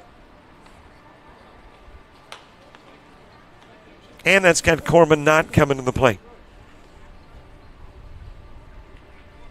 From Eufaula, 2026 grad, outfielder, 5'6", 135. Right-handed hitter and thrower. Eufaula is where one Sandy Jones originally hailed from. Sandy Jones was the commissioner of Dixie Baseball. He has since retired. As a matter of fact, his first grandson showed up like a couple of weeks ago, or maybe less than 2 weeks ago. Congratulations, Sandy, who was the longtime recreation director there in Eufaula.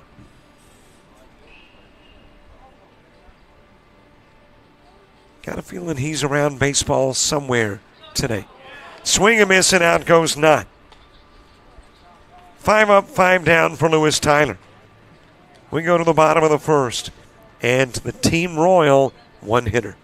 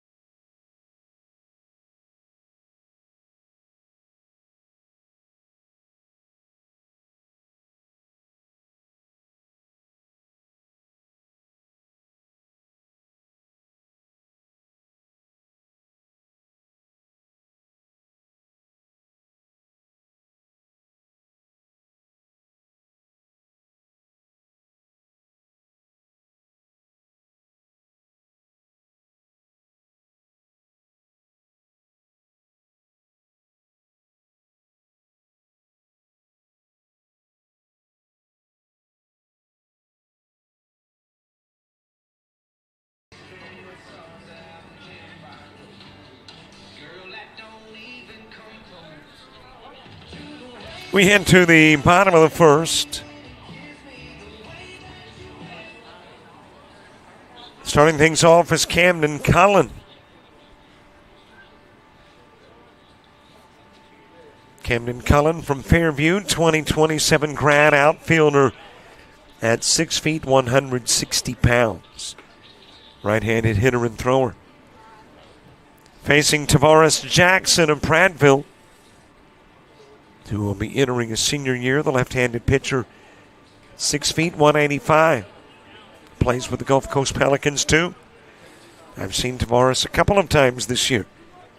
In Perkinston at spring training for the Showcase Series, and then in Hattiesburg. That has popped up in the direction of center field. And Cullen with a fly out. Making the catch in center, Luke Hudson.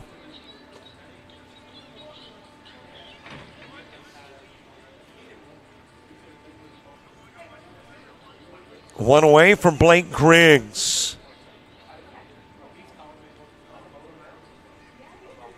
Griggs from Fort Payne, 2026 graduate. Infielder at 5'10", 155, right-handed hitter and thrower. Tavares Jackson, the son of the late Tavares Jackson that played in the NFL. Threw for about 7,000 yards. I believe he was an Alabama State quarterback. And then had his playing time in the NFL with the Seahawks and the Vikings, if I'm remembering correctly. Tragically passed away in an automobile accident not too far from here in the Pike community.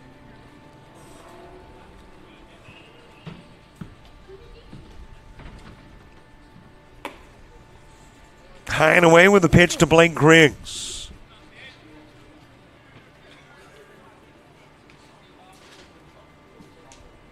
And Tavares Jackson making a name for himself. As you got a swing and a miss, and out goes Griggs.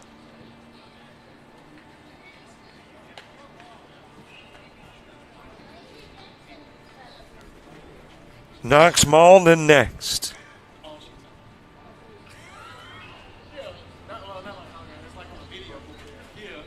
Malden from Coleman, Alabama, entering his senior year, a catcher, 5'9", 150. Right-handed hitter and thrower, strike delivered on the outside part of the plate to Malden.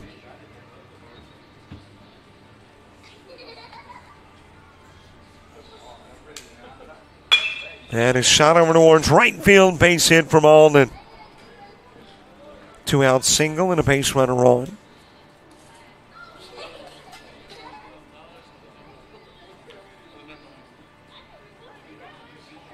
That has got Herbert Reyes coming to the plate.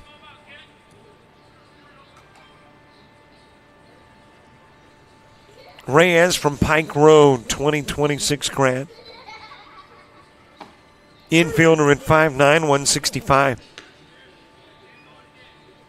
Right-handed hitter and thrower.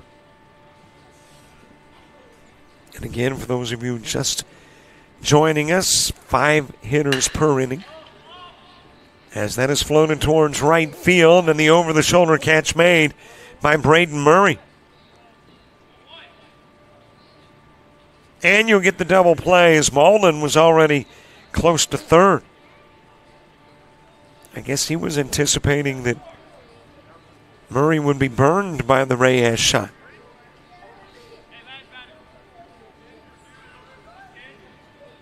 So the base is cleared, and the 5th hitter in the inning coming to the plate.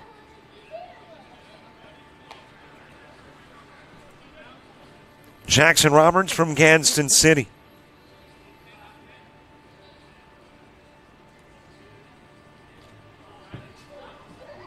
I think they've got a brand new complex up there in Gadsden, where Gadsden State plays. Blake Lewis, who moved over from Lawson State to Gadsden State as the AD. Reintroducing baseball to Gadsden State.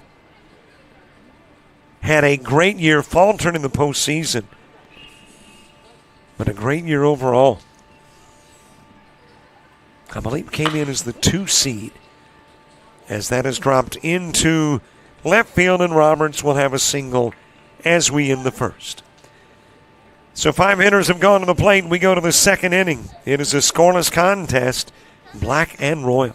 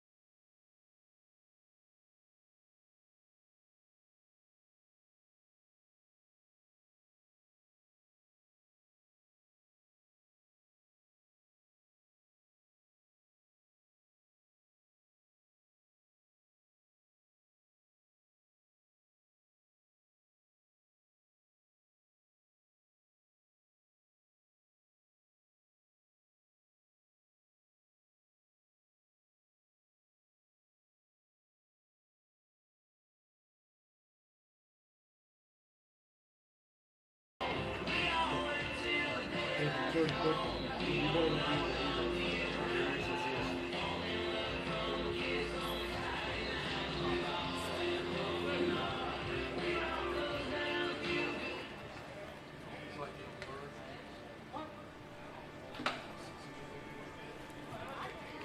We head to the top of the second, starting things off as Easton Grace. Easton from W.S. Neal. And I'm thinking W.S. Neal, I know they're the Eagles, but I'm thinking they're the Blue Eagles. As that is outside with a zombie runner on, by the way. And that runner is Corbin Knott.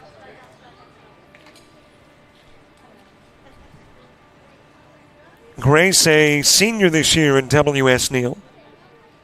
Catcher, 6'3", 180. Right-handed hitter, right-handed thrower. Running is not, and he'll be in with a stolen base at second.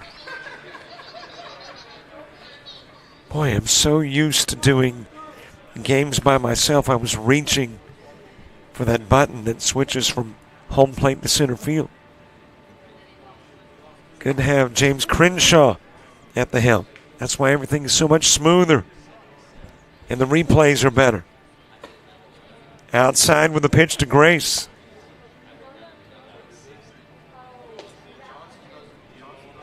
W.S. Neal, though, big rival with T.R. Miller in Bruton.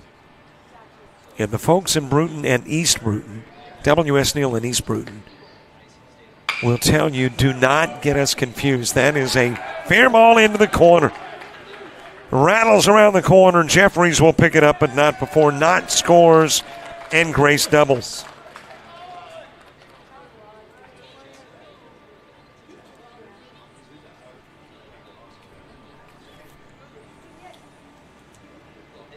And that's got Mac Hayes coming to the plate.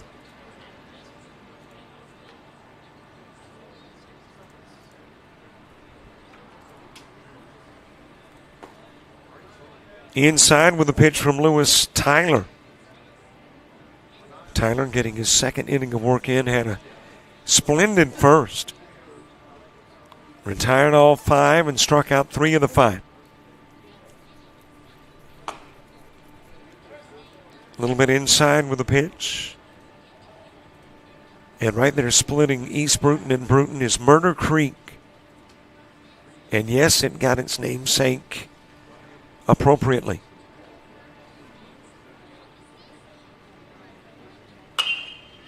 Popped up on the infield.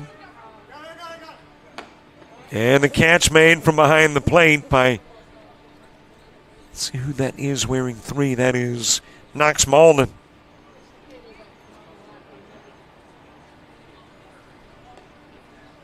So Grace at the moment stays put at second. Braden Murray coming to the plate.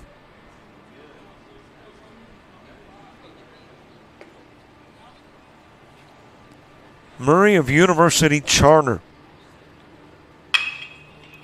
Chops that one towards short.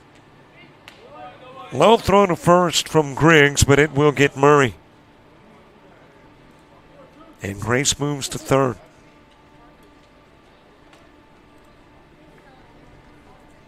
Fourth hitter in the inning coming to the plate in the form of Hudson Robbins.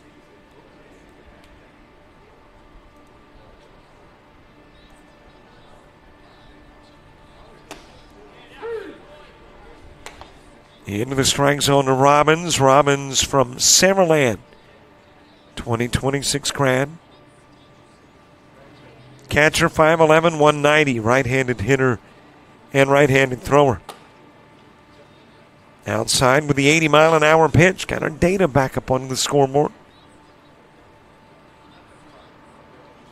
So Tyler delivering at 80. I think our fastest pitch thus far today has been 86.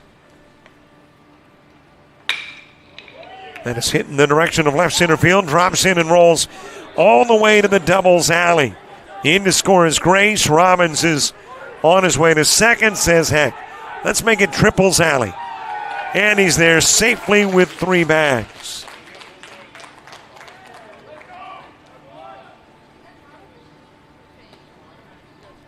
And Team Black takes a 2-zip lead.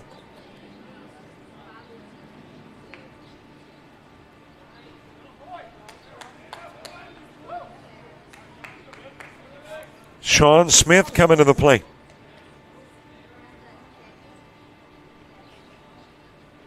Team Black coached by Bubba Frichter at Enterprise State.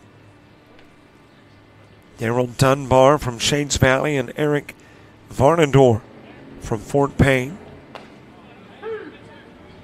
Bubba Frichter's Enterprise State wound up being I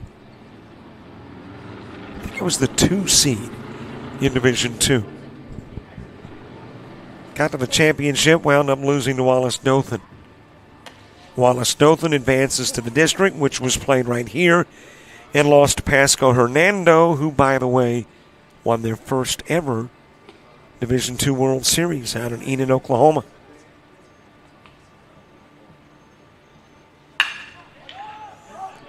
Smith sending that one to center, and there the catch is made 310 feet away.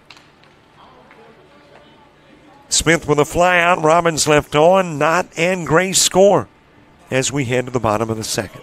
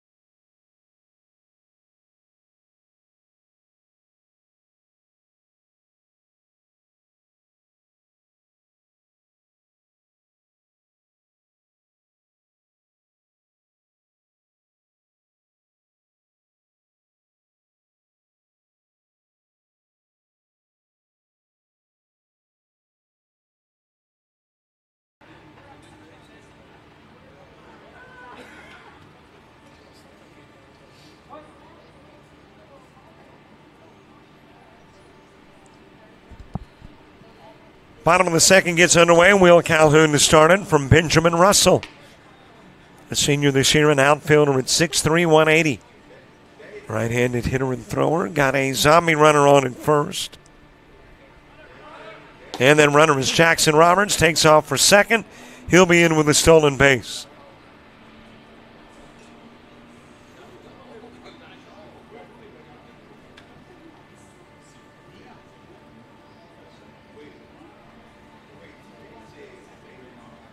John Owen Dean moving to the on-deck circle.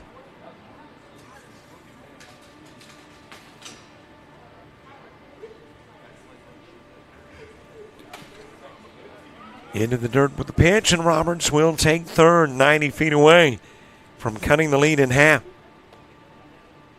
Opening game, by the way, a Navy 6-5 win over Team Cardinal.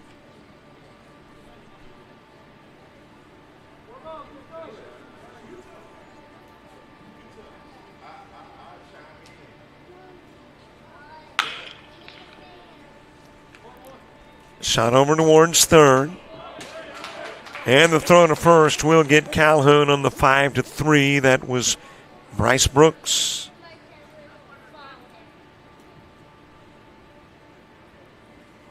John Owen Dean coming to the plate.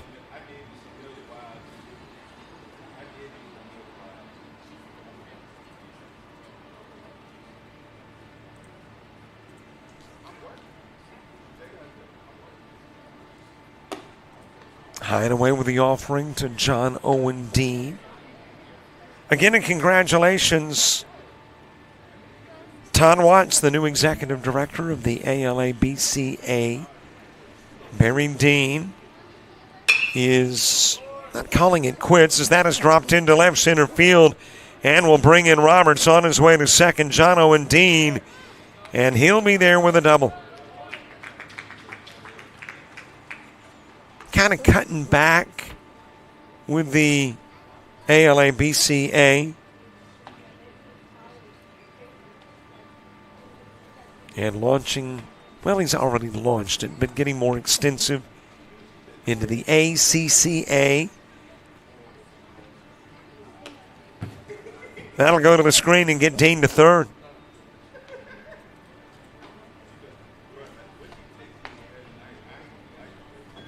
Gus Fowler from Fife at the plate. 2027 grad, catcher, 5'10", 175. We have not heard from Barry lately.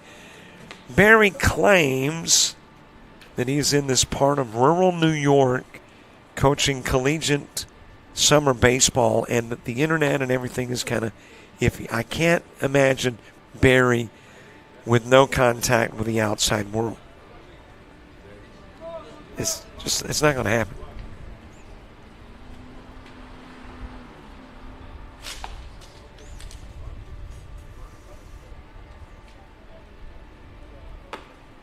High and away with the 75-mile-an-hour offering to Fowler.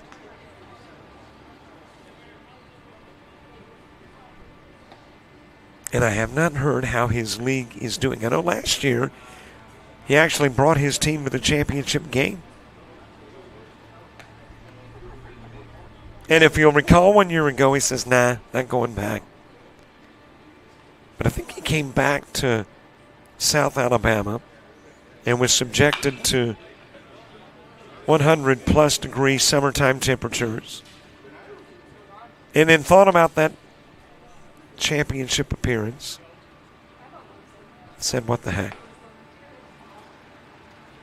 Let's go back up there where it's 40-something at night, 60 or 70-something during the day, and win some baseball game. Gus Fowler rolling it over towards first. That is going to bring in Dean. Tie the game up. Mac Hayes fields, gets the out, but we're tied at 2.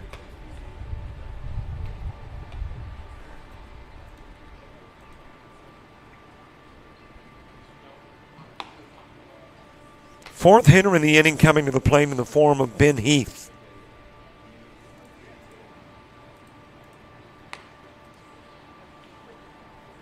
He is from Oak Mountain, 2026 grad. First baseman, 5'11", 190, right-handed hitter, right-handed thrower. Speaking of New York baseball, Keith Griffin has retired at Coastal Alabama North, but he's coaching up in New York as well. And says that's something he's going to keep doing in that cooler part of the country.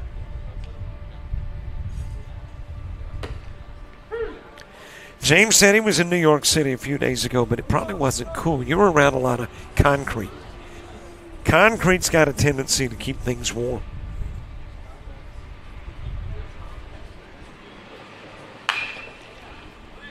Sent over towards third. Whipped across the diamond, not quite in time. Nice play by Bryce Brooks, but not able to get Ben Heath.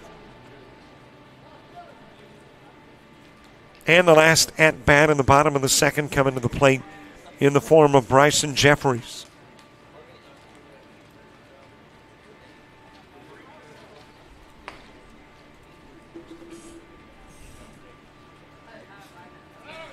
Running his heat. Throw to the third base side, a second in with a stolen base is Heath.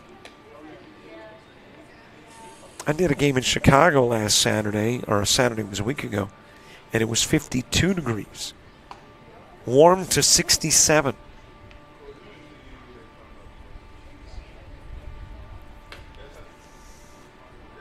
Born and raised in the South, but I got to find me something in the North for the summer.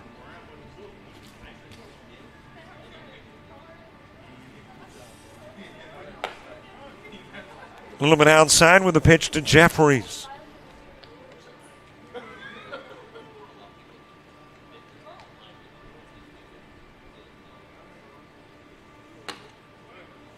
Low and away with the offering. Jeffries from Hatton, 2026 grad outfielder at 5'10", 170.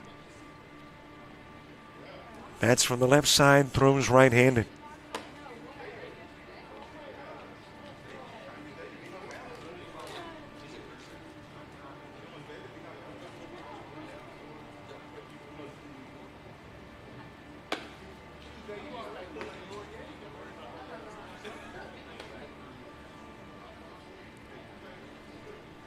I just got a text from the wife in Florella, which is an hour 15 south, and it's raining there. Into center field with a Jeffries fly ball. Couple of runs played. We're knotted up at 2, going to the third for Team Black.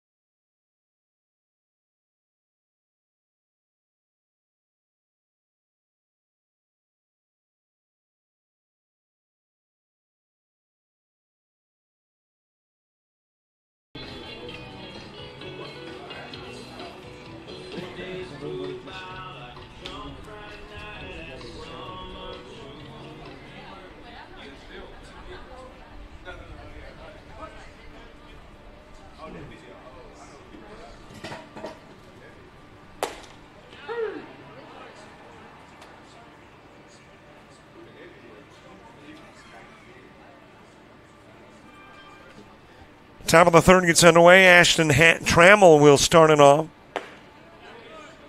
Trammell from Hanlon, 2026 grad infielder at 5'10", 180. Right-handed hitter and thrower. Trammell's a baseball name, as that is outside from your new Team Royal pitcher, Luke Martin. Martin from Arab, right-handed pitcher who will graduate in May. Coming in at 6'1", 210.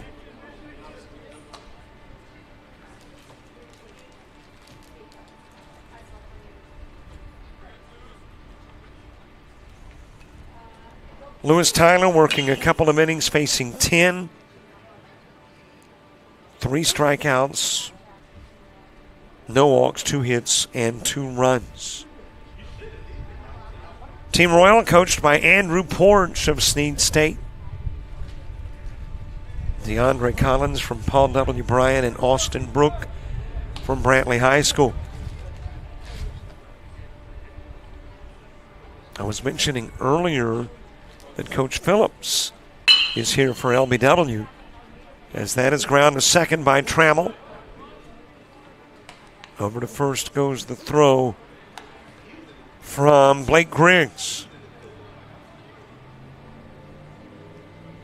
I think I'm going to have to get some t-shirts made that say, "Where's Where?" Brandon Ware, the LBW assistant coach, typically is here, but he's not here. So yeah, where's Where?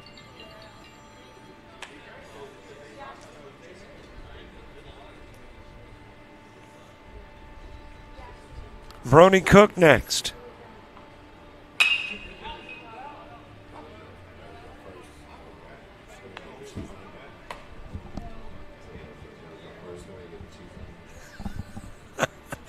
Yes, it was. James reminded me that I'd forgotten about the cheeseometer. It has been so long. But James, apparently that cheeseometer is still working, because he reminded me that kind of nudged the needle. I like the T-shirt, the idea of the wear's wear. So I guess there's different ways you can affect the cheeseometer as Brody Cook wraps into the 6-3.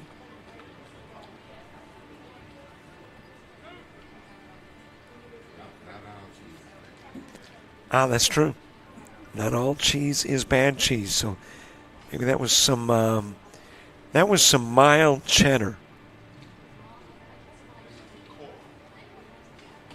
Swing and a miss by Luke Hudson.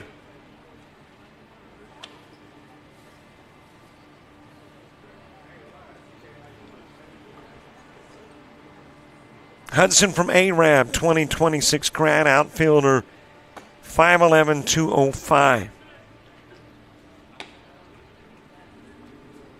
Third hitter here in the top of the third. Swing a miss and an 82-mile-an-hour offering from Martin.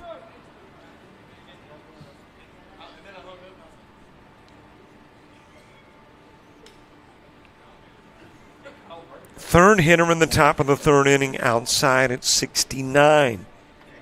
With the pitch from Luke to Luke, Martin to Hudson.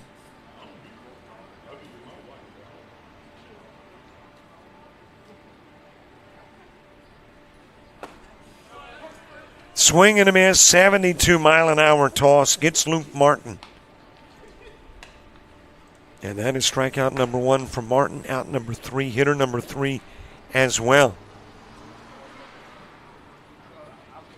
And it brings Aiden Story to the plate.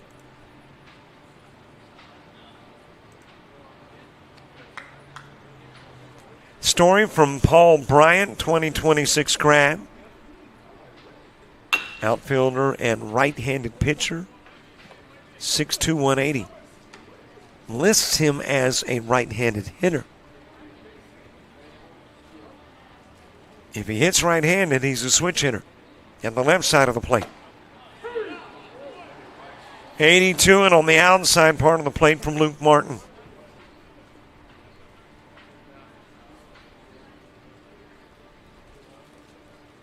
Corbin not moving to the on-deck circle. Okay, I was going to get really cheesy. This was going to peg the cheeseometer. I'm tempted not to even bring it up, because I'm not sure yet how to word it. I'm thinking of it in my brain as it's outside the Aiden Story.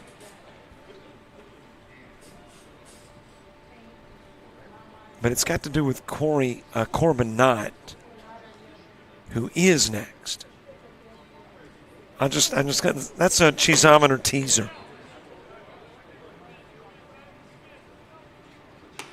I mean, because actually in reality, Corbin Knott's next, but he is. He's not next.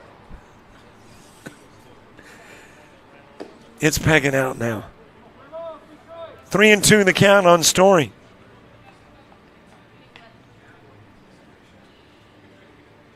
$79-mile-an-hour pitch from Luke Martin.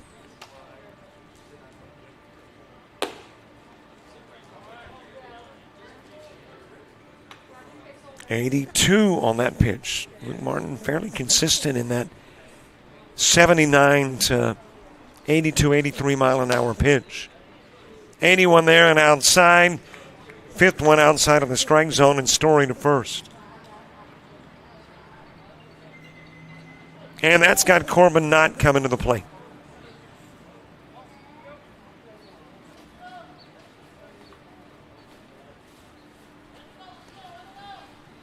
Not the Eufaula product. Well, apparently we're going to wrap the inning up a little early. Instead of 5 hitters, why not 4? Let's go to the bottom part of inning number 3. Well, the last 5 hitters in the black order, or make that the royal order, are due up.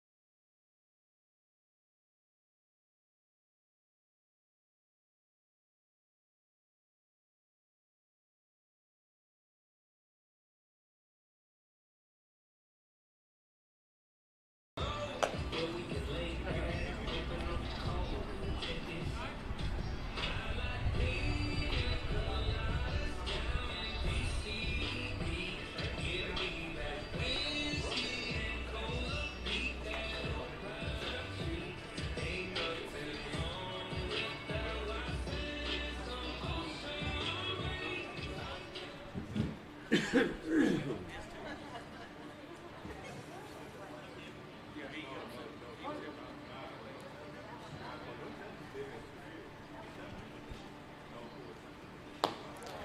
head to the bottom of the third. Starting things off is Cal Lawrence. Cal Lawrence from Glenwood, 2026 grad, catcher at 6'1", 190. Right-handed hitter and thrower.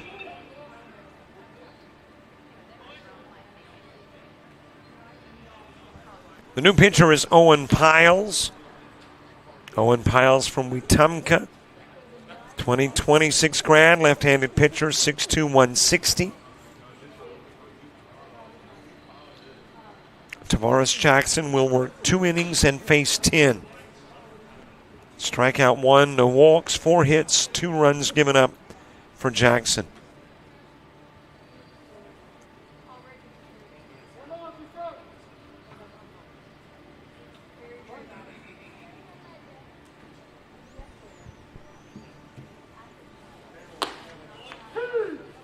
On the outside part of the plate to Cal Lawrence. He will strike out to begin the third, 1 away. And that's got Dylan Olive coming to the plate.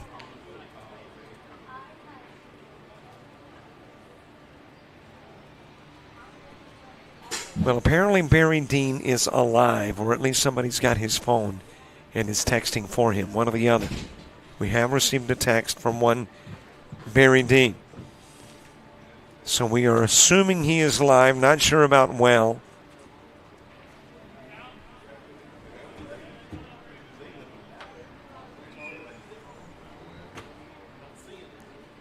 Probably not. I'm thinking not alive and well, but is alive. Okay, he's probably as well as Barry Dean gets. Don't want to start rumors. 79-mile-an-hour pitch to Dylan Olive.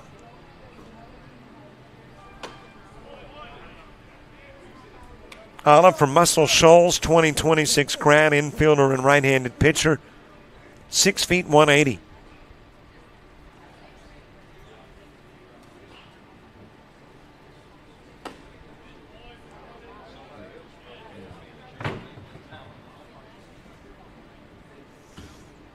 Well, your high total pitch-wise, if you're looking to become the strikeout king, thus far, tops in strikeouts is Mullinax with 4. As that is popped up over in the direction of the batting cage, but it looks like there's room, and there is for the catch.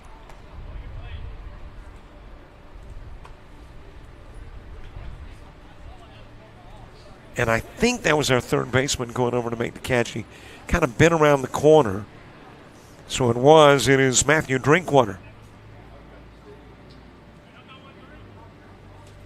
We've seen a couple of very good catches over in that corner. And one of them's on our YouTube channel. That was the catch by Dorsett. Tanner Rice next from Mortimer Jordan.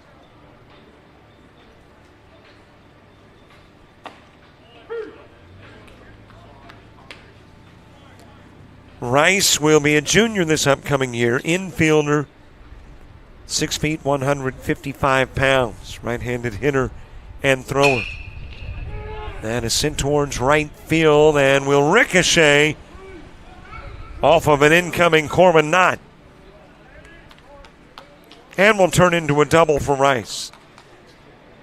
I'm not charging Knott with an error in that particular case.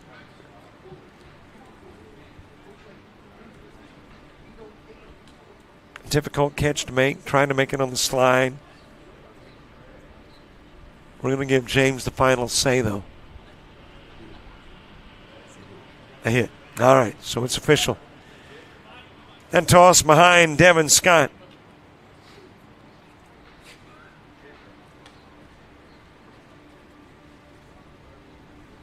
Scott from Shades Valley, 2026 grad. Infielder at 5'8", 185. Right-handed hitter and thrower. He is the 4th hitter in the bottom of the 3rd.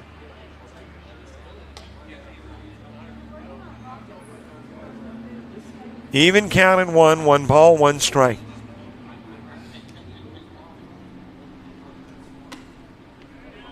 High and away with the pitch. Count goes to 2-1. 79-mile-an-hour offering from Owen Piles.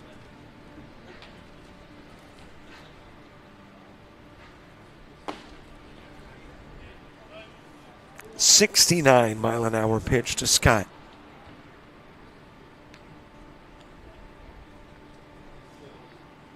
One more hitter to go, and then we will be halfway there. As that one hits Scott, but he will stay at the plate. On deck is Griffin Wynn.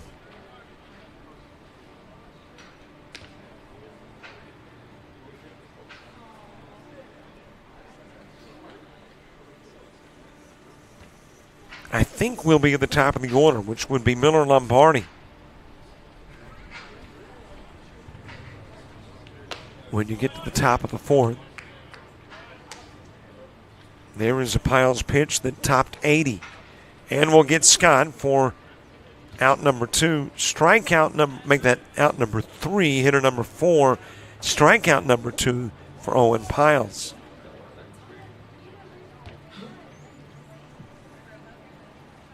And Griffin Wynn to the plate from Fort Payne.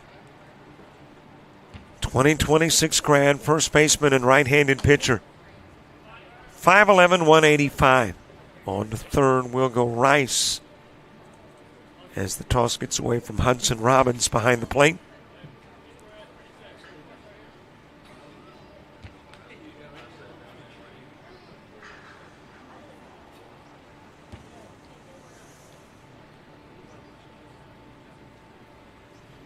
Griffin Wynn representing the end of the third outside with an 80-mile-an-hour Owen Piles pitch.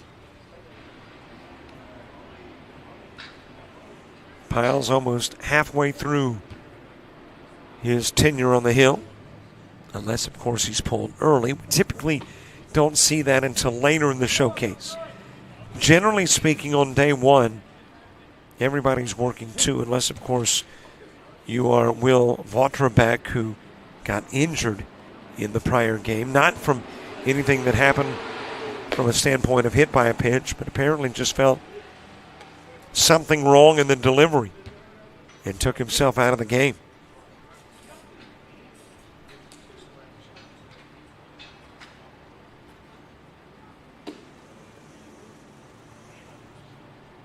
A little bit outside with the pitch to Win. Win going, do I walk? No, that comes on a 5th pitch outside of the strike zone, I think.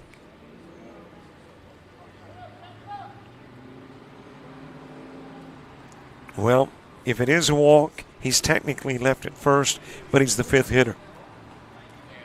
So we have wrapped up the third, going to the 4th in a 2-2 game.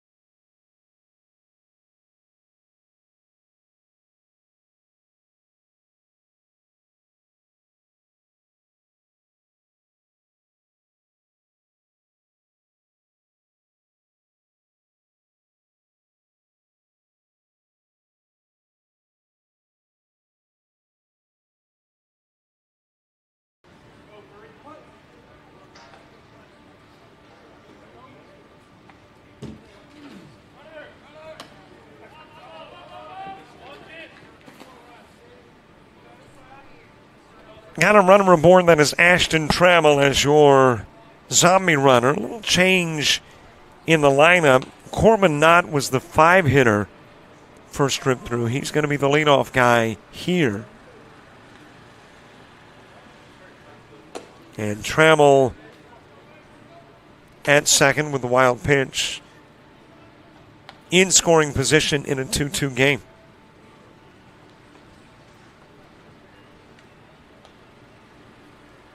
Not when he hit in the 5 spot, struck out. Then came in as your zombie runner in the second and had a stolen base and scored a run.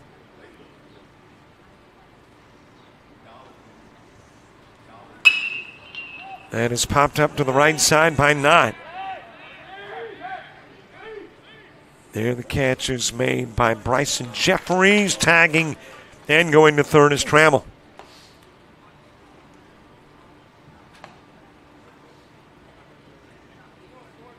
Well, this has got me looking to see who's coming to the plate, making the assumption we do it in the same order first trip through. This is Miller Lombardi.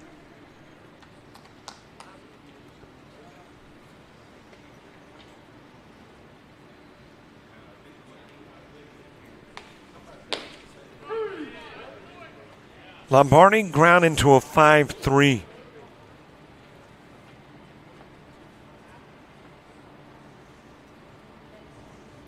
Matthew Drinkwater to the on-deck circle. Okay, when you bring up the name Lombardi, obviously you think about the, or at least I do, the Lombardi Trophy. Named after the longtime Packers head coach.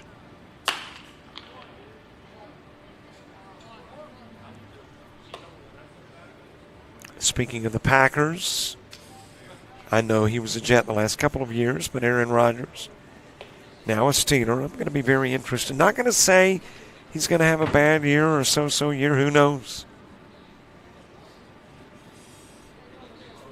We'll see if he can return to that all-star form, that all-pro form from the Packer years.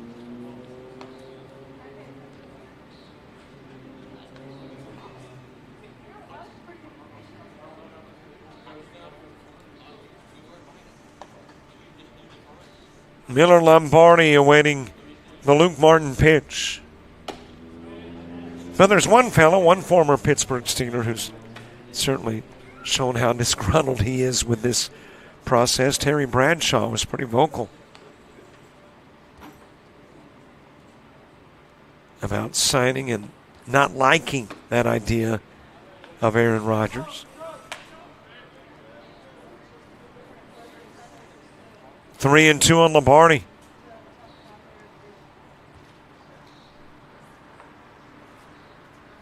Matthew Drinkwater, John Michael Mordecai due up, and actually that looks like Mordecai on deck.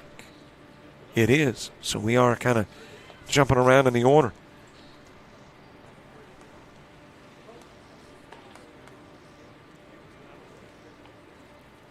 Or at least the original order, but that's all legal in showcase games. Floater to center field, tagging is Trammell coming home, and he'll be tagged out of the plate. What a throw from center field. That was John Owen Dean. Able to gun down Trammell at the plate.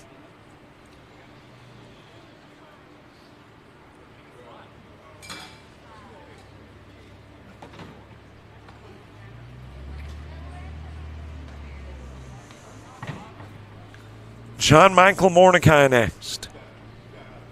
Bryce Brooks moving to the on-deck circle.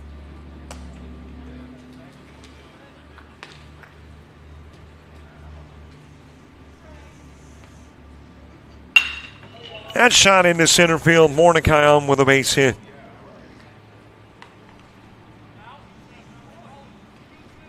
Bryce Brooks coming to the plate to the on-deck circle. Matthew Drinkwater. Well, I think what happened, and it's real simple. In the first inning, they didn't start at the top. Top of the roster for Team Black. And that kind of discombobulated things. So now they second trip through the rotation back to the top of the order to begin things. Fouled away by Bryce Brooks. And John Michael Mordecai back over to first. What is it about John's that we include the middle name? I mean, I like it. But you got John Michael Mordecai for Team Black. You got John Owen Dean for Team Royal. Popped up in the direction of John Owen Dean. And John Michael Mordecai will go back to first with a flyout by Bryce Brooks.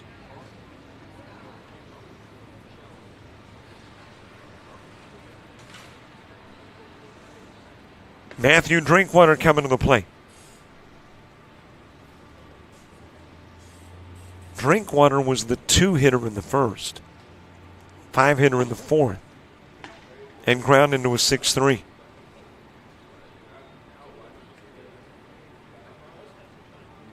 And Luke Martin putting the finishing touches on his 2 innings of work. Mordecai off and running, and he's in with a stolen base at second.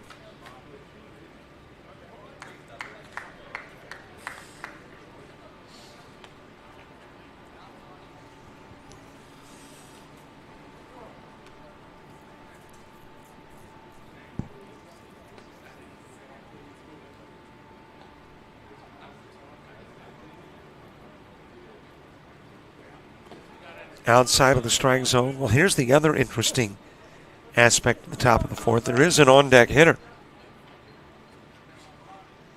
This is the 5th hitter in the inning. And there are 4 outs in the inning.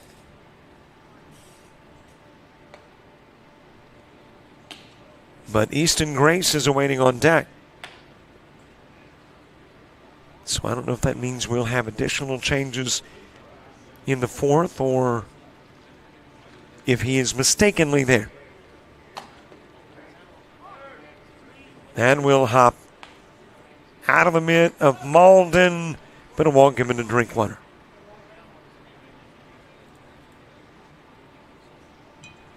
And now Easton Grace coming to the plate. This is the 6th hitter in the inning.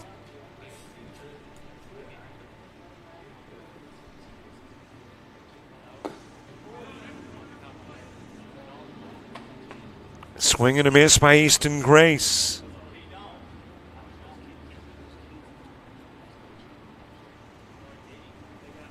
So Luke Martin is... it has just dawned on me what happened. Because you only had 4 hitters in the top of the third. So they've kind of made up for lost time in the bottom of the fourth. As you send 4 to the plate in the third, 6 to the plate in the fifth. I'm not real good with math, but I think that's an average of 5 in the third and fourth. Nobody scores. We go to the bottom of the fourth in a 2-2 game.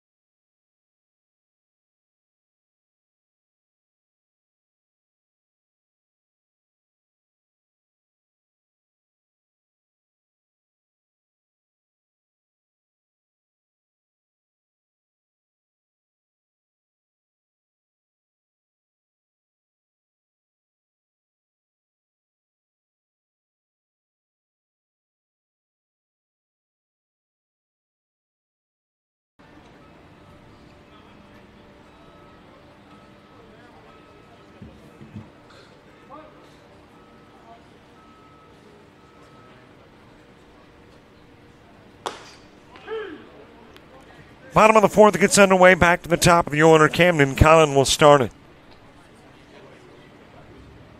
And we anticipate Blake Griggs, Knox Malden, Herbert Reyes, and Jackson Roberts to come to the plate. Got a zombie runner in Griffin Wynn.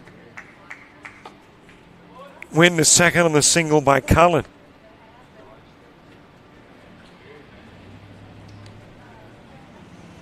And a couple of base runners on for Blake Griggs.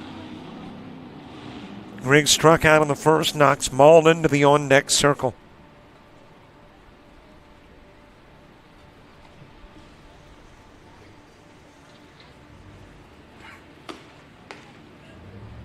Last inning of work for Owen Piles.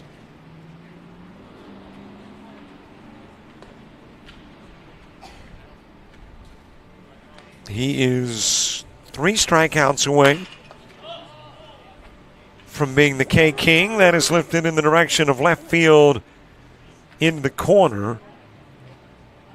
And again, that's in an area where I can't see from my vantage point, but apparently it dropped. And back to the plate will come Blake Griggs.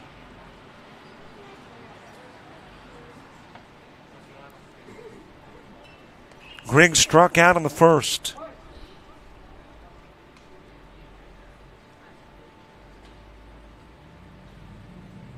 High and away with the pitch to Griggs. Don't forget, subscribe to our YouTube channel.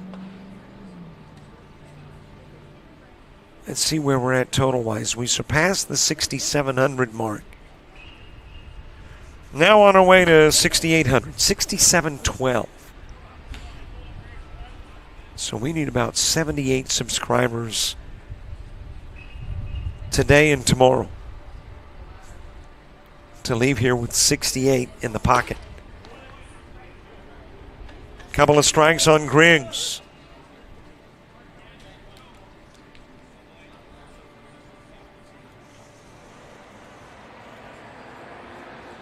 .78-mile-an-hour pitch. And that one at 78 as well, and it gets Griggs swinging.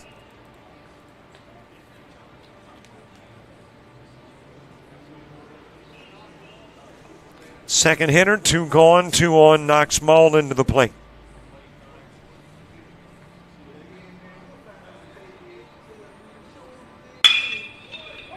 Grounds into short, possibility of 2, 6, 4, and 3. First double play turned, at least your first prototypical. We had one that was a little unusual earlier with a fly out to right field with the runner, unbeknownst it had been caught, was on his way to third. So technically not your first double play, but your first standard one.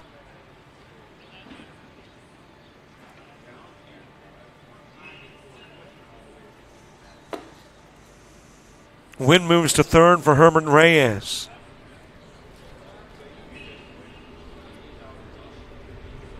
Reyes with a pop out to right field, last out in the inning.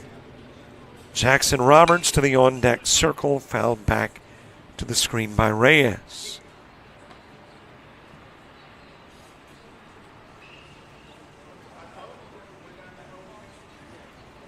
I think we are going to see Mac Hayes, Braden Murray, Hudson Robbins, Sean Smith, and Ashton Trammell in the top of the fifth for Team Black, but don't hold me to that.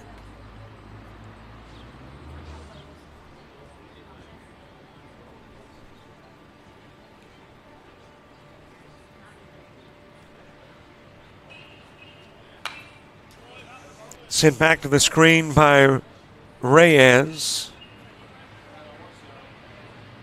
Boy, Troy University is an active campus. I know it's summertime and the students, for the most part, have gone home, but there are a ton of camps held on campus. I think last year was cheerleading camps, probably this year too. I'm not sure what the camp was that was going on in the parking lot when I arrived, but they were throwing oversized balls that kind of look like medicine balls, but I don't think that's what it was. They were floating to and fro too easily to be a medicine ball, but about that size.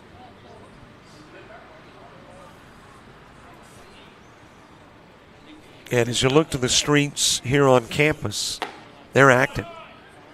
Reyes with a swing and miss. That is strikeout number 2 in the inning, 4 in the game for Owen Piles.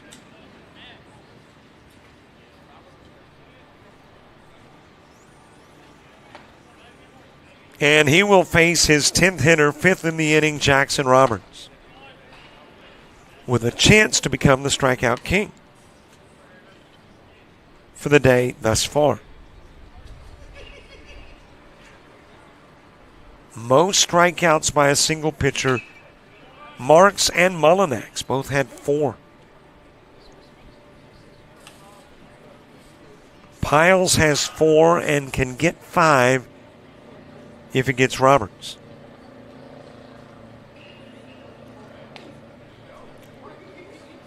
Roberts has singled, came in and ran in the second, stole a base and scored a run.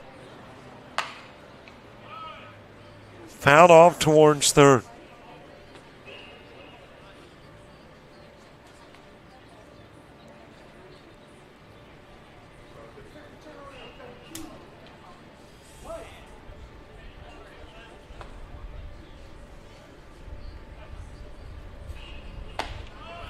Swing, a miss, and there you have your new strikeout king, Jackson Roberts. 5 in his 2 innings of work, 3 here in the 4th. We go to the 5th, and it's still a 2-2 game.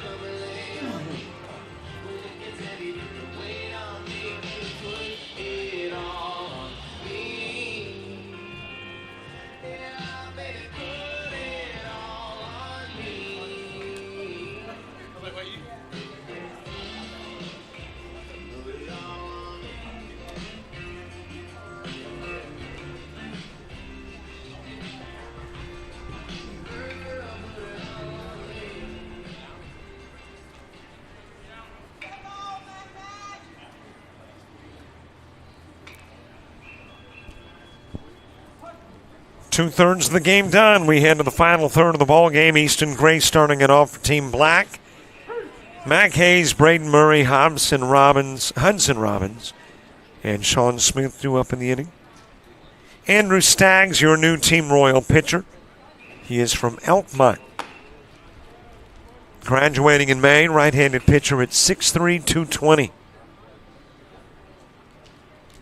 Luke Martin finishes 2 innings of work, having faced 10.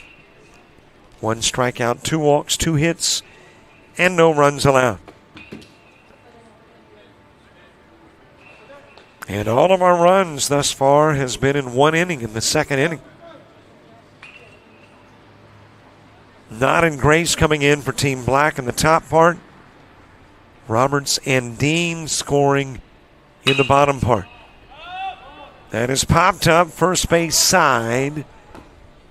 And running out of room is your first baseman, Griffin Wynn.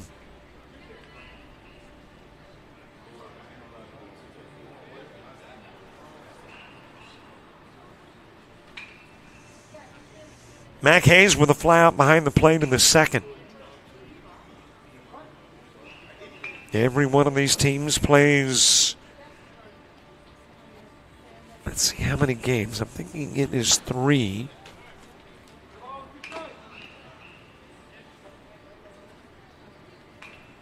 And it is, yep, 3 games for everybody.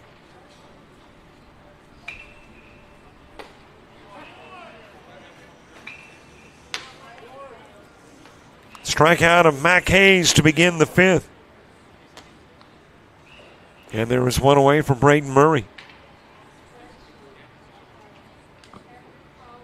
And we are back in 2 weeks for the underclassmen. Smaller event, 4 teams. And that's, of course, the BP. Doesn't take quite as long, nor the infield, outfield. And everybody plays 3 games. They don't play everybody. It's not a round robin. But everybody gets 3 games in. So in 2 weeks, the day's a little bit shorter on Tuesday and Wednesday.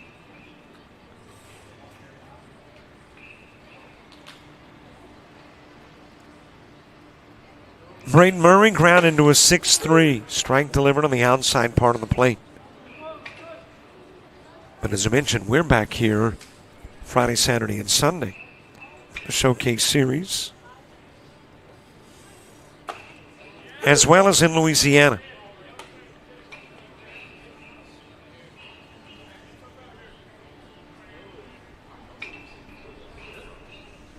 "81-mile-an-hour pitch from Andrew Staggs.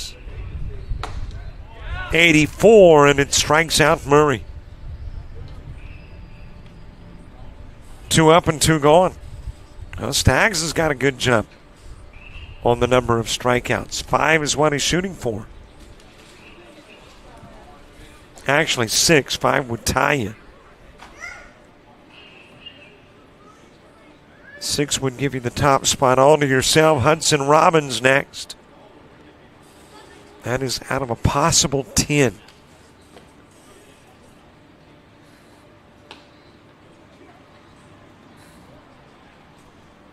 Hudson Robbins had a triple that drove in a run in the 2nd.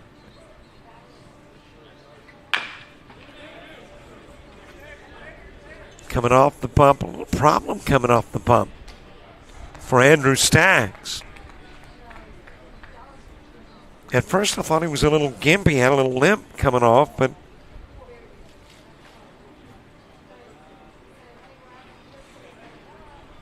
right there it looked like a little bit of a limp. But Staggs wanting to stay in the game. And I think Coach Andrew Porch is going to come out and just make sure that he's okay.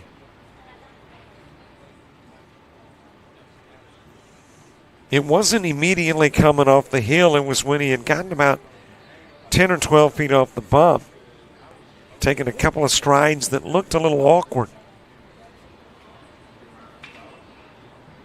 But apparently he is convinced, coach, he's good to go.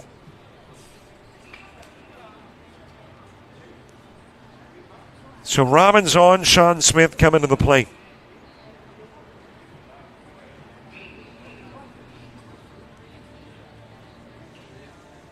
Ashton Trammell to the on-deck circle. Strike one delivered to Smith, who popped out to center field back in the second inning.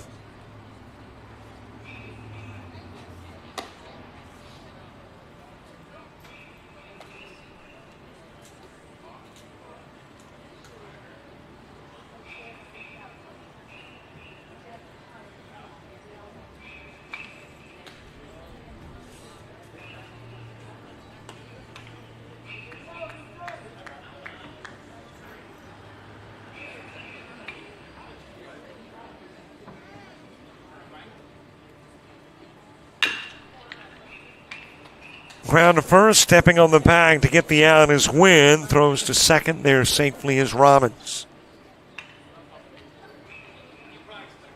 So a runner at second with three gone, four hitters up. Fifth one coming to the plate in the form of Ashton Trammell.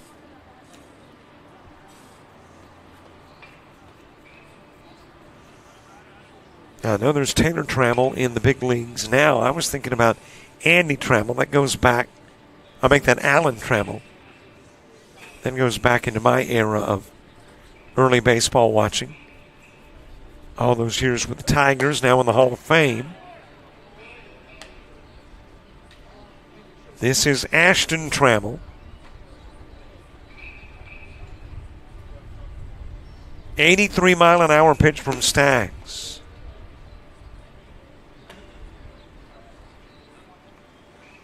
Your highest pitch total has been, speed-wise, I believe 86. So if you are a pitcher looking for showcase highs, 6 strikeouts gives you the top spot, and an 87-mile-an-hour pitch gives you the top speed. 82 and inside on Trammell.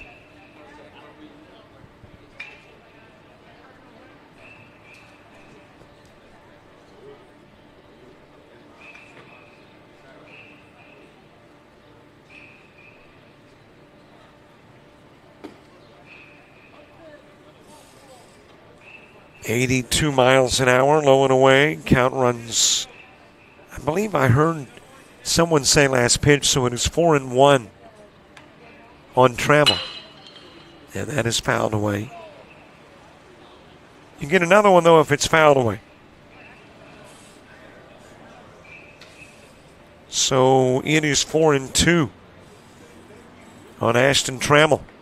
Trammell grounded into a 4-3 as a runner, got to third and was stranded there. High and away with the pitch. Trammell walked, and that'll bring it in to the top of the fifth. We go to the bottom of the inning. Well, Calhoun, John Owen Dean, Gus Fowler, Ben Heath, and Bryson Jeffries all due up for Royal.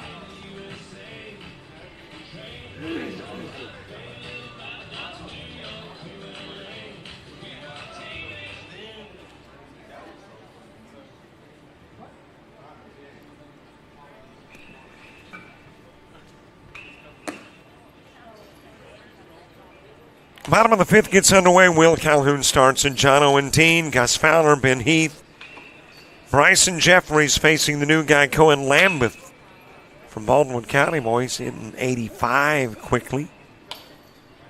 Again, fastest pitch has been around 86. This might be the guy that tops that. Baldwin County product. A senior this year, right-hander at 6'3", 235.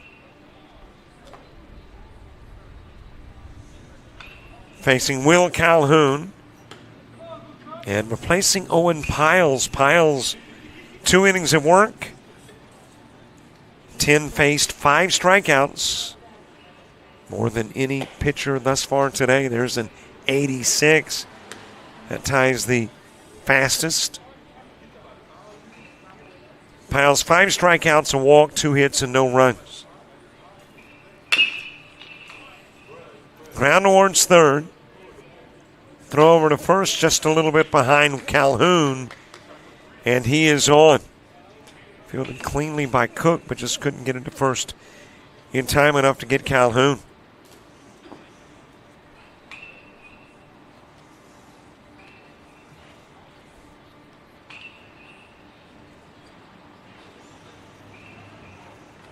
That's got John Owen Dean coming to the plate. Dean made a heck of a throw in the 4th inning on the Miller Lombardi shot. As in with the stolen base is Calhoun. Lombardi had flown out to center field. Trammell was at third. Trammell tags and Owen throws him out.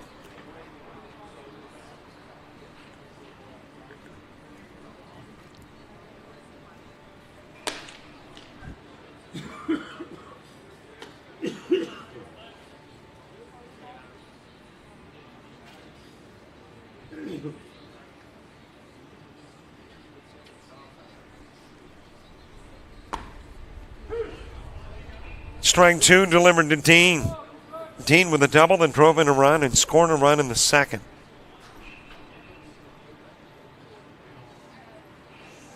Gus Fowler to the on-deck circle.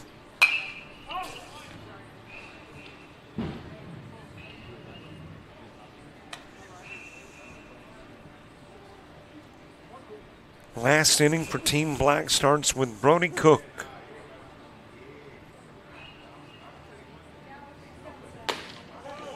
Swing a miss, 73-mile-an-hour pitch gets Dean. And there's one away for Gus Fowler.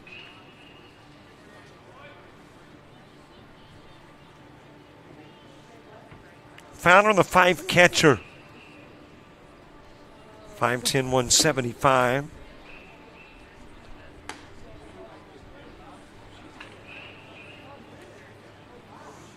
Tallest fella here, I think it is Walker Dean of Team Royal at 6'6".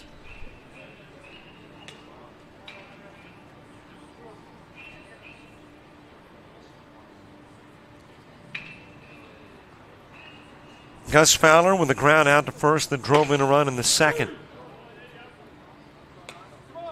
That was an 85-mile-an-hour pitch.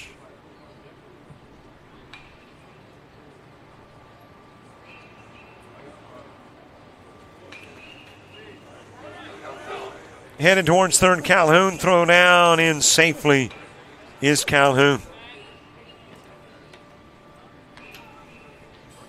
Well, speaking of baseball in the state of Alabama, James, you might remember Dalton Jackson, the Florida guy who as an 8th grader, I think you called him the man-child, as an 8th grader, slapped one out of the park. He is signed with Coastal Alabama North, was named the 1A Player of the Year as a senior.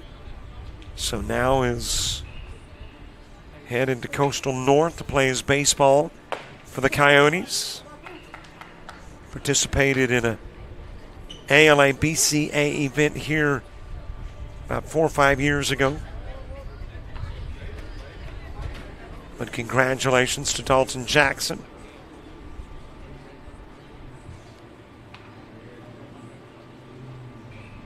Ben Heath next, had a single and stole a base in the 2nd.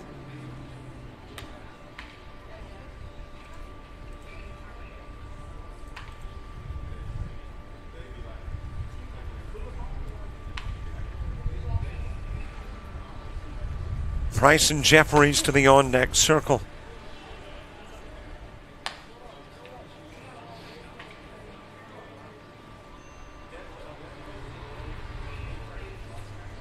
Got a number of Florida Wildcats playing JUCO ball.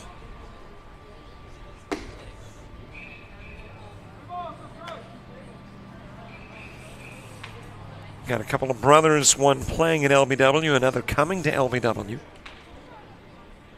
Easton and Cody. As that one is fouled out of play. The Walsh brothers.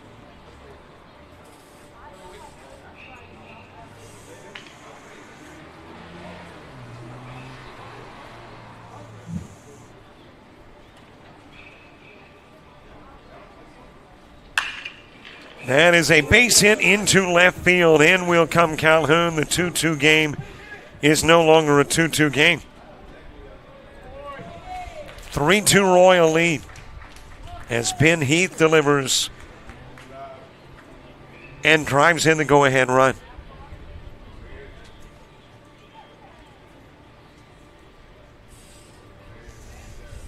Bryson Jeffries to the plate. He popped out to center field. And he is the last to come to the plate here in the bottom of the fifth. That will send us to the sixth and final inning.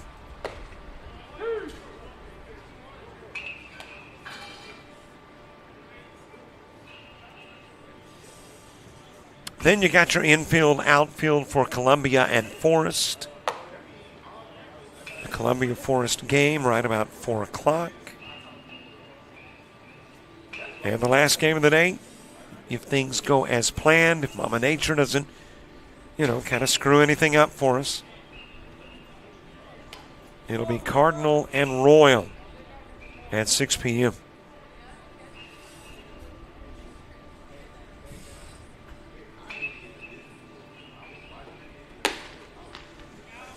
Upstairs with the pitch to Jeffries. Cohen Lambeth getting his first inning of work in. First of what we anticipate being 2. One of those I didn't mean to swings from Jeffries.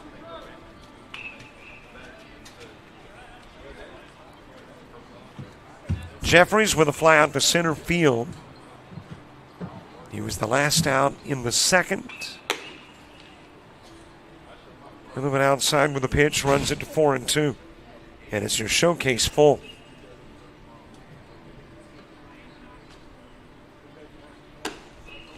Upstairs, Jeffries given a walk. Couple of runners stranded, one runner comes in, 3-2, the Royal lead as we head to the sixth.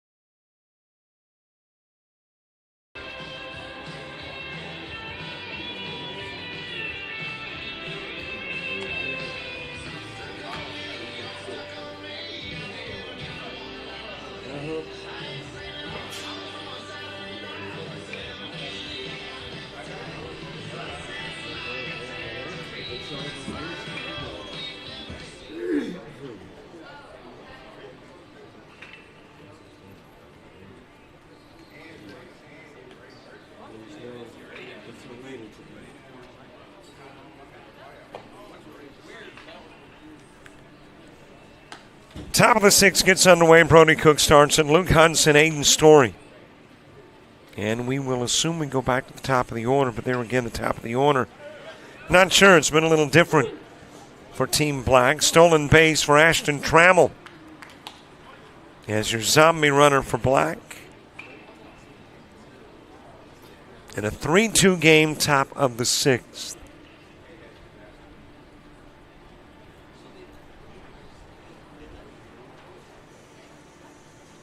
And Andrew Staggs is now definitively limping.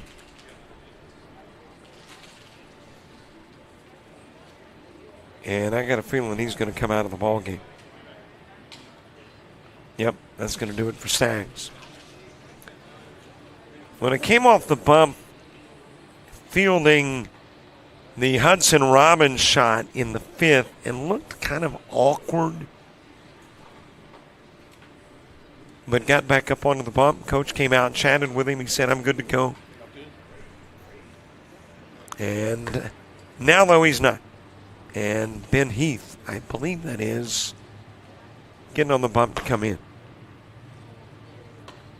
So let's see if we can quickly compile your Andrew Staggs numbers as Price and Jeffries make that. Ben Heath comes to the plate. It's 10, right? On the bump. So that is Ben Heath. So your Andrew Staggs numbers, he will wind up working just a tad over an inning. Well, actually got into the sixth, but did not complete the at-bat of Brody Cook. So he will work an inning. And faced 5, struck out 2, walked 1, gave up a hit, did not allow a run.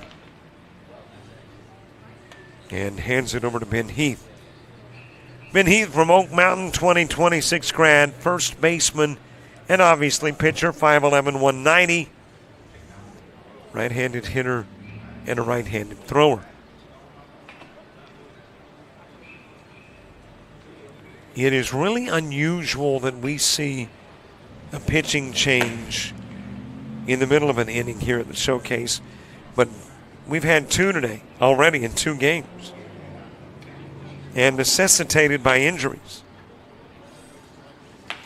In the opening game, Will Vatrabak faced only 1 and came out of the game.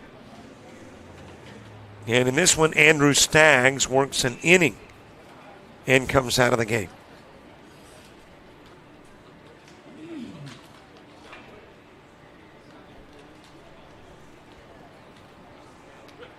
So Brody Cook back to the plate, but now with a new pitcher, Ben Heath.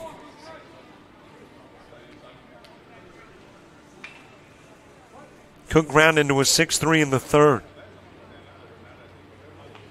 And he's hit by the pitch. But again, if you will recall, if a hitter is hit by a pitch, it counts as a ball and the at-bat will resume. It's a painful ball, but a ball, and Cook back into the box. Swing and a miss in an 83-mile-an-hour pitch.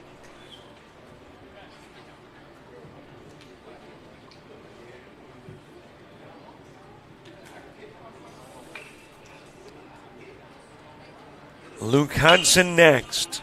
Popped up. Out of play. Chase given by Griffin Wynn, but it is unreachable.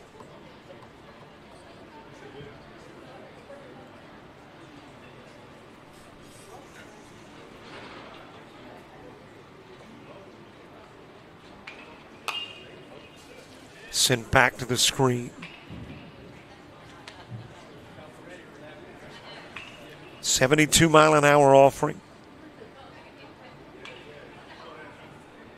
Got a runner aboard. That runner is Trammell, not one of your hitting .5. He was your zombie runner to begin the inning.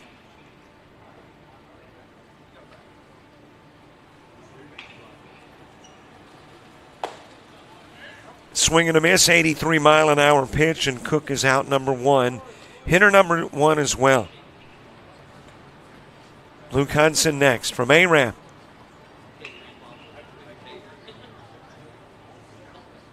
He struck out in the third, was fanned by Luke Martin. The only Luke Martin strikeout in his time on the hill. Strike delivered by Heath.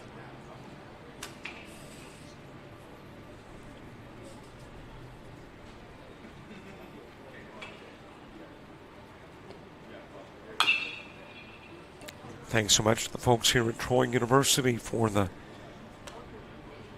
accessibility to internet, to a spot on the box, and to a place to put a center field camera. As a matter of fact, we are sitting in the radio booth. That would mean that Kamari Darrington is the guy who typically is sitting here. Calls the play-by-play for Troy University on radio.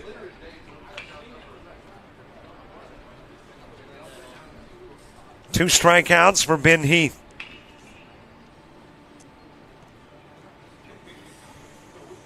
Aiden Story next.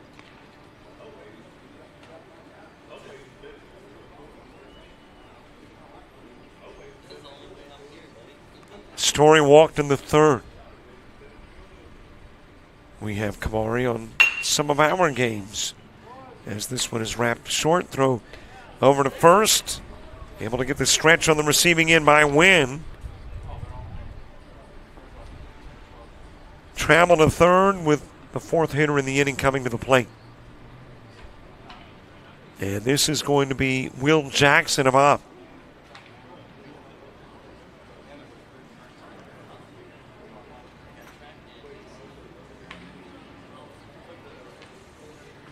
.2026 grad first baseman, 5'10", 160.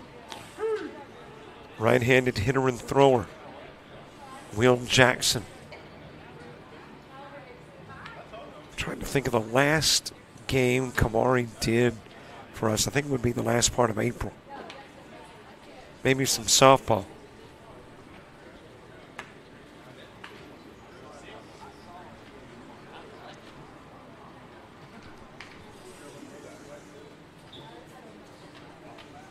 Fourth hitter here in the top of the sixth, Will Jackson. Chops it towards third. That'll be an E5 that brings in the tying run at 3. Trammell scoring from third.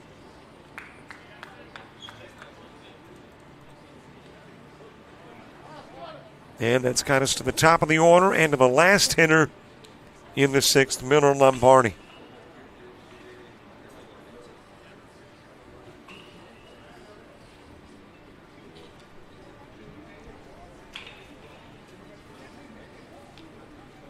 Lombardi 0 for 2 in the game. He's ground out and popped out. Ground out to third, popped out to center. The last Team Black batter.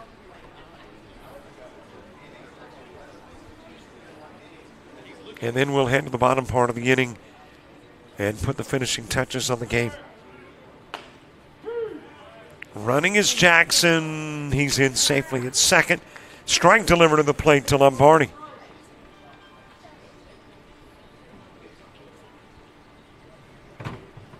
So Jackson with a stolen base at second.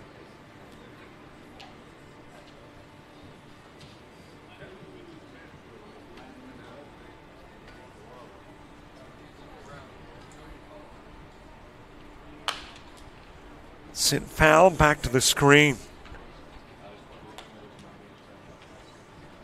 Well, again, back here at Troy University over the weekend, Tim Altork with the coverage. I'll head to Nicholls State for weekend baseball with the Showcase Series at Thibodaux, Louisiana. Popped up to the left side. Lombardi with a flyout. One runner stranded, one runner in. It's 3-3 as we go to the bottom of the sixth.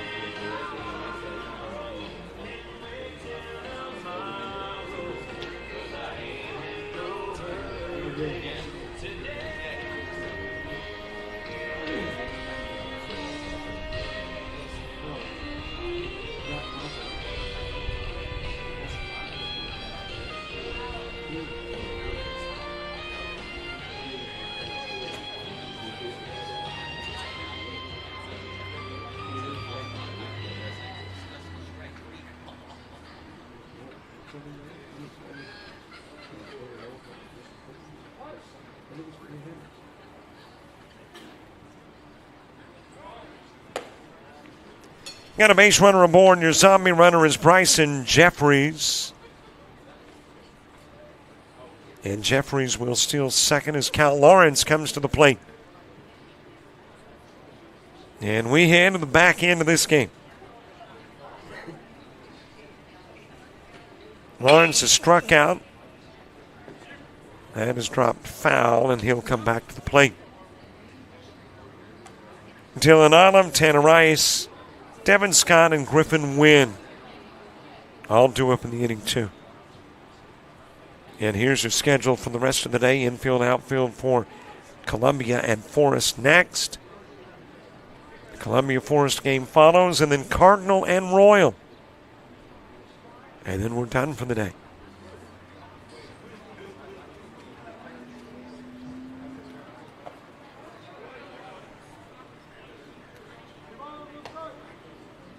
Outside with a pitch from Cohen Lambeth.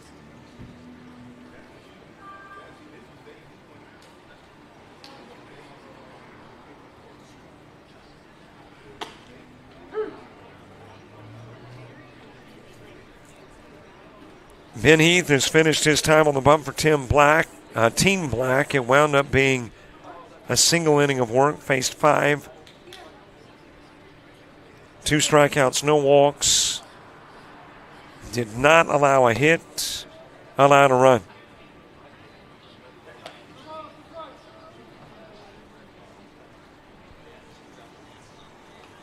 And Cohen Lambeth trying to put the finishing touches on his 2 innings of work. And, of course, Ben Heath's work was a single inning instead of 2 because of the injury to Andrew Staggs. Ben Heath would have been on the diamond for Team Royal, we assume, when they played Cardinal tonight. Ground to third. A look back of the runner, tag out of Cal Lawrence. Staying at second is Jeffries. And a 5-3 put out for out number 1. So I guess the question becomes, where Ben Heath is concerned, is does he work the first inning of the Cardinal Royal game later tonight?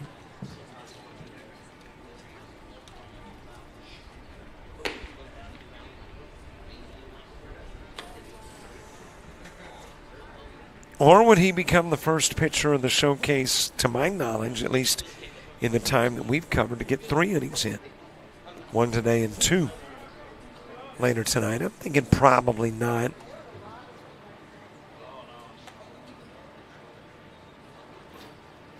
Or will he just stop at a single inning? There's so many variables. Jeffries on to third.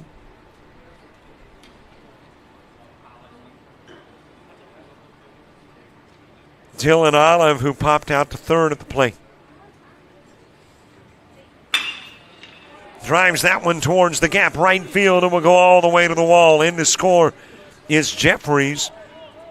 On his way to second, Olive takes the turn, gave a look to the wall, saw the ball, and slides into third. Second triple of the day.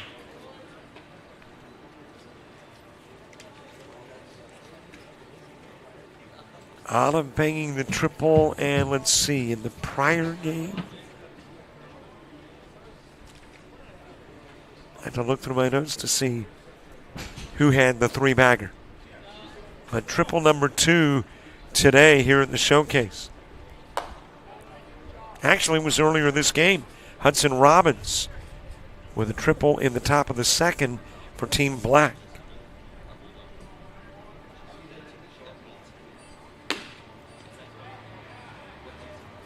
Low and away with the 84-mile-an-hour pitch to Tanner Rice.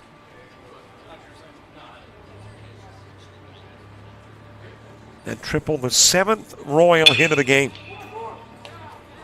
Nice play at short. Ball pops out of the mitt of your catcher. That was Brody Cook with a nice play to field on the backhand, but Sean Smith just couldn't hang on. And Olive will come in to score.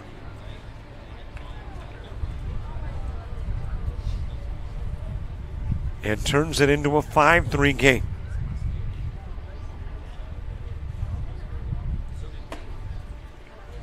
Little wind and a little cloud coverage makes us a little anxious.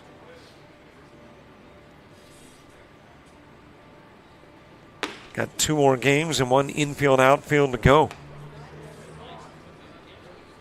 Don't want anybody raining on our parade. Tanner Rice doubled his last trip to the plate. This time will ground out to Lambeth.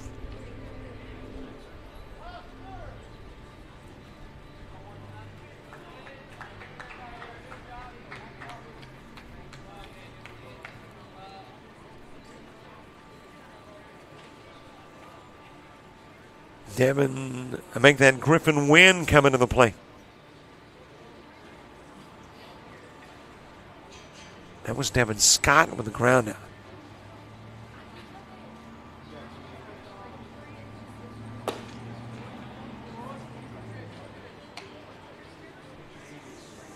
Griffin Wynn with a walk in the 3rd. And he is your last hitter here in the bottom of the 6th. He'll shoot that thing over in the direction of left field, and it will get over the head of Corbin Knott. The end to score is Rice, and pulling into second with a double win. And the win belongs to Team Royal. Couple of runs in the 2nd, 1 run in the 5th, 3 runs in the 6th. A 6-3 win. Team Royal over Team Black. Taking a look at your numbers, 9 total hits, 8 stranded, 1 error committed by Team Royal.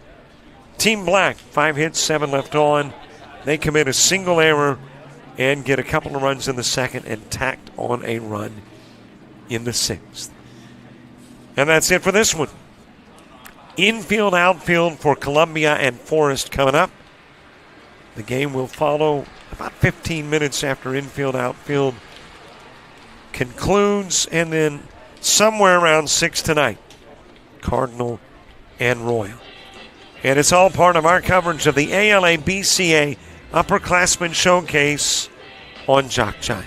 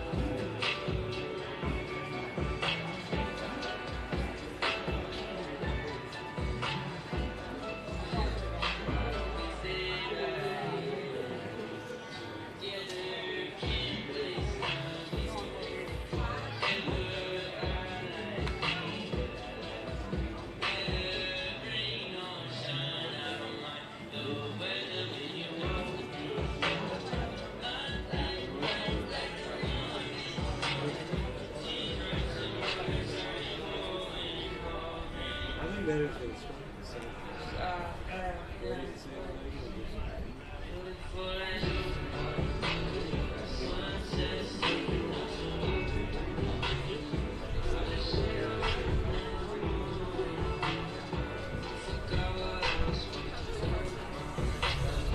This is the last of the infield outfield as we are in the midst of our coverage of the ALABCA Upperclassmen All-Star event. Troy University started yesterday. Registration, speakers, and banquet. Today, BP infield, outfield, and games. Tomorrow, 5 games total at 9, 11, 1, 3, and 5. This is the last of your infield, outfield. Team Forest and Team Columbia. Team Forest first and Columbia to follow.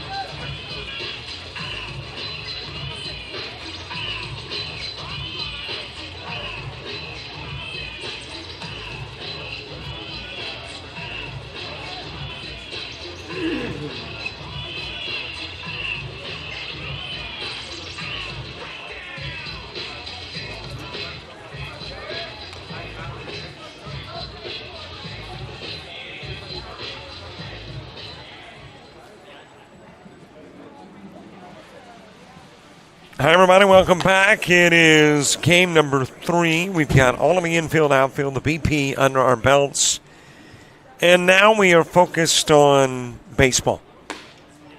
And, of course, you've got Columbia and Forest in this one.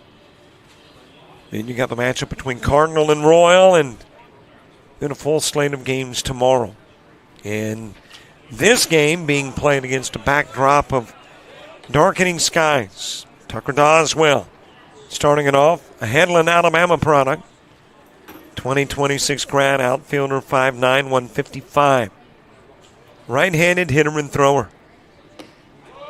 Facing Calvin Johnson. Calvin Johnson from Vincent. 2026 grad, a right-handed pitcher. 5'10", 145.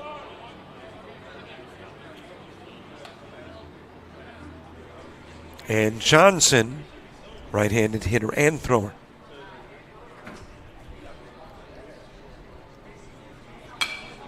Fouled away, 79-mile-an-hour pitch. Sent 159 feet foul. With an exit speed of 62 miles an hour.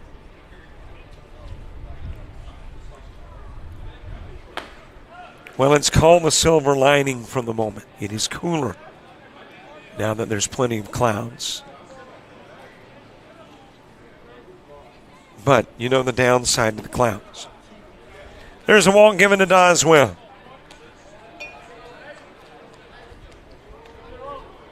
Got a base runner on for Brody Lowry.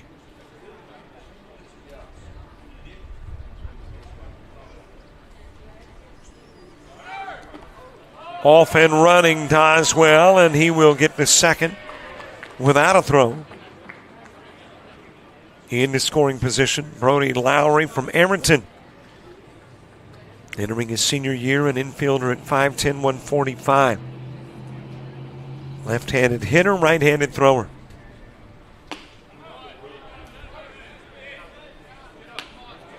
Moving to the on-deck circle is Jacob O'Brien.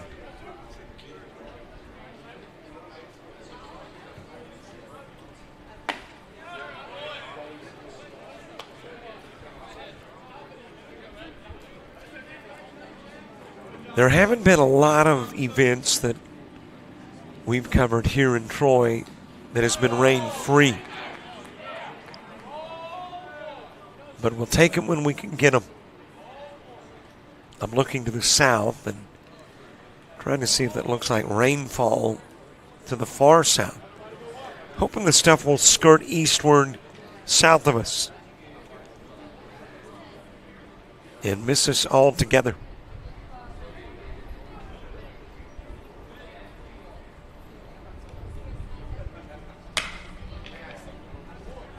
Into center field, that'll be a base hit for Lowry.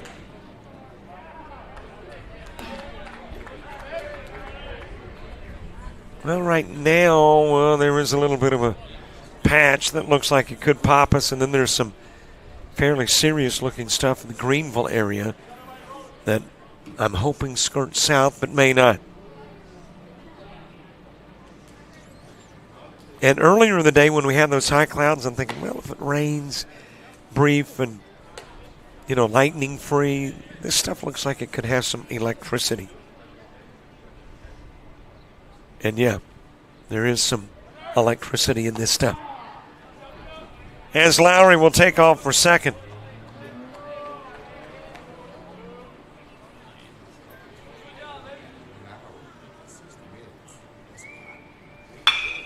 Well, a little later on, calling for quite a bit of rain as that has popped up in the direction of center field.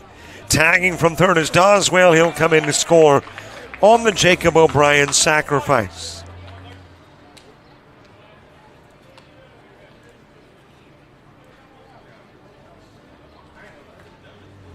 That's got Tyler Booth coming to the plate.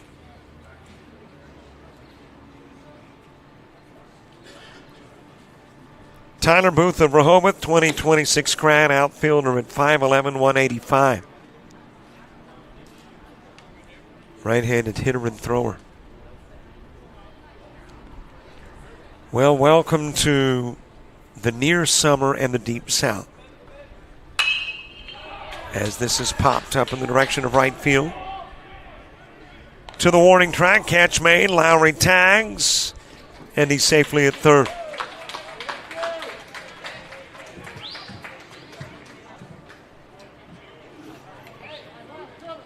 Two gone for Madison Curry.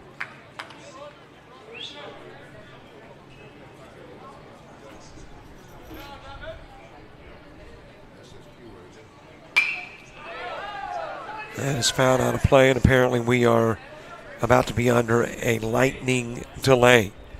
One of the Troy staff has come out of the press box down to the field, and he's looking at his phone to say there's been a lightning strike within a certain radius of the park. Sometimes it's 8, sometimes it's 11 miles. I'm not sure what it is here that requires the vacating of the field, but apparently there is lightning in the area.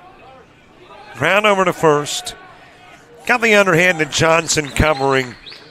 Then the put out will go 3-1, but I don't think we're about to get to the bottom of the first. No, we are not. We are sending players into the dugout. And south of us, it is looking, using Southern vernacular, nasty. So we are in a delay. And I think the lightning delay is typically 20 to 30 minutes.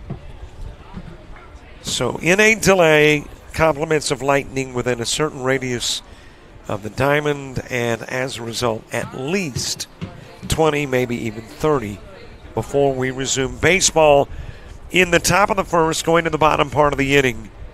A Team Columbia 1-0 lead over Team Forest.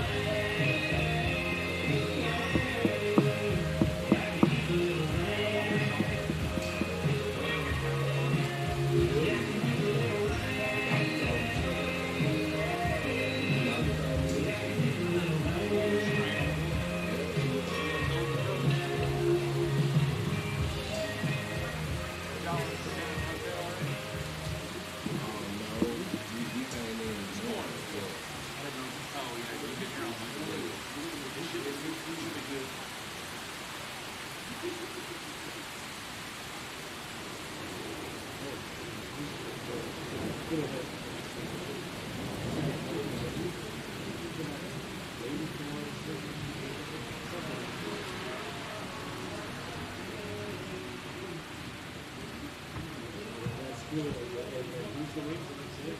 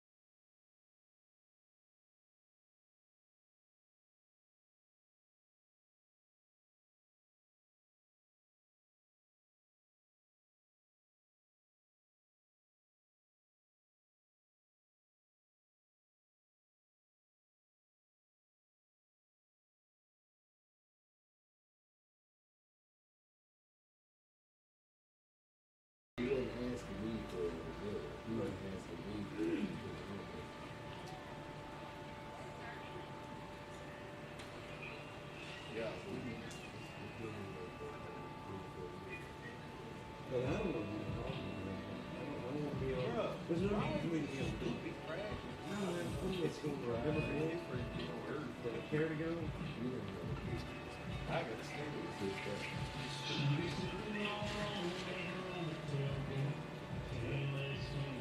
I want to let the rest of the story over. I don't want to be with my calls. I'm good. I can't for who I need it.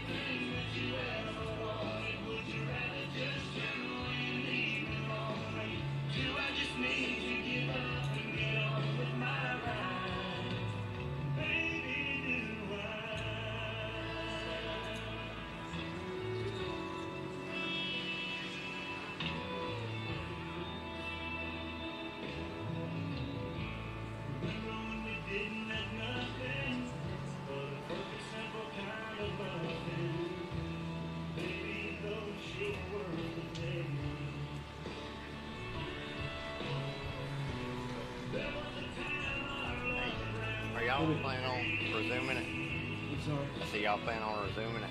Yeah. What time, you know? Can be any time. They kind of have a plan and obviously just when you see a movie that time, it should be just keep it. Okay, y'all got one more. It's actually going to take that game right here.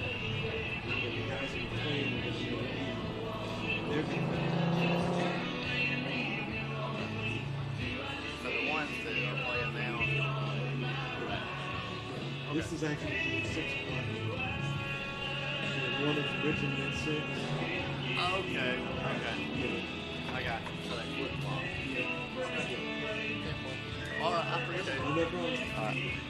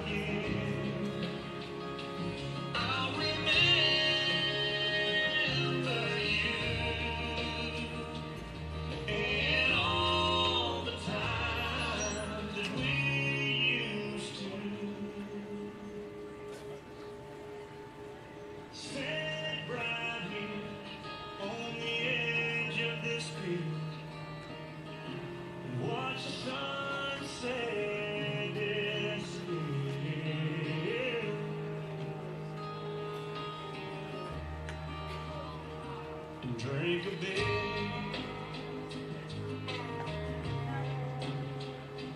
Drink a bit.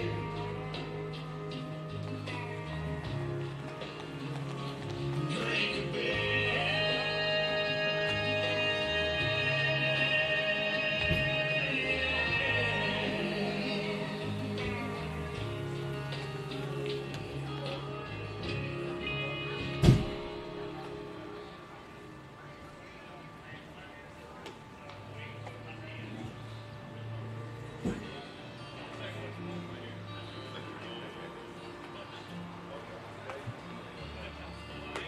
So this is the supposed to be the last game.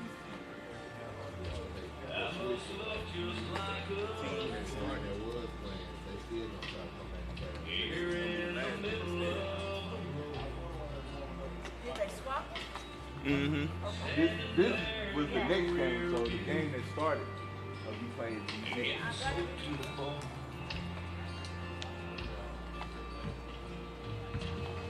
This land is flat, yes it is.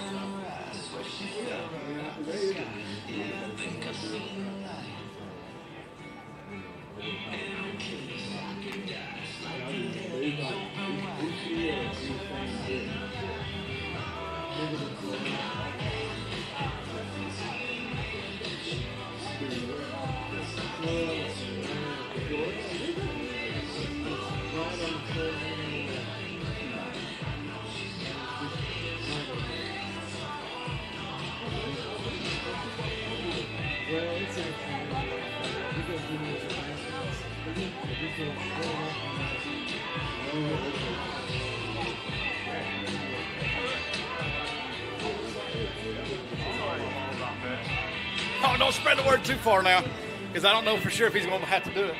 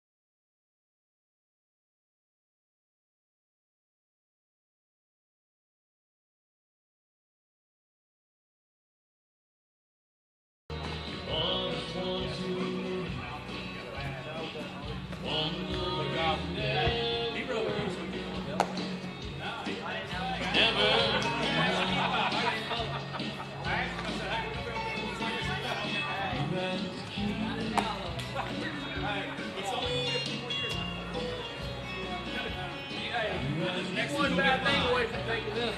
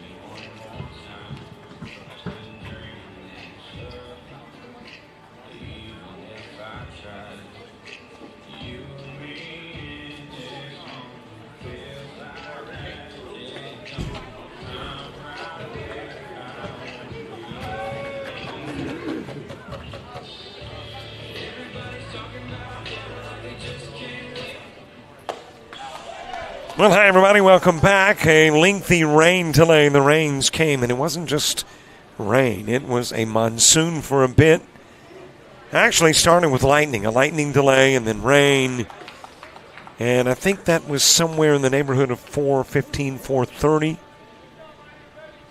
And here we are, a little bit shy of 7 o'clock, resuming play. And a rearrangement of the schedule. The two teams that were playing when the rains came, they are down in the cafeteria, Columbia and Forest, and they will actually now be our last game of the day. And the teams that were to play last, as Harley Puckett has struck out, will play next to last. Team Cardinal, Team Royal, Harley Puckett starting it off. He is struck out. And we have already seen Team Cardinal today. Puckett was at the bottom of the order in the opening game, top of the order in this one, as Easton Kilpatrick comes to the plate.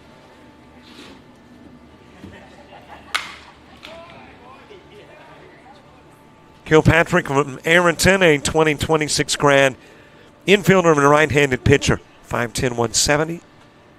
Right-handed hitter as well. Dylan Oliver getting the start on the hill for Team Royal. As you got a swing and a miss. Dylan Olive from Muscle Shoals, 2026 grad, infielder and right-handed pitcher, 6-footer, 180-pounder. And there's another K, strikeout of Kilpatrick. You want the most Ks on the day? You need about 6.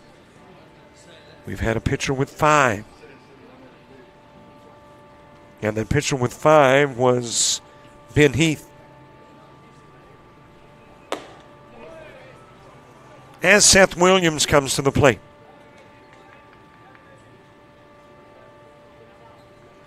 Seth Williams from Wicksburg, 2026 grad.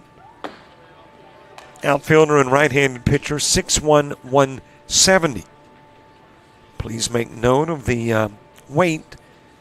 It is 6'1", 170, reported earlier at 150. Right-handed hitter, right-handed thrower.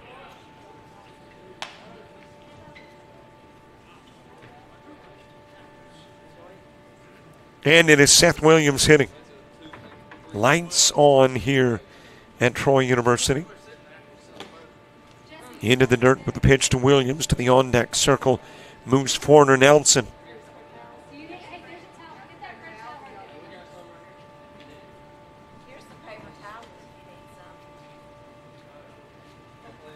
That is sent back this direction to the screen and beyond.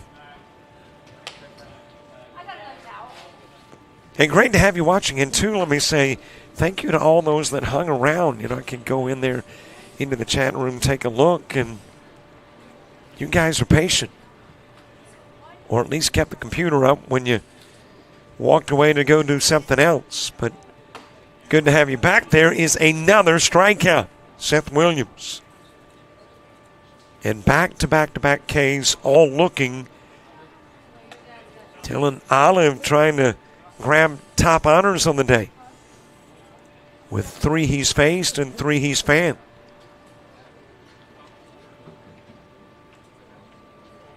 Porter Nelson coming to the plate.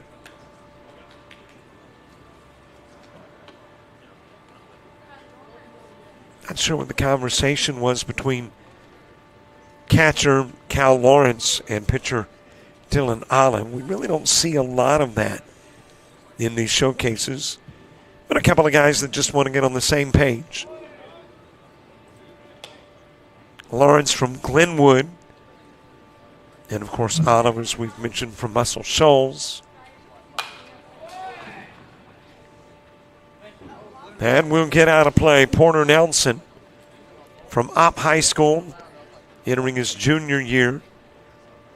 Outfielder and right-handed pitcher, 6'2", 195. Bats from the left side is a right-handed thrower. 79-mile-an-hour pitch from Dylan Olive.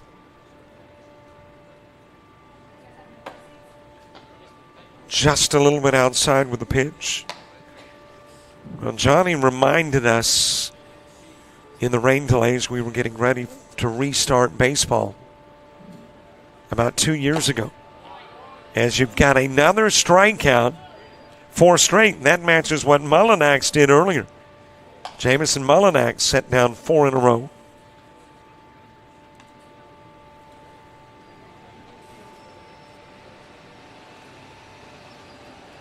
Brady Lewis next. But a couple of years ago, we had a lengthy rain delay, a lengthier rain delay, and started the last game 15 minutes away from Wednesday morning. And by the way, then we're back for a 9 a.m. start on Wednesday. Actually, we left at about 2 or 2:30 Wednesday morning for a return at 9 a.m. on Wednesday. So maybe today won't be like that. We're hoping the rain is done, and we'll get a couple of games in before, say 10:30-ish. That was an 86-mile-an-hour pitch. There's 87. I think that is the fastest we have seen thus far. Brady Lewis from Dale County, 2026 grad. Catcher at 6'2", 170. Right-handed hitter and thrower. That is ground towards third. Dropped at third, throw to first, too high, and on is Lewis, and he's like, well, I'm hitter number 5. Might as well see what I can get out of it. And he'll just keep rolling until he's tagged out. And he is tagged out at third. 5 go up, 5 go down.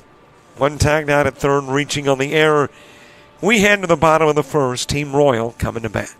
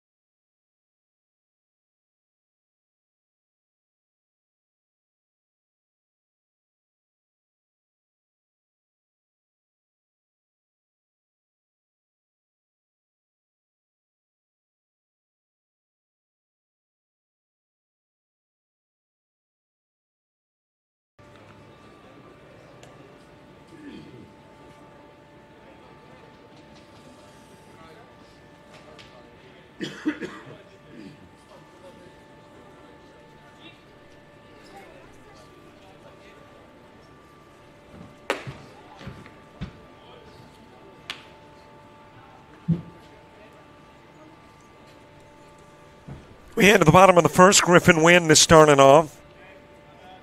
Wynn from Fort Payne, 2026 grad, first baseman and right-handed pitcher.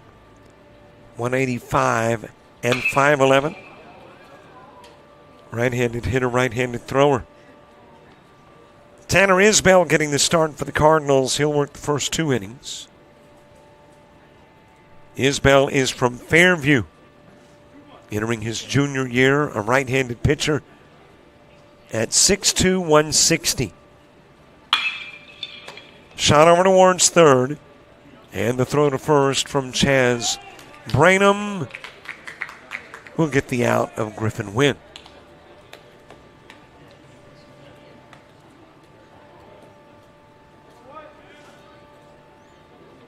So one away for Devin Scott.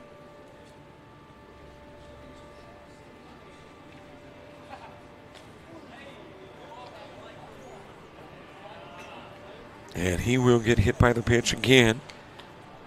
A reminder that if you are hit by a pitch, counts as a ball. And the at-bat will resume. Devin Scott saying, that doesn't feel like a ball. Typically don't get hit by stuff that might eventually send you to first. Unless you go immediately. But a little different in the showcase. It's about getting pitches for the pitcher and swings for the hitter.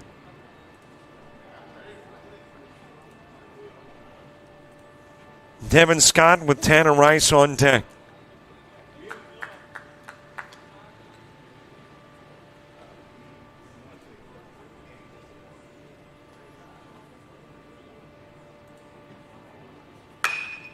And is fouled off to the left side up on top of the batting cages. 74-mile-an-hour pitch and a shot that went 189 feet. Well, I think the top speed that we have seen today, 87.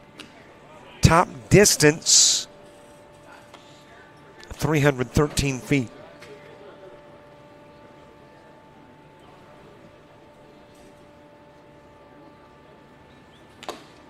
That is foul tipped. Out will go Scott, out number 2. And there's 2 gone with Tanner Rice next. Tanner Rice from Mortimer, Jordan. He'll be a junior this year. The infielder is a 6-footer at 155 pounds. Right-handed hitter and thrower.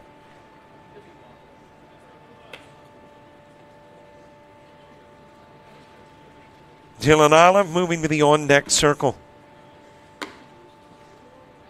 Just a little bit outside with the pitch.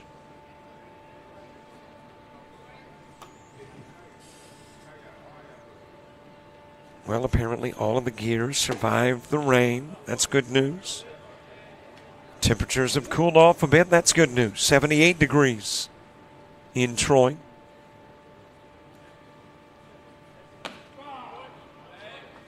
We got 0.3 of an inch of rain. I would have bet 3 inches. It poured for a bit. Shot over towards Brainham at third. He'll go over to first with a throw. Out goes Rice on the 5-3. And that's got the Royal pitcher coming to the plate, Dylan Olive, who I believe is already on YouTube. So another reason you need to subscribe to our YouTube channel. How do you do it? Cursor over subscribe button and a click of the mouse.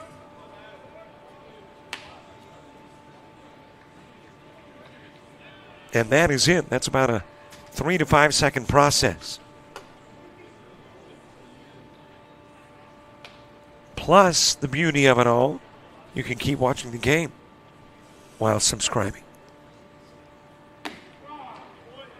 On the outside part of the plate, 74-mile-an-hour pitch from Isbell. Typically, your pitcher is going to get a total of 2 innings of work. Well,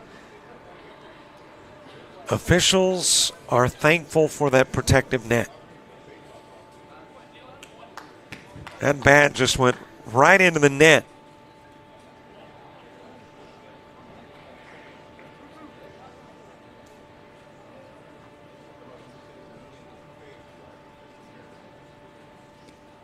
Outside with the offering at 69 miles an hour. Cal Lawrence moving to the on-deck circle. And again, if you were just joining us, showcase rules 5 hitters per inning, not 3 outs, but 5 hitters an inning. As that is popped up over near the dugout and out of play.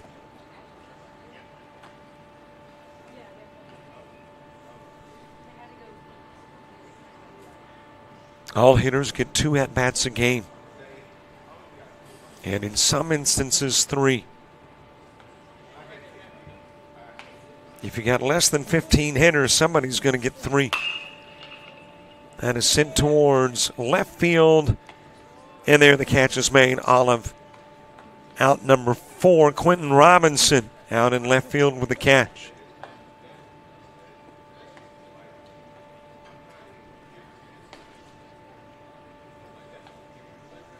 4 up and 4 gone. Cal Lawrence next. Cal Lawrence from Glenwood. 2026 grad, catcher, 6'1", 190.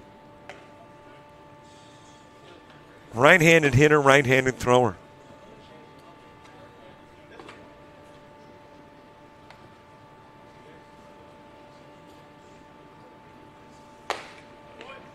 .74-mile-an-hour pitch swung on and missed by Lawrence.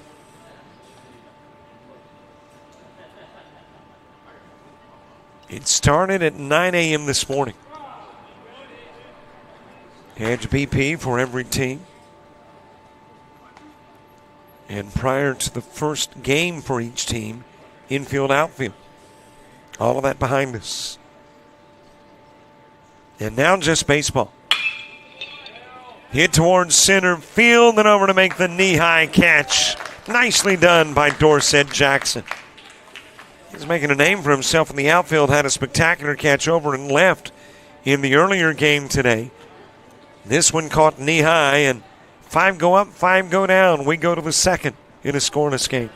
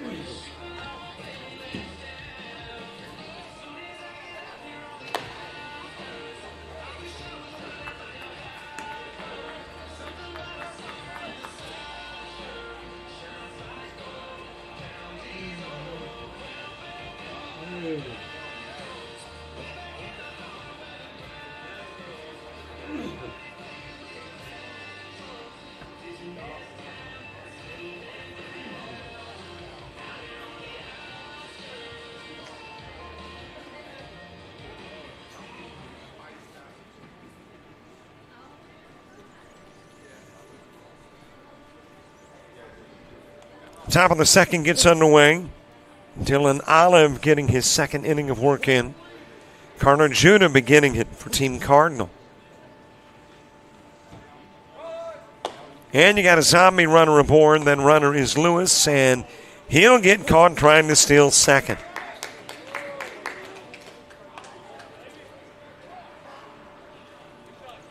So one away, which means there's a possibility of 6 outs here in the bottom of the second. Carter Judah from Glenwood, 2026 grad. Infielder at 5'10", 195. Right-handed hitter, right-handed thrower. Team Cardinal under the direction of Xavier Phillips from LBW. G.T. Talbert from Blunt, and Levert and Andrews from Minor. And I believe this is Xavier Phillips' first stint as coaching, as we mentioned earlier in the day. I haven't put the order in yet for the T-shirts that say Where's Where, but Brandon Ware typically is the LBW representative coaching Team Cardinal.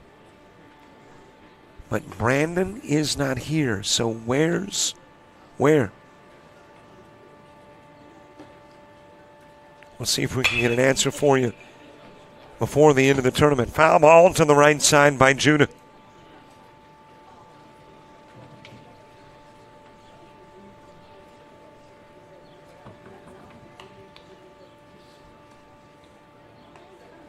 On deck is Dorset Jackson.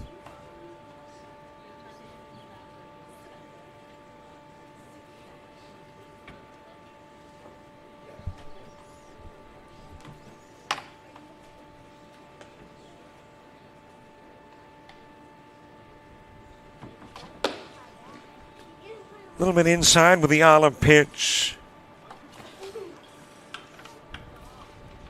Olive matching a Jamison Mullinax feat earlier in the day, 4 straight strikeouts. Now trying to match the Ben Heath feat of 5 Ks in 2 innings.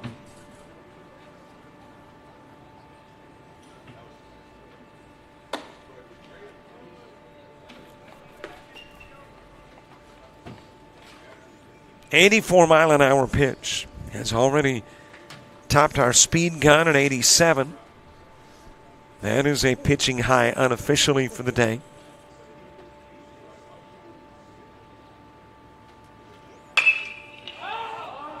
High into the air in the direction of right field. And Judah is out number 2, hitter number 1. Catch made by Camden Cullen.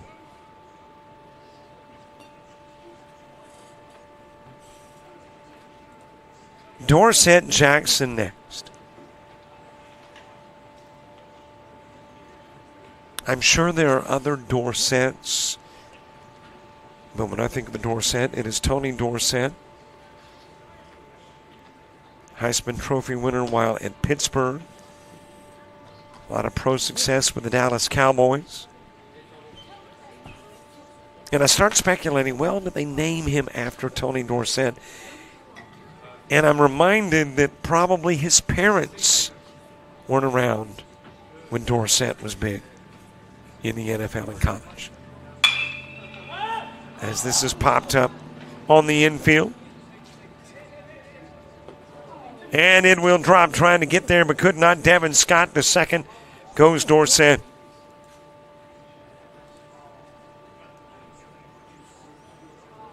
And that will be scored as a base hit. Wouldn't you think? I mean, he didn't get him in on it. James is contesting. He's made an appeal. Let's see.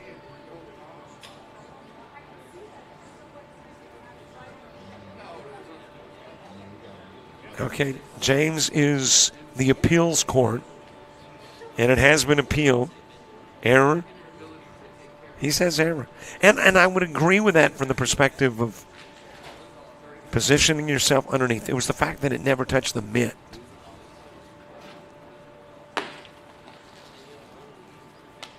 And apparently tagged out was Dorset Jackson. I'm assuming he bobbled off the bag while we took the matter to an appeals court. Well, no, this is Dorset Jackson at the plate. So I'm not sure what the ruling was, but we didn't need to spend any money on legal fees because technically there was nothing to appeal. Dorset Jackson back at the plate. Swings, misses, strikeout number 5 for Dylan Olive.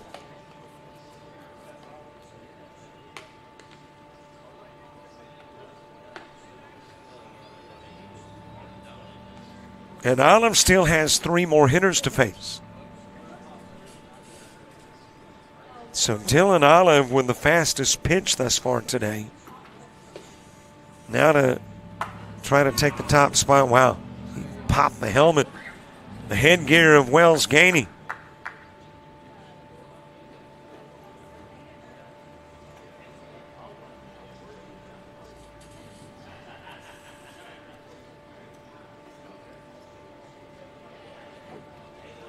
And that will be scored as just ball 1.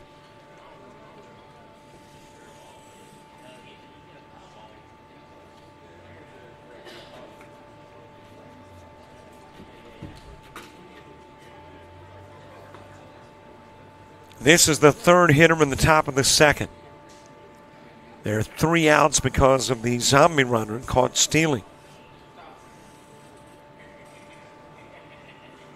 And Wells Gainey, after the smack to the noggin, back into the box. 85 miles an hour and outside. Evan Foster is on deck.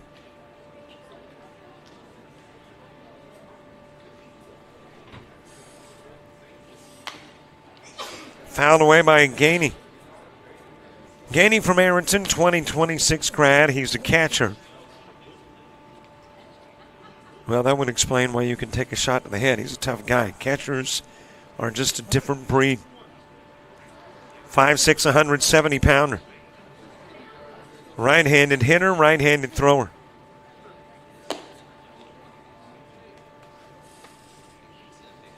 Outside of the strike zone with a pitch to Gainey.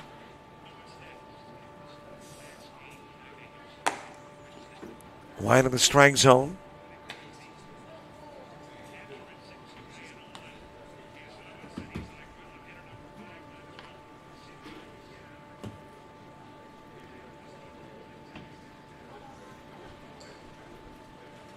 Swing and a miss, and out will go Gainey on an 85-mile-an-hour fastball. And now Dylan Olive has got the most Ks all to himself. That is his 6th strikeout. Evan Foster coming to the plate. The only non-strikeout in the first was Brady Lewis. Thus far, the only non-strikeout in the second, Carter Judah.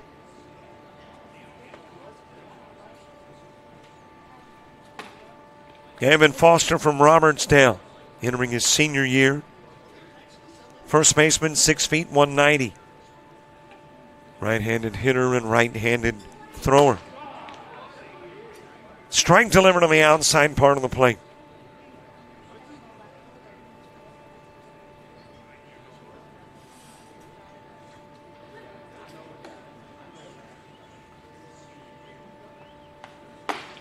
Strike 3 on the outside part, and out will go Foster.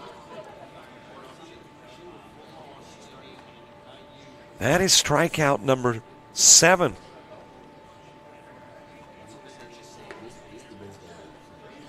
We are entering never seen before territory. With an 87-mile-an-hour pitch, that again is top speeds here thus far. But I'm trying to think back to ball games prior. Every pitcher pitches 2 innings, or at least no more than. We've got 7 strikeouts. Have I ever seen 8 in the 5 or 6 years that we've been covering ALABCA baseball for the showcase? Well, if I have, not going to see it again here, but a good performance from Olive. As on is one runner, stranded in 2 innings of work and 7 strikeouts. We head to the bottom of the second inning. And Royals 6 through 10 hitters coming up.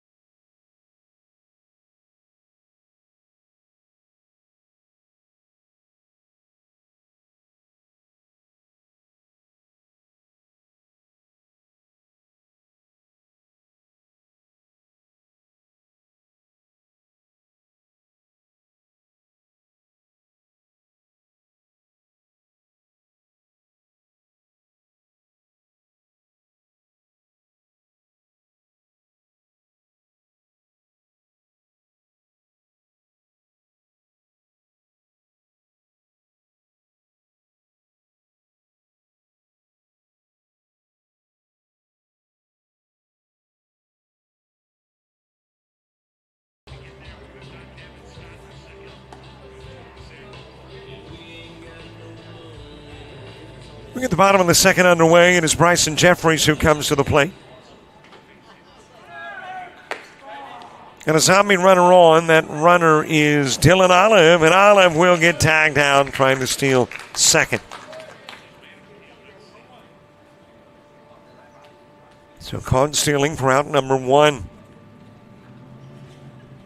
Bryson Jeffries from Hatton.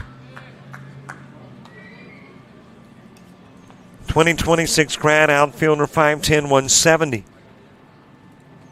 Left-handed hitter, right-handed thrower. Tanner Isbell wrapping up his 2 innings of work.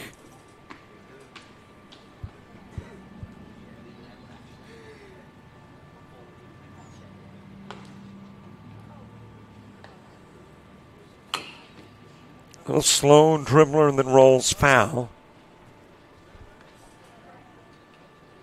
Wells Gainey, the Arrington Purple Cat, catching for Team Cardinal.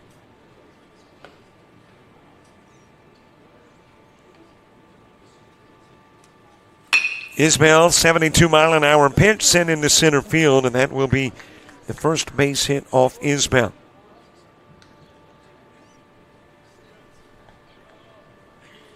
So a runner aboard. Ben Heath coming to the plate. Well, Ben Heath was the guy who held the most strikeouts until just a few moments ago. Dylan Olive now with 7. Heath had 5 earlier. Drives this one in the direction of left field and sails it all the way to the wall on the 1-hop. Jeffries on his way to third, puts on the brakes there. It's a double for Ben Heath.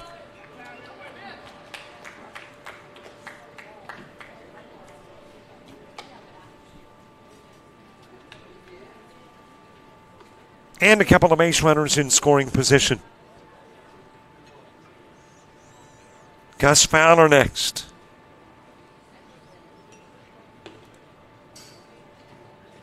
Gus Fowler from 5, entering his junior year, a catcher. 5'10", 175. Right-handed hitter, right-handed thrower.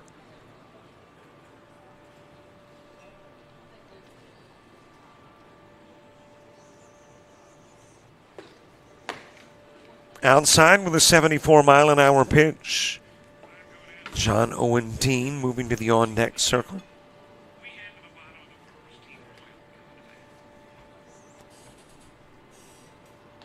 A little bit outside at 75.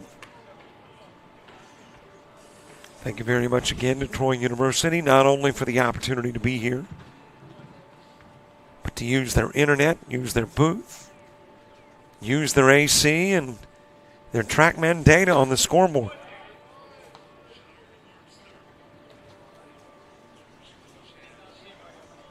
"74-mile-an-hour pitch swung on and missed by Fowler.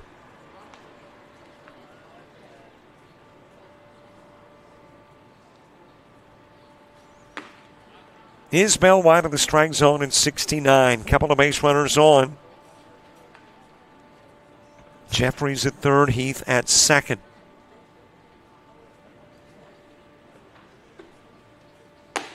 Just a little bit high. You could see that flinch of the elbow. Thinking about it was Fowler, laid off the pitch.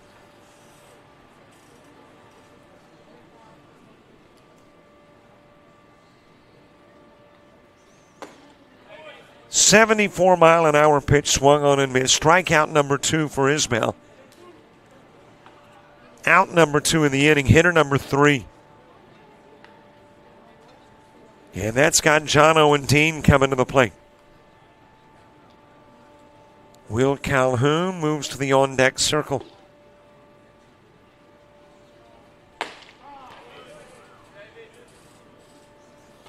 Baseball tomorrow with a 9 a.m. start. And your schedule of games: Cardinal and Forest, followed by Columbia and Royal, Black and Forest, Columbia and Navy, and Black and Navy.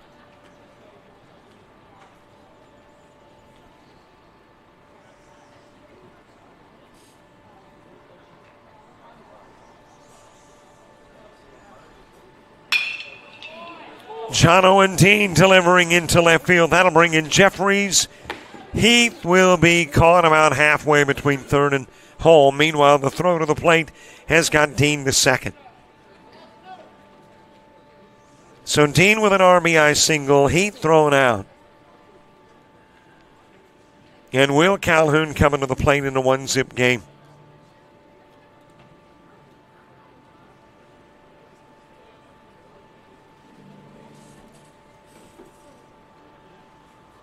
Will Calhoun from Benjamin Russell,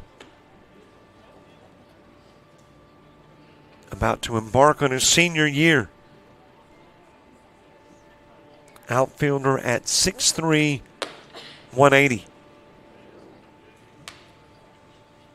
Right-handed hitter and right-handed thrower.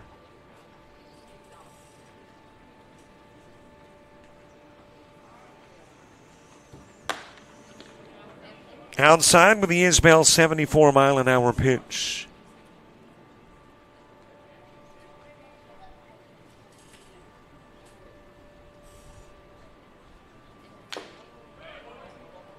Fouled away by Calhoun. Isbell facing his last hitter in the game.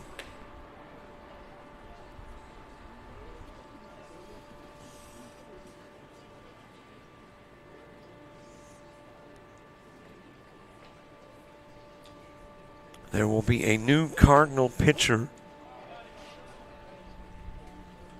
when we head to the third. And there'll be a new Royal pitcher.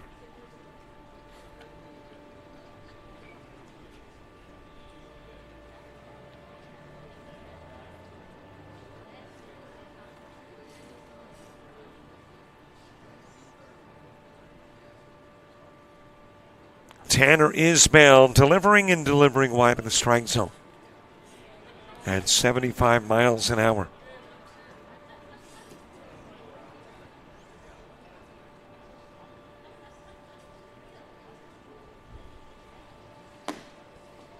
There is a swing, there is a miss. Out goes Calhoun. Strikeout number 2 in the inning for Isbell. It's the third in the game. 1 runner's in, 1 runner stranded. We have played 2. And after 2, it is Royal up by 1.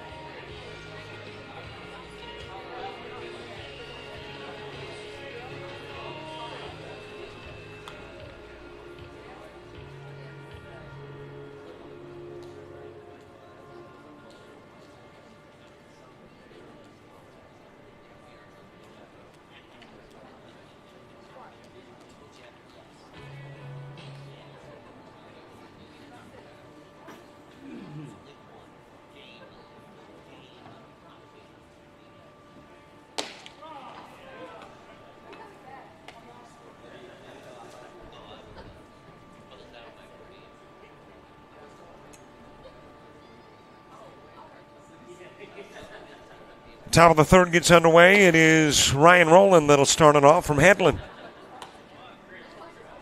A catcher, senior this year, 5'10", 160. Right-handed hitter and right-handed thrower. Facing the new pitcher, Griffin Wynn. Griffin Wynn of Fort Payne, 2026 grad. First baseman, right-handed pitcher.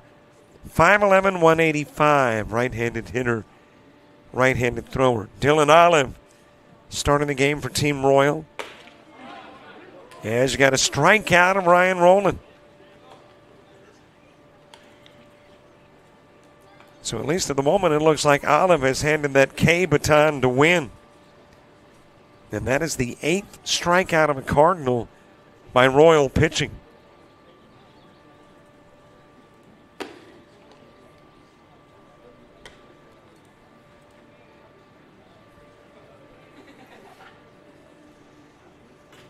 One out in the top of the third.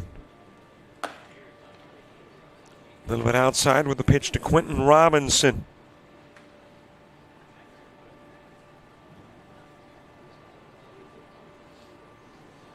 Robinson from Pike Road, 2027 grad.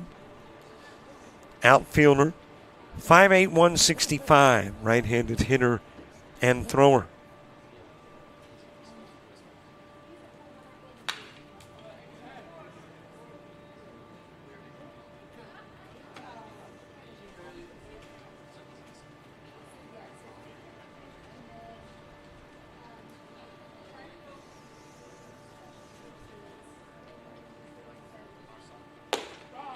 $84-mile-an-hour pitch. Griffin Wynn, too, with some velocity. 85 previously. 84 on that one to Robinson.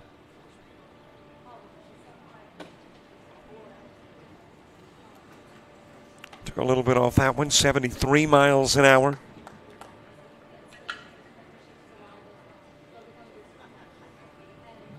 One nothing ball game. Top of the third. Shot in the direction of center field. And over to make the catch is your Royal center fielder. If he'll turn around, I'll take a look. I think that is a 1 and an 8, which would make it John Owen Dean. That's another one of those outfielder names that we have called frequently on great catches.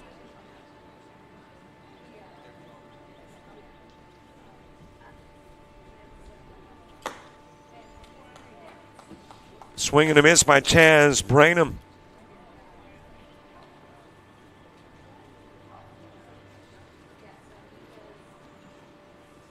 Branham from Brantley, 2026 grad, infielder, 5'10", 160.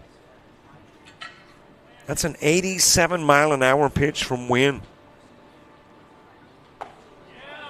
73 on the inside part of the plate, and out goes Branham. These Royal pitchers. Olive hitting 87 with 7 strikeouts. Wynn has now hit 87 and fanned 2 of the 3 he has faced. And we're back to the top of the order with Harley Puckett. A tad behind the 86-mile-an-hour offering. Puckett from Holtville. 2027 grad, first baseman. 5'10", 205. Right-handed hitter, right-handed thrower. And Wynn consistently hitting those mid-80s. There's your top speed of the day, 88 on the pitch to Harley Puckett.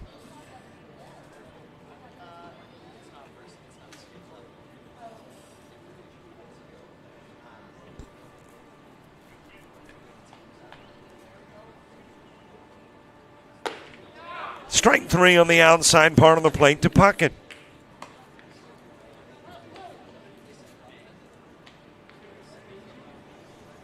And that's got the 5-hitter in the inning, Easton Kilpatrick, coming to the plate.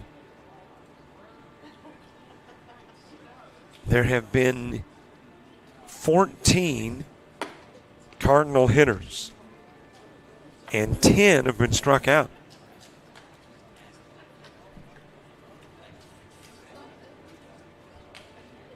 Easton Kilpatrick next. Fouls off, another one of those mid-80s pitches.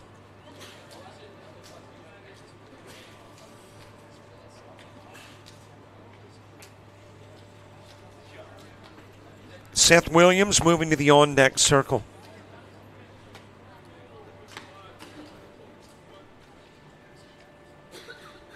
Easton Kilpatrick, a strikeout victim in the first, one of 7 Dylan Olive Ks.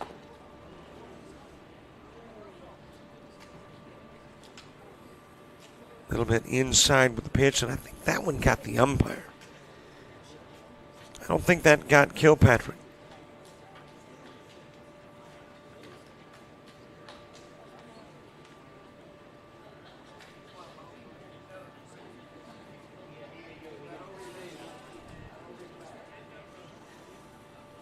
Well, that would be my luck as an umpire. If I'm going to get hit by a pitch, it's from a guy that's pitching 85 to 88.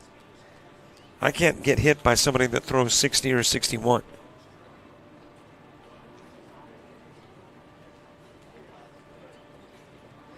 A little bit low at 86 to Kilpatrick. It has turned into a nice evening here in Troy. Granted, we should be on our way home now, but that rain has cooled things off noticeably.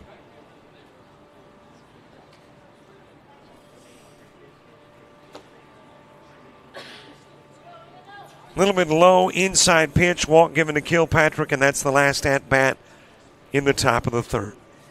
2.5 done. We go to the bottom of the third. Royals coming to bat in a 1-zip game.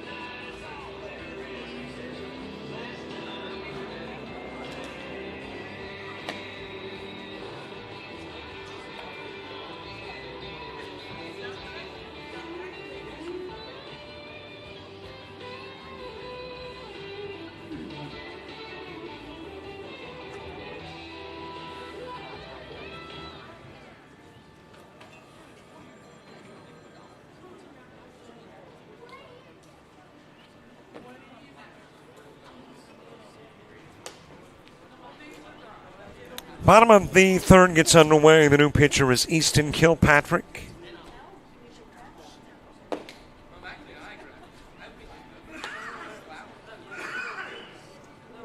Tanner Isbell works a couple of innings, faces 10, 3 strikeouts, no walks, 3 hits, and a run allowed. And hands it over to Kilpatrick, who will first face Jackson Roberts.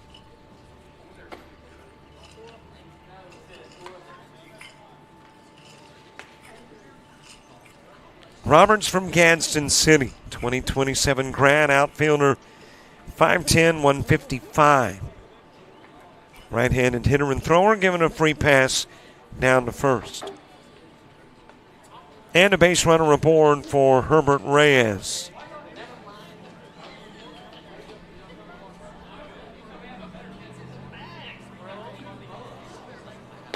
Reyes from Pike Road, 2026 grad. Infielder at 5'9", 165. Right-handed hitter, right-handed thrower. Off and running is Roberts, and he's tagged out. Nice throw down to catch Roberts stealing.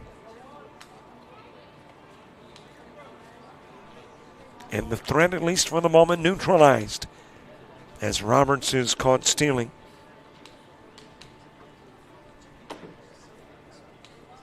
A little outside with the 82-mile-an-hour pitch to Reyes. Knox Malden on deck.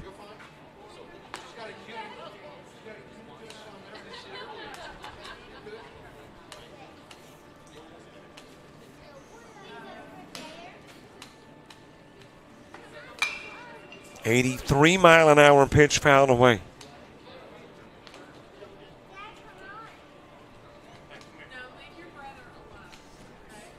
Well, again, just indicative of the improvement of all the things surrounding a pitcher. His workout routine, his diet,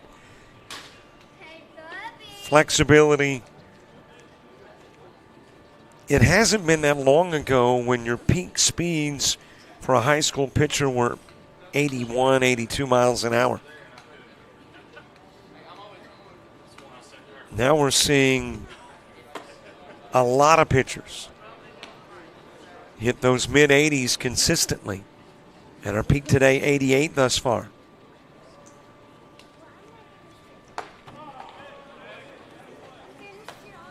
Knox Malden after the strikeout of Reyes. And then on deck is Blake Griggs.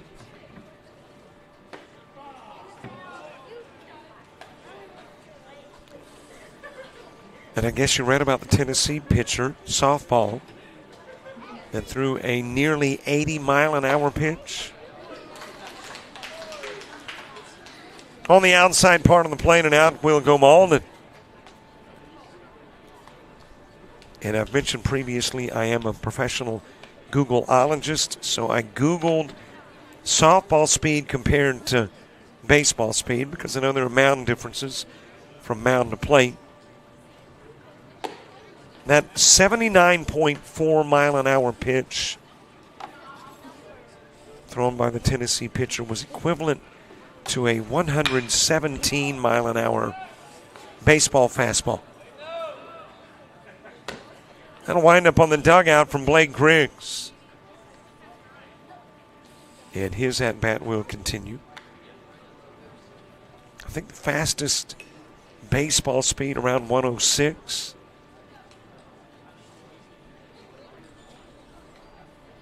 But if things continue to progress like they have, 117's coming one day. Hit by the pitch is Griggs.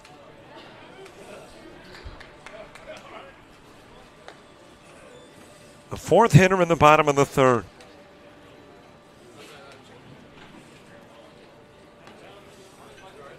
On deck is Camden Cullen.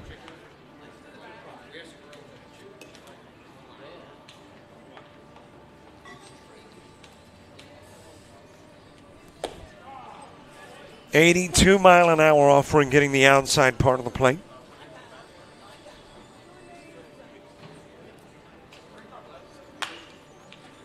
That is popped up back this direction. Stays inside the screen, and there it will be caught. Hard to tell based on those straps that go across the back what the numbers are. She's got a couple of digits. Maybe it's a 13. That would be Brady Lewis making the catch behind the plate.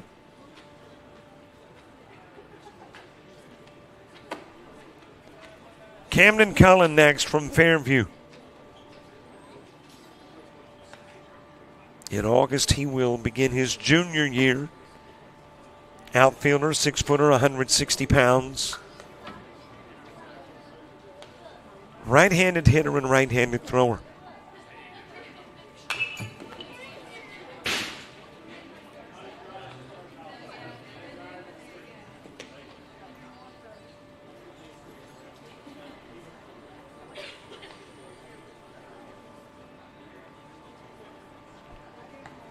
Last hitter in the bottom of the third, then we get to Seth Williams, Porter Nelson, Brady Lewis, Carter Judah, and Dorsett Jackson in the top of the fourth. 81 and on the outside part of the plate. Couple of strikes on Cullen.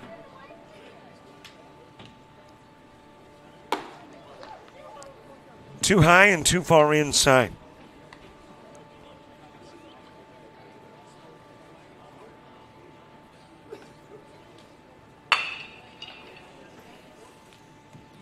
Roll to second, over to first the throw, 4-3 the put out. Cullen, fifth hitter to go to the plate, fifth hitter to go down in the bottom of the third. Still 1-0 Royal as we head to the Cardinals' fourth.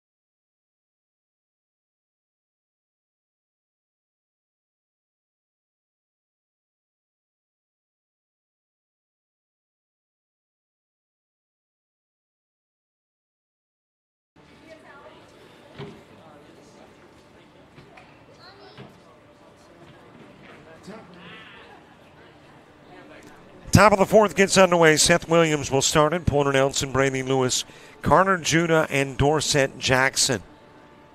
On to the inning to face Griffin Wynn, getting his second inning of work in. Got a zombie runner on.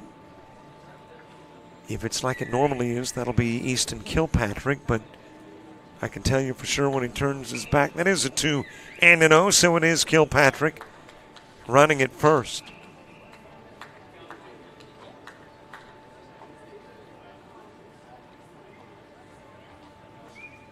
Seth Williams struck out in the first. That'll go to the screen, and off to second goes Kilpatrick.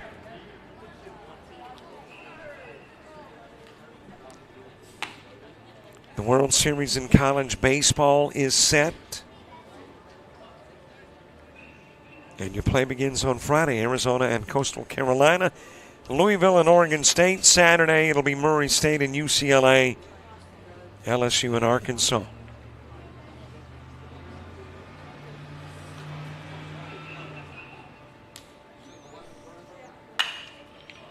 That is popped up by Seth Williams, but gets out of play, and Williams' at-bat will continue. With 175 feet and 10 inches. No finals yet in the majors, but we're getting close. Bottom of the eighth, Tigers 5-2 over the Orioles. Reds 1-0 over the Guardians in the bottom of the ninth. Midway through 9, Marlins 3-2 over the Pirates. Cubs lead the Phillies 5-4, bottom of 6. Top of 6, Red Sox 2-1 over the Rays. Nationals 4-2 over the Mets, bottom of 6. Bottom of the 4th, Brewers 2-0 over the Braves. Yankees lead the Royals 4-1 in the bottom of the 4th. Bottom of the 4th, Rangers leading the Twins 3-2. Blue Jays 4-1 over the Cards. Bottom of 4, White Sox 1-0 over the Astros. Top of 3, and the Giants-Rockies game just underway with the Giants leading by 1.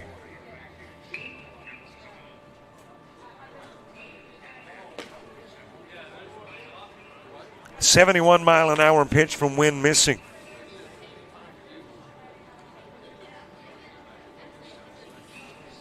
First hitter in the top of the 4th with your zombie runner Kilpatrick at second.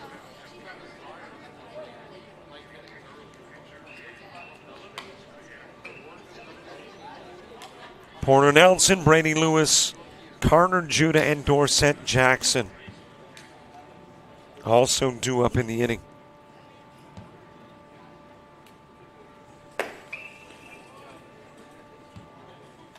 WNBA Dream with a 41-37 lead over the Fever as the walk is issued to Williams. That is with 5:19 to go in the 3rd. I think the Fever playing without Clark again. And at halftime, Liberty 52-32 over the Sky.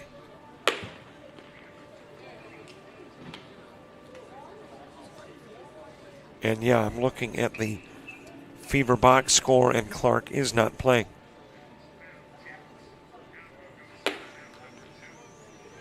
NBA off until tomorrow night. Thunder and Pacers, Game 3 of the NBA Finals. In a series that is tied at 1 each.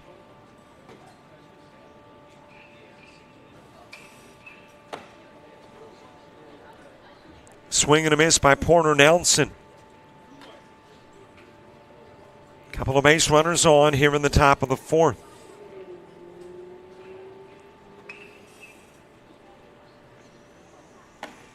And we might as well throw you a little NHL. Oilers and Panthers. Game number 4 of the Stanley Cup Finals Thursday night, 7 o'clock. Florida leading the series 2-1.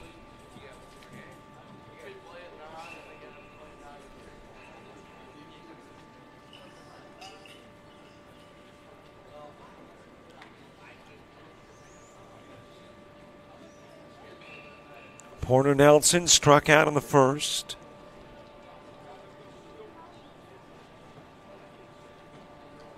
Griffin Wynn getting his 2nd inning of work in. Top of the order coming to the plate when you get to the bottom of the 4th for Team Royal. And unless there are changes, that will be Griffin Wynn, Devin Scott, Tanner Rice, Dylan Olam, and Cal Lawrence.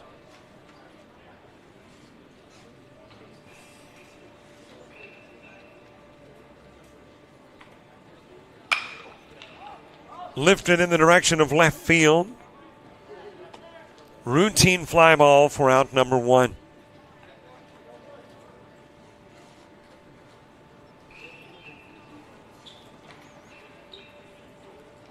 Brady Lewis coming to the plate. Plenty of baseball this summer here on JockJive.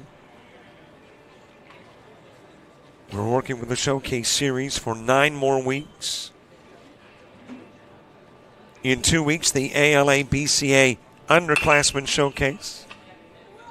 As Brady Lewis fouls that one away. Got a new one for you a week from Sunday, the Native American All-Star Game in Atlanta.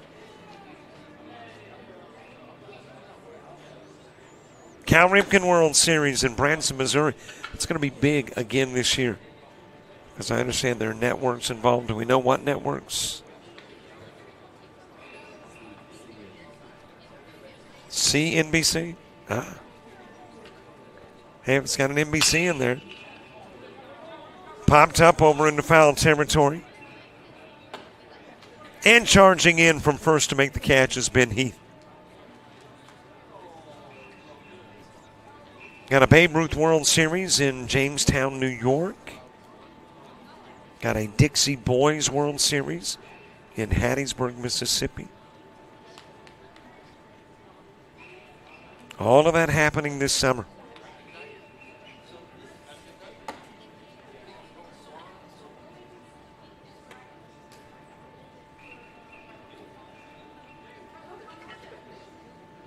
Carter Juno with a fly out to right field.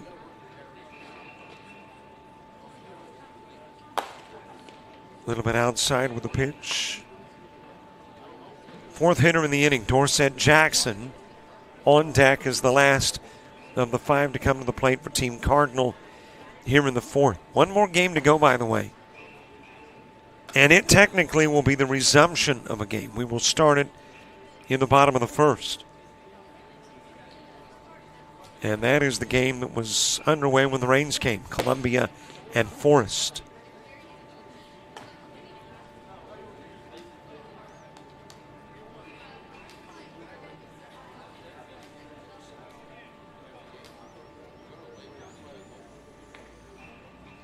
Griffin wins pitch, 83 miles an hour, fouled back.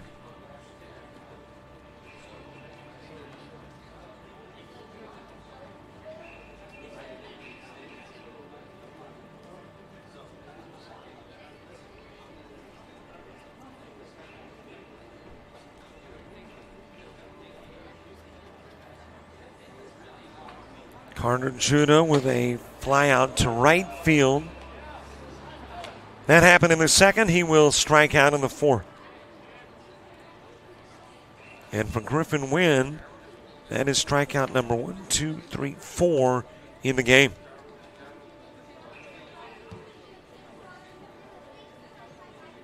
Dorsett Jackson next.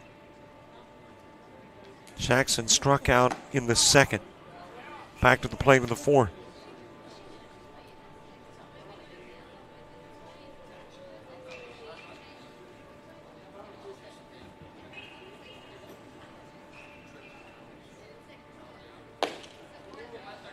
.78-mile-an-hour pitch swung on and missed. And James, you don't think that Dorsett Jackson, his name, has anything to do with Tony Dorsett? See, James is, he's not quite, the age of these young men, but I guess it would be the age of the parents. So he's kind of closer to what they might be thinking.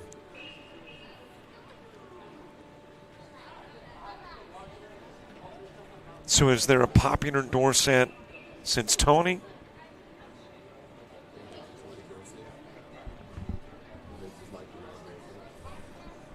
James says he thinks they just like the name Dorsett. I like the name Dorsett, by the way. I think it's a cool name. As a matter of fact, if we were doing an all-names team, I'm thinking Dorsett would be on it. Outside with a pitch. And I could see one James Crenshaw naming a youngin' Dorsett. You're a big Dallas Cowboy fan. He had the 99-yard touchdown run.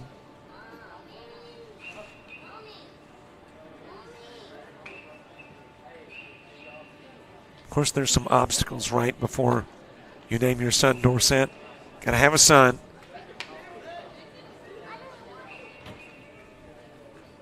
But at least we've got part of it conquered for you. We got a name.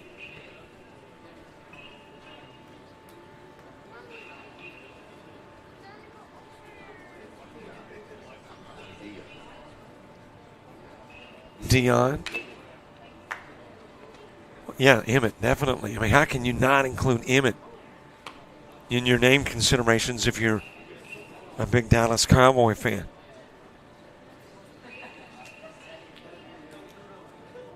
Or if you went back into my era again, Roger. Or how about using the last name as a first, Staubach? That'd be a cool name. No, you don't think so? All right. On down to first with a drop strike 3, and on or out is Jackson. Wouldn't have mattered, though. He was the 5th hitter here in the inning. Couple of runners are stranded. Still a 1-zip ball game. Team Royal, and we're heading to their half of the 4th.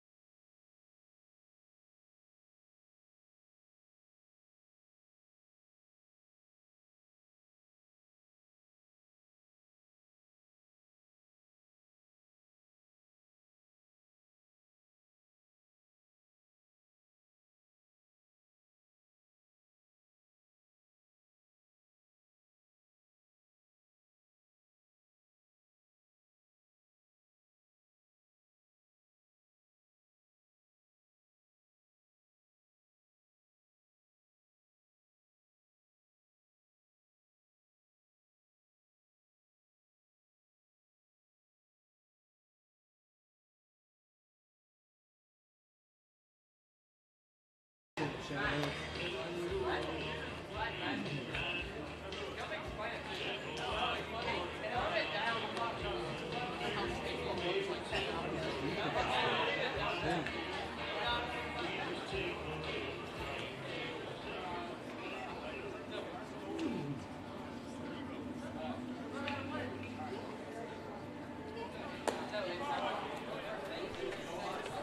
Bottom of the fourth, back to the top of the order. Griffin wins, starting in for Team Royal. Easton Kilpatrick getting his second inning of work in. That'll go to the screen. Got a zombie runner, and that runner, Camden Cullen, is now at second. Devin Scott, Tanner Rice, Dylan Olive, and Cal Lawrence also coming to the plate here in the fourth.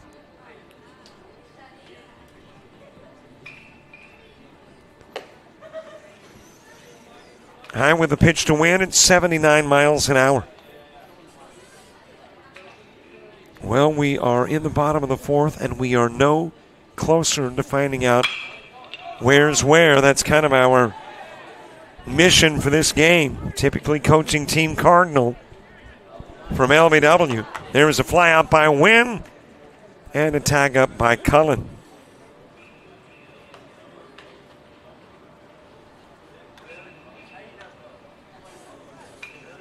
Devin Scott coming to the plate. Tanner Rice to the on-deck circle. Scott a strikeout victim in the first. And he'll line out to second, throw over to third, but won't get Cullen. 2 gone for Tanner Rice. But I think this is year number 6 of covering the showcase. And Brandon Ware has been a coach for Team Cardinal in all of those prior years.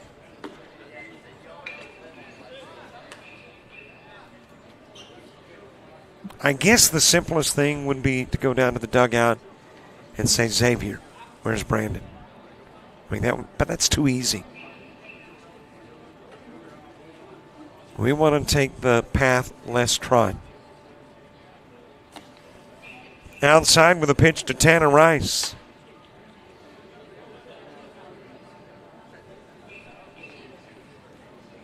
$79-mile-an-hour pitch. Dylan Olive on deck.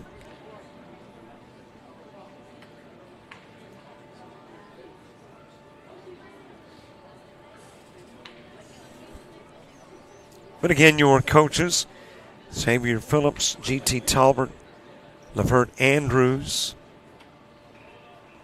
as Rice will go to first with a walk. LBW, Blunt, and Minor represented by the Team Cardinal coaches. Team Royal, Casey Underwood's understudy. Andrew Porch of Sneed State. DeAndre Collins from Paul W. Bryant, and Austin Brook from Brantley.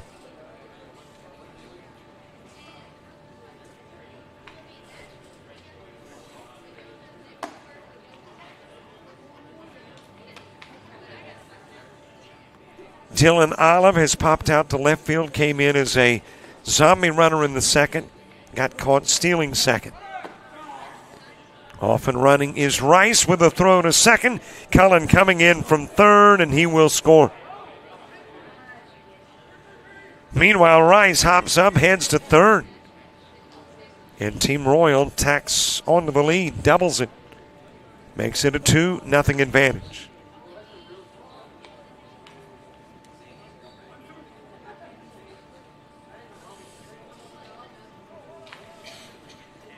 Cal Lawrence moving to the on-deck circle.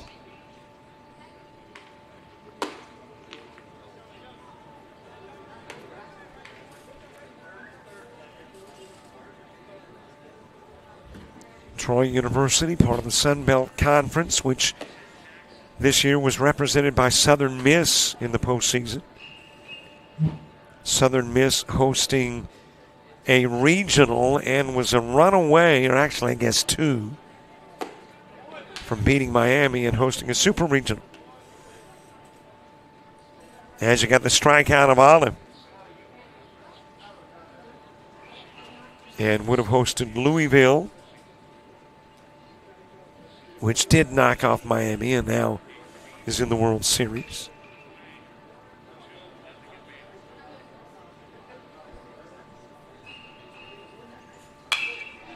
Cal Lawrence sending that one foul.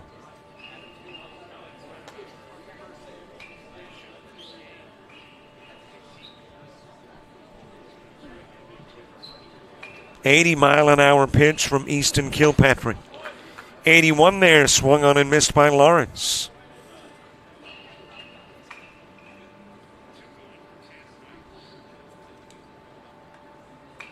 And speaking of the ALABCA, you know, their convention coming up in December. But man, you look at some of the speakers. Butch Thompson of Auburn, who was in the regionals. You had Dustin Creel from Southern Miss. Coach Meade from here at Troy. I believe Kentucky's coach was a speaker last year. Just some great speakers at the convention, which happens again in December and happens again at the Winfrey.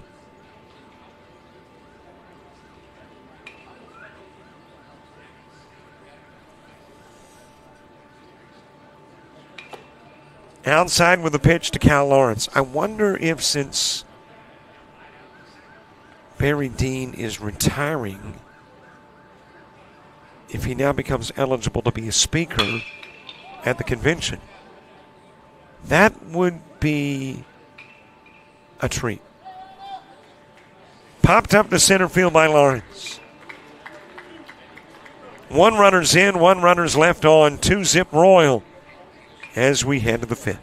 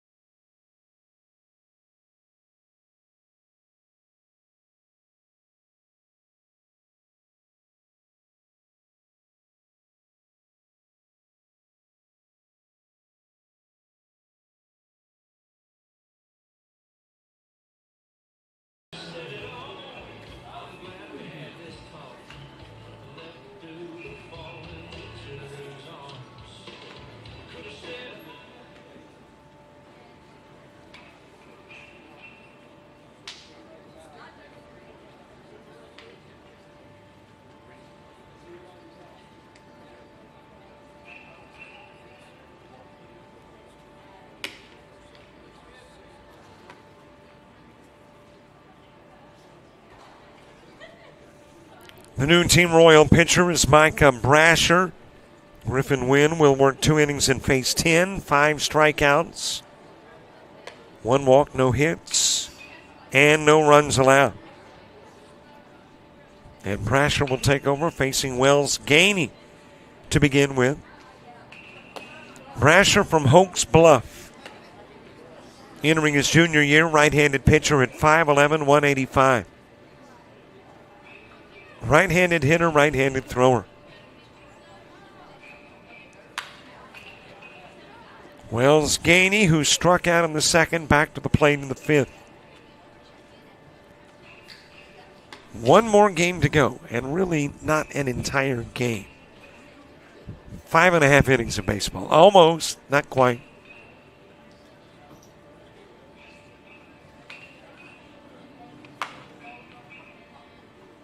You got 1/12 of the game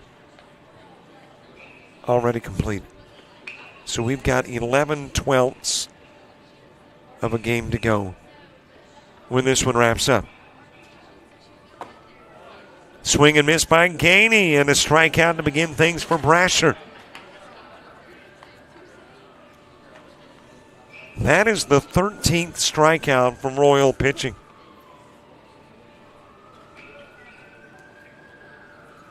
And there's one away for Evan Foster.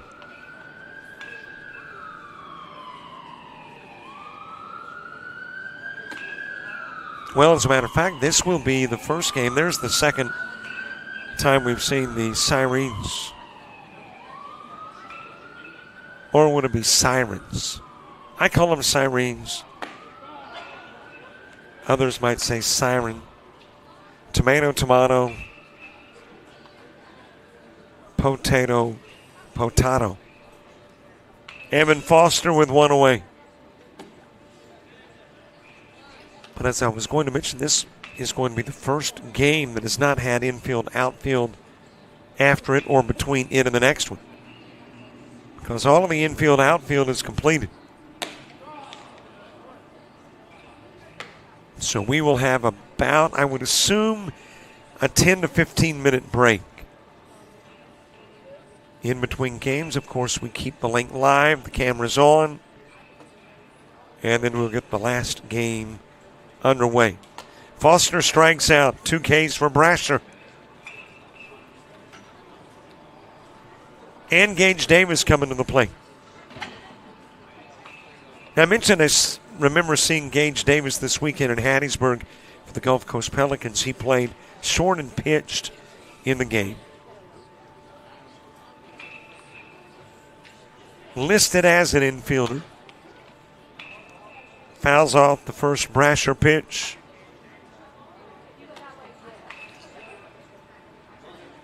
Davis has got the only Cardinal base hit.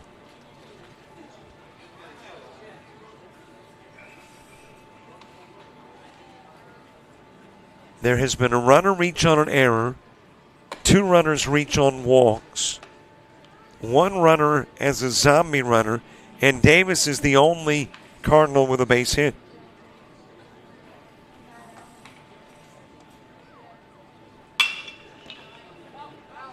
And we'll get out of play to the left side.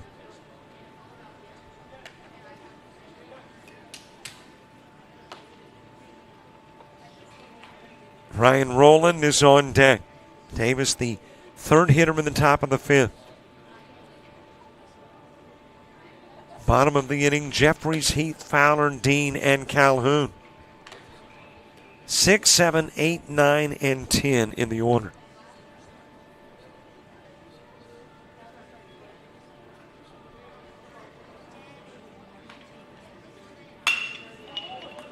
Base hit into center field, Gage Davis.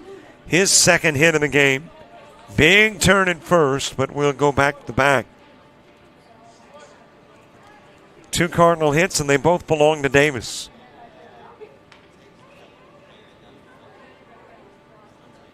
Ryan Rowland is next. Quentin Robinson moving to the on-deck circle.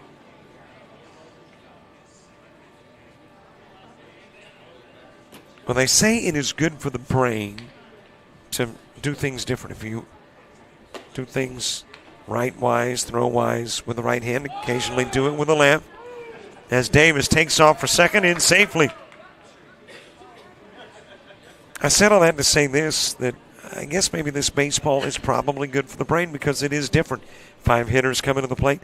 As a matter of fact, the summer of baseball a little bit different. The Showcase Series is a different brand of baseball.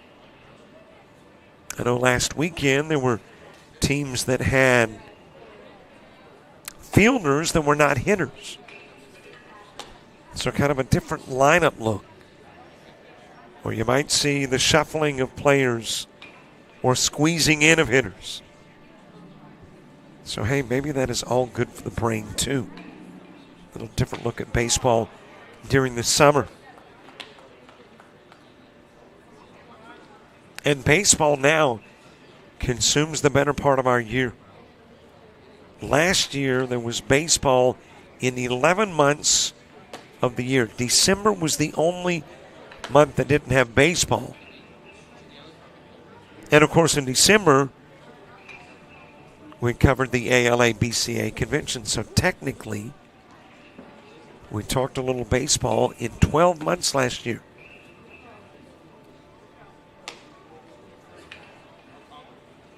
Ryan Rowland struck out to begin the third.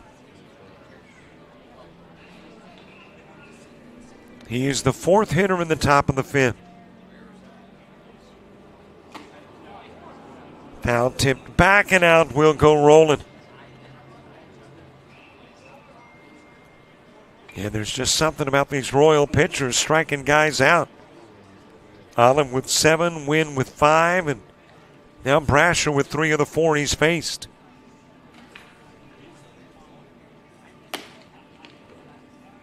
Outside to Quentin Robinson.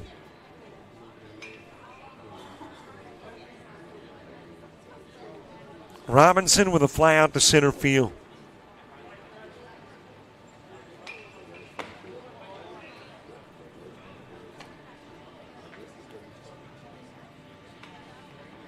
"83-mile-an-hour pitch from Micah Brasher.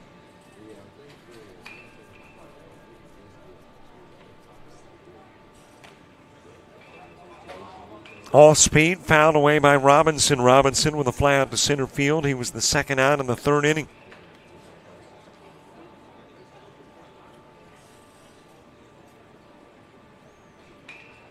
And in the sixth for Team Cardinal, you'll get 4 guys with 3 plate appearances.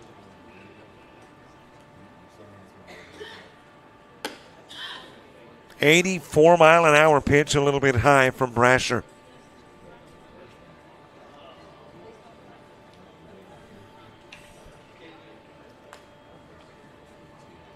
Robinson, the last hitter here in the top of the fifth. And he'll float that one to center field. Left on is Davis. 4 go up. I'll make that 5 go up. 4 go down, 1 stranded. We head to the bottom of the fifth in a 2-zip game.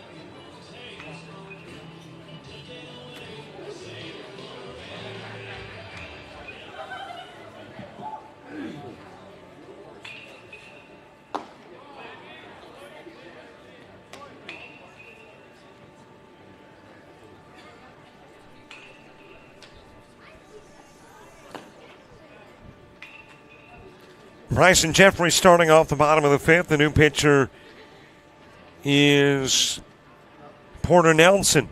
Porter Nelson from Opp High School. Entering his junior year, he's an outfielder and right-handed pitcher. 6'2", 195. Left-handed hitter, but a right-handed thrower. Chopped by Jeffries to short. Trying to whip the throw over and get the out was Branham. Instead throws it away, and Jeffries goes to second. And that will become the game's second error.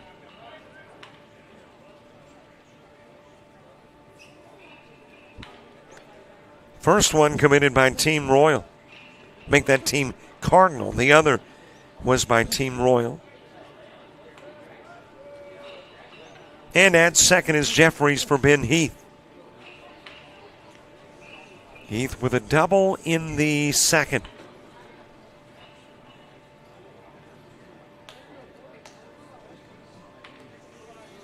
Porter Nelson, I mentioned from Opp High School, a Bobcat, part of Covington County.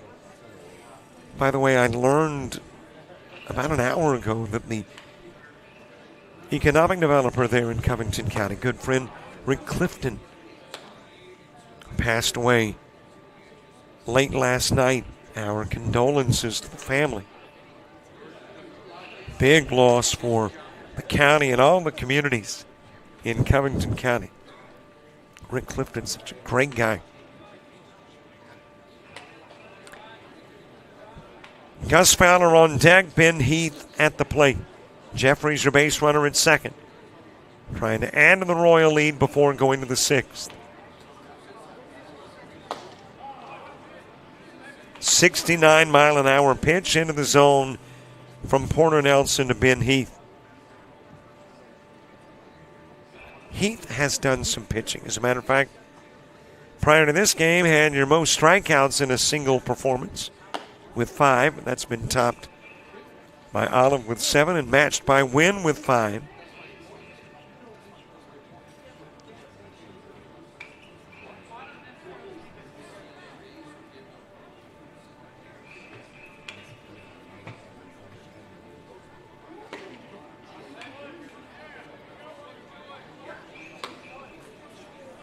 Got a strikeout of Ben Heath, one away here in the 5th.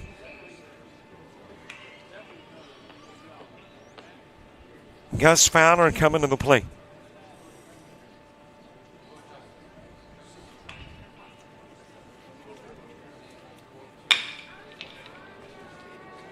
Sent over to third. Runner looked back and then trying to plant to throw. That is your third baseman, Easton Kilpatrick, and just took off on him. Jeffries to third and Fowler on the E5 at second. And Team Royal, which had not seen the Cards commit an error in a total of right at 30-plus at-bats, have seen 2 in the last couple of at-bats. Jono and Dean next.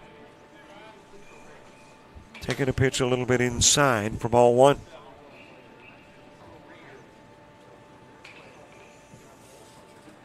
Team Royal with a run in the second, doubled it with a run in the 4th. There's the wild toss that gets in the runner from third, Jeffries. Fowler will go to third, and Team Royal with a chance again to double the lead in an inning. Makes it a 3-zip game.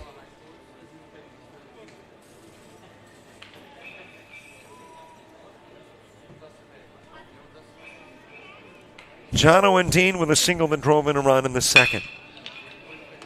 Chop towards second, throw coming to the plate. And now you got Fowler caught in a rundown. Says Heck, I'll try to get back to third. Tagged out. Second is open. And going there is Jono and Dean. So the fielder's choice will go 4-5 and get Fowler. Dean will go to second. And Will Calhoun representing the last hitter in the bottom of the 5th for Team Royal.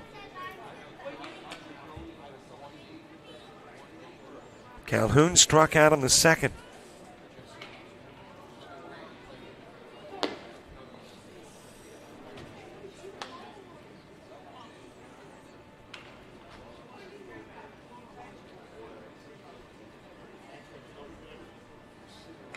Chaz Branham, Harley Puckett, Easton Kilpatrick, Seth Williams, Porter Nelson. The last 5 hitters anticipated in the top of the 6th for Team Cardinal. 80-mile-an-hour pitch, foul tipped.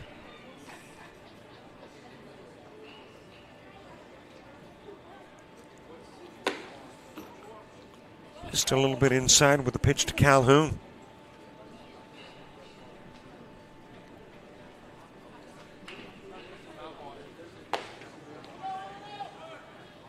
Swing a miss, and that'll do it for Will Calhoun. Couple of strikeouts and a single run. Team Royal by 3 as we go to the 6th.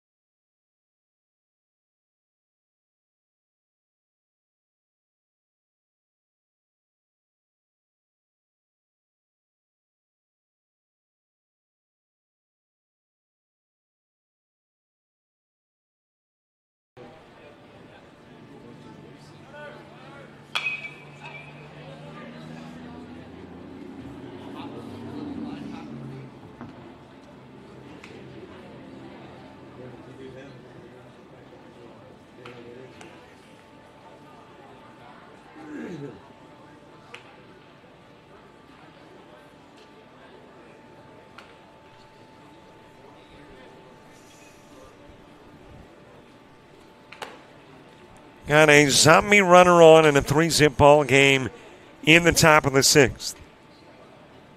And that zombie runner is Quentin Robinson. Chaz Branham to the plate. Branham struck out in the 3rd.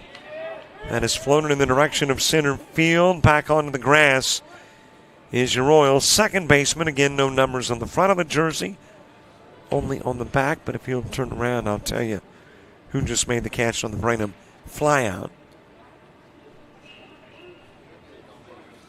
Of course, it may be a while before he turns around. Robinson staying over at first. Harley Puckett to the plate.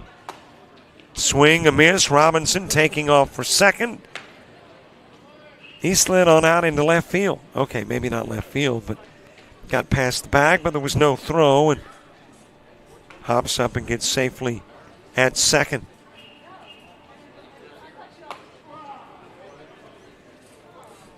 I realize the game is not about who wins or loses, but if you're Team Cardinal trying to come from behind, you're down by 3. You've got 1 hitter gone. You've got 4 hitters to go.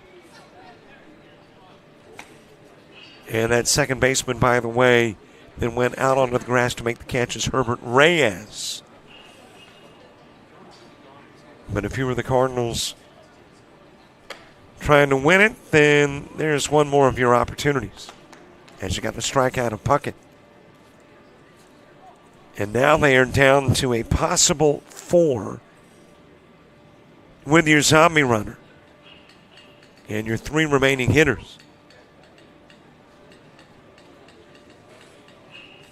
So we will find out, or could find out here, if the Cardinals still have a chance to win the game. Because if Kilpatrick goes down, they don't. Their best case would be a tie. That is fouled off towards third.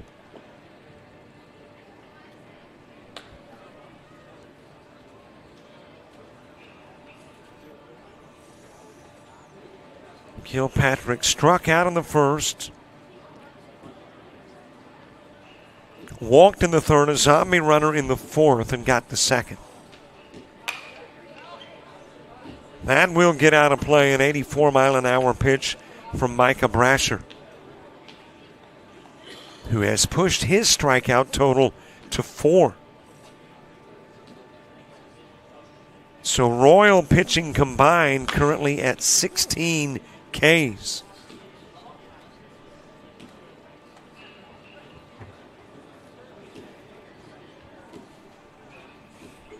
Seth Williams on deck, Porter Nelson due up 2 here in the 6th.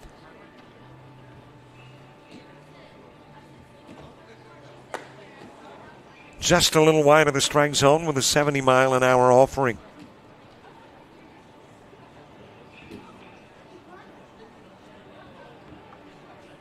Last group of hitters in the bottom of the 6th, Roberts, Reyes, Malden, Griggs, and Cullen for Team Royal. And we should get that last game back in play, technically the resumption of play. I would say before 9 or close to 9.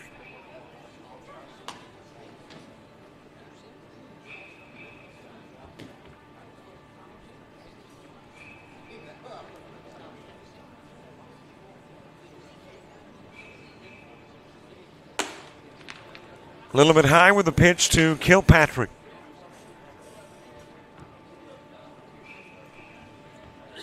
Three balls, couple of strikes. And again, a reminder, a 4-ball count does not give you a walk.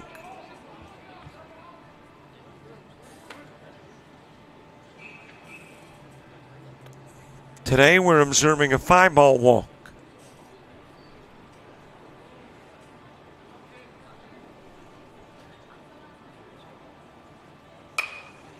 That is popped up right side. It will...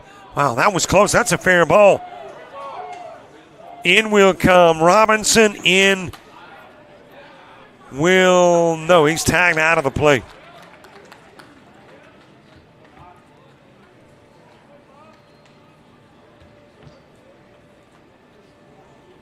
Yeah, that was close, but a great job over in right field.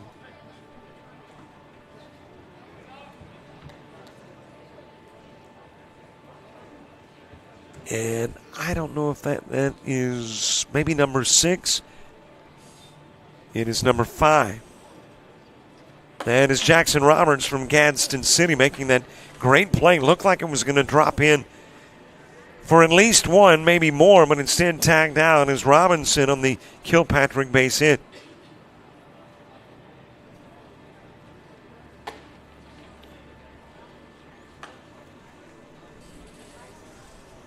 And by the way, with the out of Robinson, the best the Cards can do is 2. So Team Royal guaranteed to win as Seth Williams comes to the plate.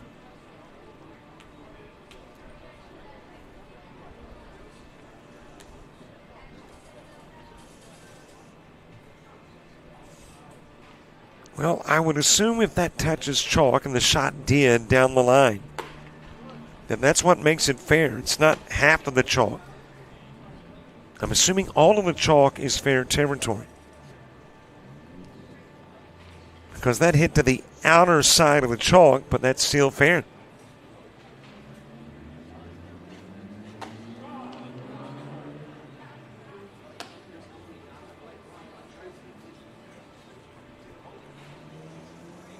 Seth Williams struck out in the first, walked in the fourth.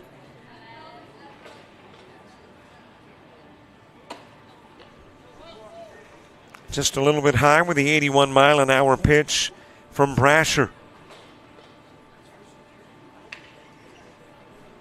Brasher putting the finishing touches on his 2 innings of work.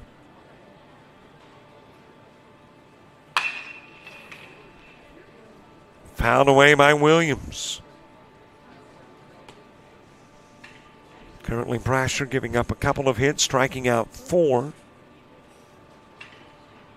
And at the moment has not allowed a run.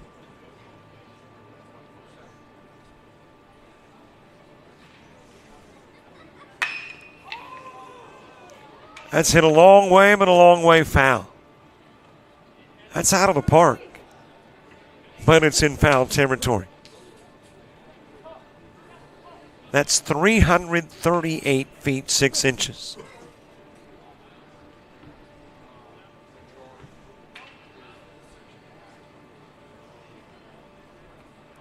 And that may be the longest shot of the day. But it will go foul. And Williams is walked.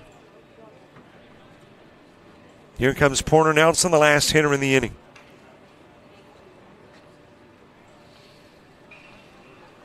So we can add a walk to the Micah Brasher time on the bump. The free pass to Williams, swing and a miss by Nelson. Porter Nelson 0 for 2 in the game.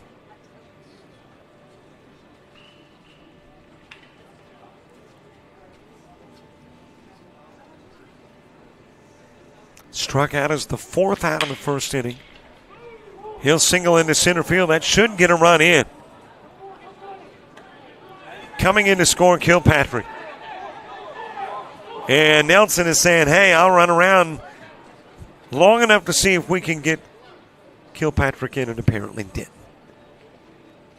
Or Williams, rather. Did get Kilpatrick, didn't get Williams. Nelson, though, with the RBI single. 1 run's on the board. Well, the official scorekeeper here says 2. I thought the umpire indicated no, but let's go with the folks in the box. And it's a 3-2 game headed to the bottom of the 6th.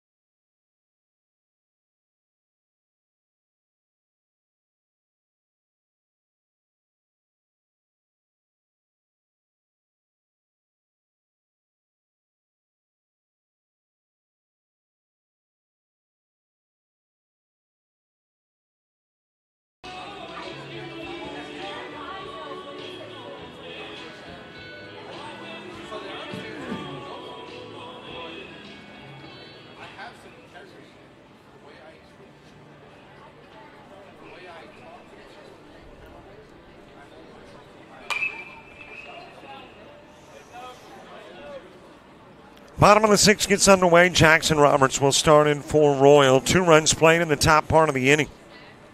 And kudos to Porter Nelson. Porter Nelson with the RBI single that brought in Kilpatrick, and then he baited a throw. He teased Royal to go after him and was able to avoid the tag and the out until after Seth Williams scored. So it is a 3-2 game. And a zombie runner on, but instead trying to pick him off and make it a 6-4. It's just a 6-3 to get Jackson Roberts. And runner is Will Calhoun. And he will go to second on the 6-3.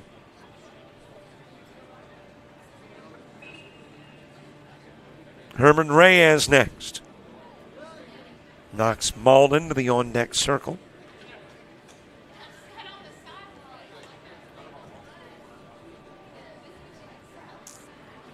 The resumption of Columbia and Forest.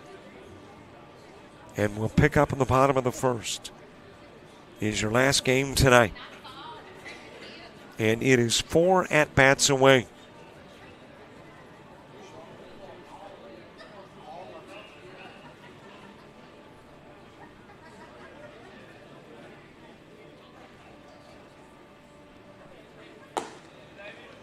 Swing and a miss by Reyes. Porter Nelson in that first inning of work struck out 2. 1 run came in, but that was compliments of a pair of errors. As the 80-mile-an-hour pitch is fouled away by Reyes.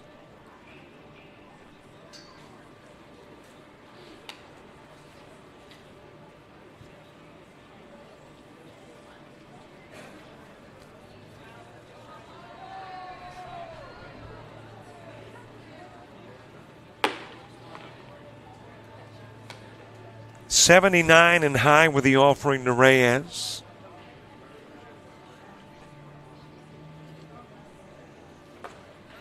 By the way, when we get to the last game of the night, it's a 1-zip Columbia lead over Forest.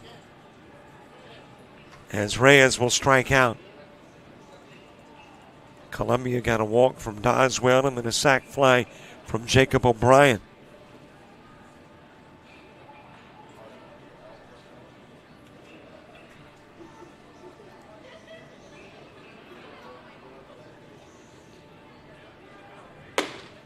High with the pitch to Knox Malden. Blake Griggs, Camden Cullen.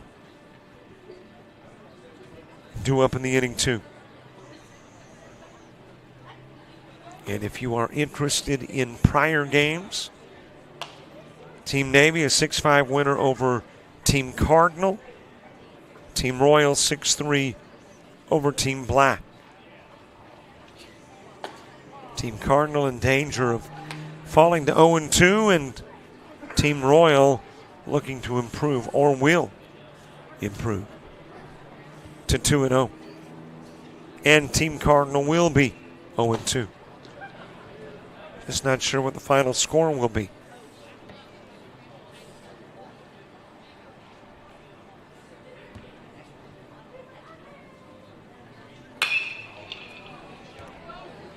That is hit deep to left field.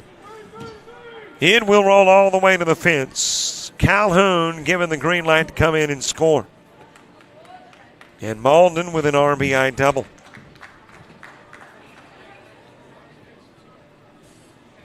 Blake Griggs next.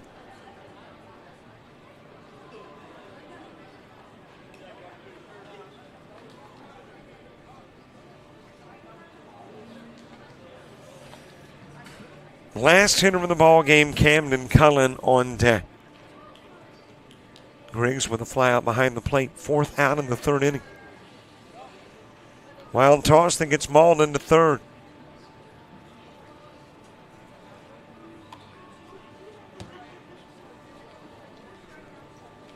We resumed play about 2 hours ago. After about a 2.5-hour delay. Compliments of heavy, heavy rain.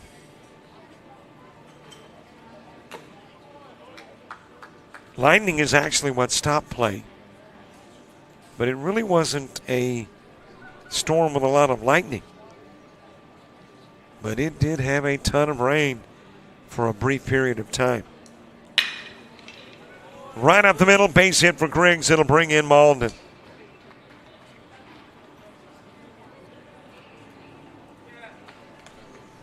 And your last hitter in the game making his way to the plate, Camden Cullen. So he can almost give you all of the Porter Nelson numbers. He will face 10 pitching for Team Cardinal. Has struck out 3 at the moment. and given up a total of 2 hits at the moment. Finishes things up with Camden Cullen at bat. He ground out the second and the third. Running is Griggs. Throw down. He's in safely.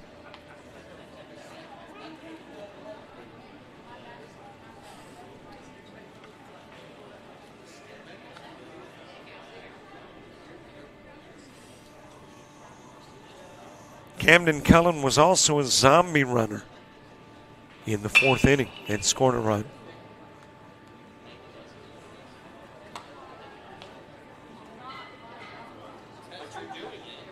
Royal pitching is going to be responsible now for 16 strikeouts. Ground to third, and tagged out is Griggs. And that will be your ball game. And taking a look at your final numbers in this one for Team Cardinal, who is now 0-2, 4 hits, 2 errors, 5 stranded. Their 2 runs came in the 6th. For Team Royal, 5 hits, 1 error, and they will leave a total of 4 aboard. Got a run each in the 2nd, 4th, 5th, and 6th innings. And there's your final score, 4-2 in the next to the last game of the day. We go back to the Columbia Forest game. 11/12 of a game to go before we wrap up the first day of the ALABCA Upperclassmen Showcase. We'll have the resumption of Columbia and Forest in about 15 to 20.